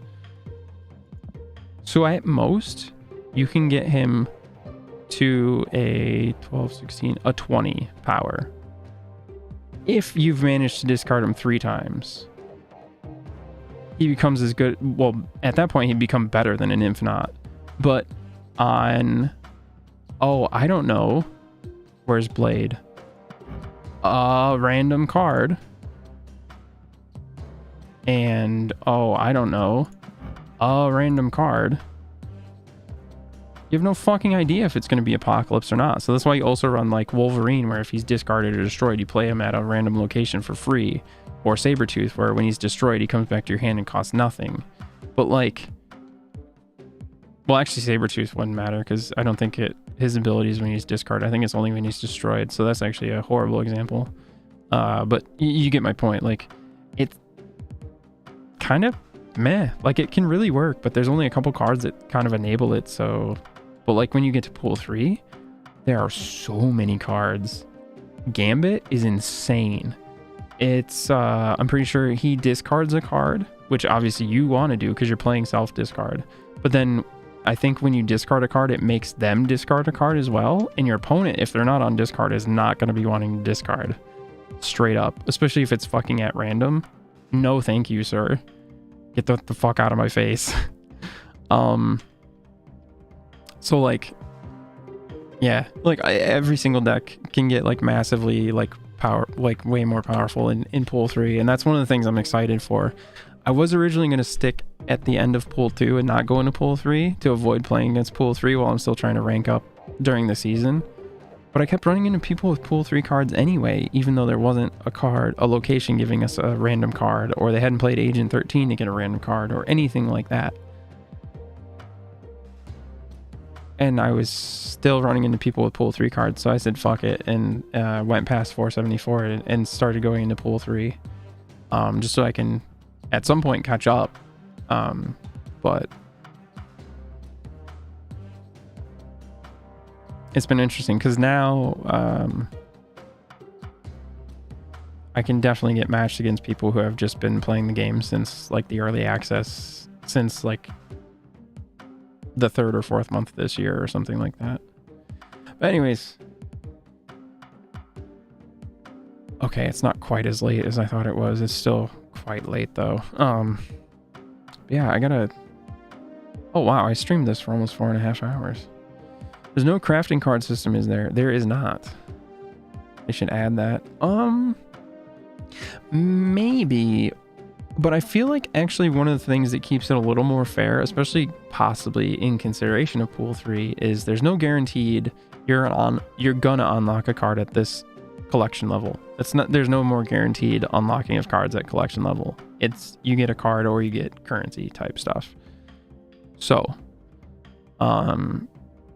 with it being sort of random like that, then that helps keep it away from pay to win, because then the people who would be able to pay to win can't then buy stuff to unlock specific cards or craft specific cards.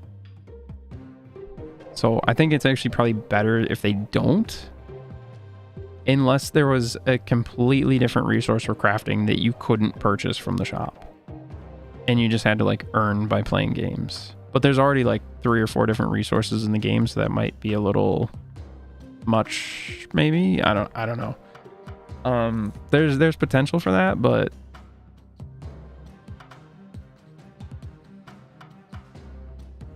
if it was a games played resource kind of thing, I think it would be fair. I mean, it definitely could be, but then I guess you still have the argument of it being unfair for people who have more time to invest in the game, because then they've got more time to earn more resources to unlock those specific cards.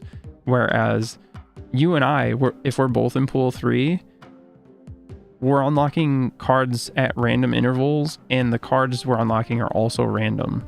So I think it's the most fair because there's no guarantee anyone's getting anything at any given point. I think that's actually probably the most fair way to do it, and the least, like the best way to keep it away from pay to win, honestly. But if they were going to add something like that, they should definitely only do it if they come up with some kind of earned in-game resource that you cannot purchase. Because if you can start just unlocking specific cards, then that's definitely going to give certain people an advantage, I feel like, one way or the other. And it's just like the way it is now, there's people get lucky or people get unlucky. But even the bad cards, there's not really bad cards. Like Hulk is objectively bad. He gives you double power is what he costs, but he has no ability. And a lot of these other 6-drops, despite not giving as much raw power, are more powerful because of the ability they pack. So Hulk is objectively actually a fairly bad card, and I literally only run him in Casino because he's a high power target for Jubilee to pull. Otherwise, he wouldn't be gone. And in fact, remember, I had cut him earlier, if you were here, in favor of another 3-drop. So, I mean, that should speak volumes about how I feel about the Hulk. But because he fits specifically with this list and what it wants to do, and having the most amount of high value, high power targets to pull from Jubilee, he's in here. But otherwise, he would not fucking be in here. So, I forget where I was even going with that, honestly, now. Oh, yeah, just like, so I really feel like it's like the most fair, because then it just like, you have to kind of work with what the game gives you, and then like I was saying, the Hulk is objectively a bad card, but actually in this deck, he becomes quite good, especially if you get him for free off of Jubilee. I mean, obviously you want like Infinite or Odin and then Infinite or something a little more powerful, but he's still gonna be more powerful than if you pull Jessica or White Queen or Spider Woman, you know, or Chavez. So he becomes good in that deck, or has the potential to be good at least. He might just sit in my hand like he did a lot of the games I played it. But yeah, anyways, I don't know. But definitely cannot recommend this game enough. I love it. It's been consuming so much of my free time. But I just keep wanting to play it. It's super fun. It can be a little frustrating, especially trying to rank up. And like I said, I kind of didn't really make any progress today. I mean, I ended the day higher than I started, but last night I had been higher rank than what I ended up at today at the end, so. But I mean, that's how it goes. And that's why every time I get a new higher rank, I've been taking a screenshot so I can like look back and remember like, oh yeah, I peaked at this rank, even if I don't finish the season at that rank. Like, well, you know, I did peak at whatever rank. Especially because like I've been experimenting with some of these decks, and I started running into, even before I crossed that pool 2 into pool 3 threshold, I started all of a sudden running into pool 3 cards. So, and then I mean, I just, as you were seeing earlier, just sometimes getting incredibly unlucky and not even getting my win con, period. And I go to steal their win con with White Queen and they don't have one, but they have more on board where it doesn't matter, kind of thing. So, but anyways, that's definitely got to do it for me. I was trying to wrap up so long ago, but it's hard to stop talking about this game because I love it so much. But yeah, I hope you guys enjoyed. Hopefully you guys try it out for yourselves. You know, maybe this was interesting enough that it's going to get somebody else to play it. That'd be cool, especially that it's been confirmed, I read, that they are adding a friendly challenge mode kind of thing. Again, I don't know how it works, if you're going to have to play for cubes, if you're going to have that option, if you can make it so you don't play for cubes. I don't know how any of that's going to work. Probably safest bet for them is to just make it so custom games, which it would probably be classified as a custom game, don't give cubes. That way you can't have somebody like selling account ranking services where they just intentionally lose to have people pay them money to rank them up, kind of thing. That would probably be smart on their part, because I think that's like against their terms of service. But I don't know how you'd go about doing that, since there's no such mode to challenge specific people or anything anyway. So that's why I think when they set this mode in, they're probably going to do it that way so that you don't get cubes, so that people can't exploit that. Just my guess. Also kind of what I'm hoping, because if they don't do that, I'm sure people will definitely exploit that, and that'll be just kind of shitty. Although somebody else getting to whatever rank doesn't really affect me, especially if they didn't earn it.